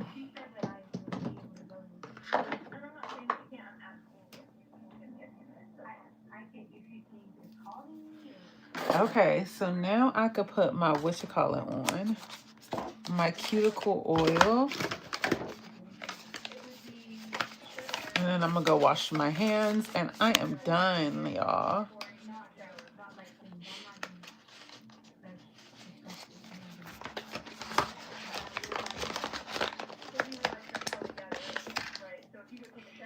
Okay, so this cuticle is the same brand as the cuticle remover that I use. I was about to say remover. Why I was gonna say that, I don't know. But I like it because it doesn't drip out. Like, it never drips. It gives you time to like rub it in and then move on to the next one. I probably shouldn't have put oil on that damn diamond, but whatever.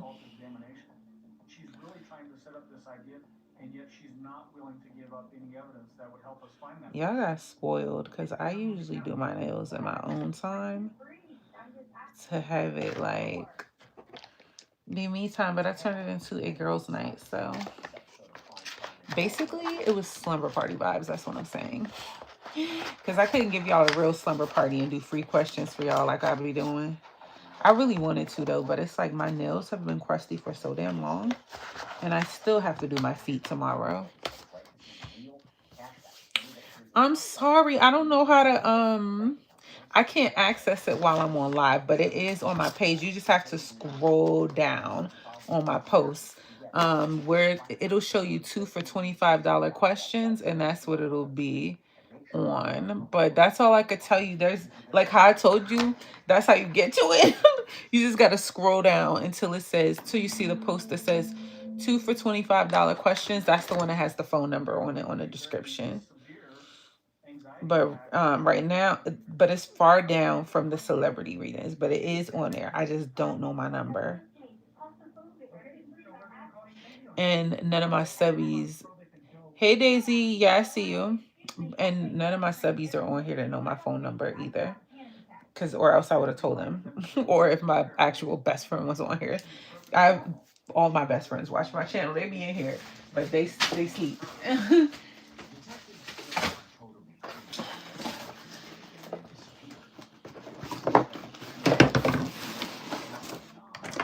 All right, you guys, I love you so much. I will see y'all in the next one. Thanks for chilling with me. This is the finished product. We went longer than I wanted, but it is what it is. And I went with this color because, oh yeah, I never showed y'all for my birthday. I got the Harry Potter Diagon Alley bag where it says Mr. H. Potter, the cupboard under the stairs. And the little Hogwarts thingy. Anyway, so this color is like similar to this yellow because I'm about to start breaking it out. And for fall too. So yeah. Then I got this lightning bolt hoodie too. They don't sell it anymore, but it's still brand new. I had tags on it, but the lightning bolt hoodie, I'm gonna be pairing that with the Diagon Alley stuff and my Harry Potter Crocs. Because y'all know Harry Potter got that lightning bolt above his head, so or on his forehead. So anyway, y'all, I'm Audi 3. I love y'all. I will talk to y'all in the next video. I'm going to stretch. I'm tired. Brooke, comment on any one of my videos after I get off this video. It will come to me. You found it. There we go. I was about to say. All right, y'all. I love y'all so much. Bye. And hold on. Let me go ahead and edit this right now while I'm on here. They are pieced together that she had a lot more in connection to this case than she initially told law enforcement. The FBI arrests Letitia Stout for the murder of her stepson, Gavin, and brings her in for questioning. We found enough to call probable cause for a warrant to be issued. Okay. I did. I'm going to text you back.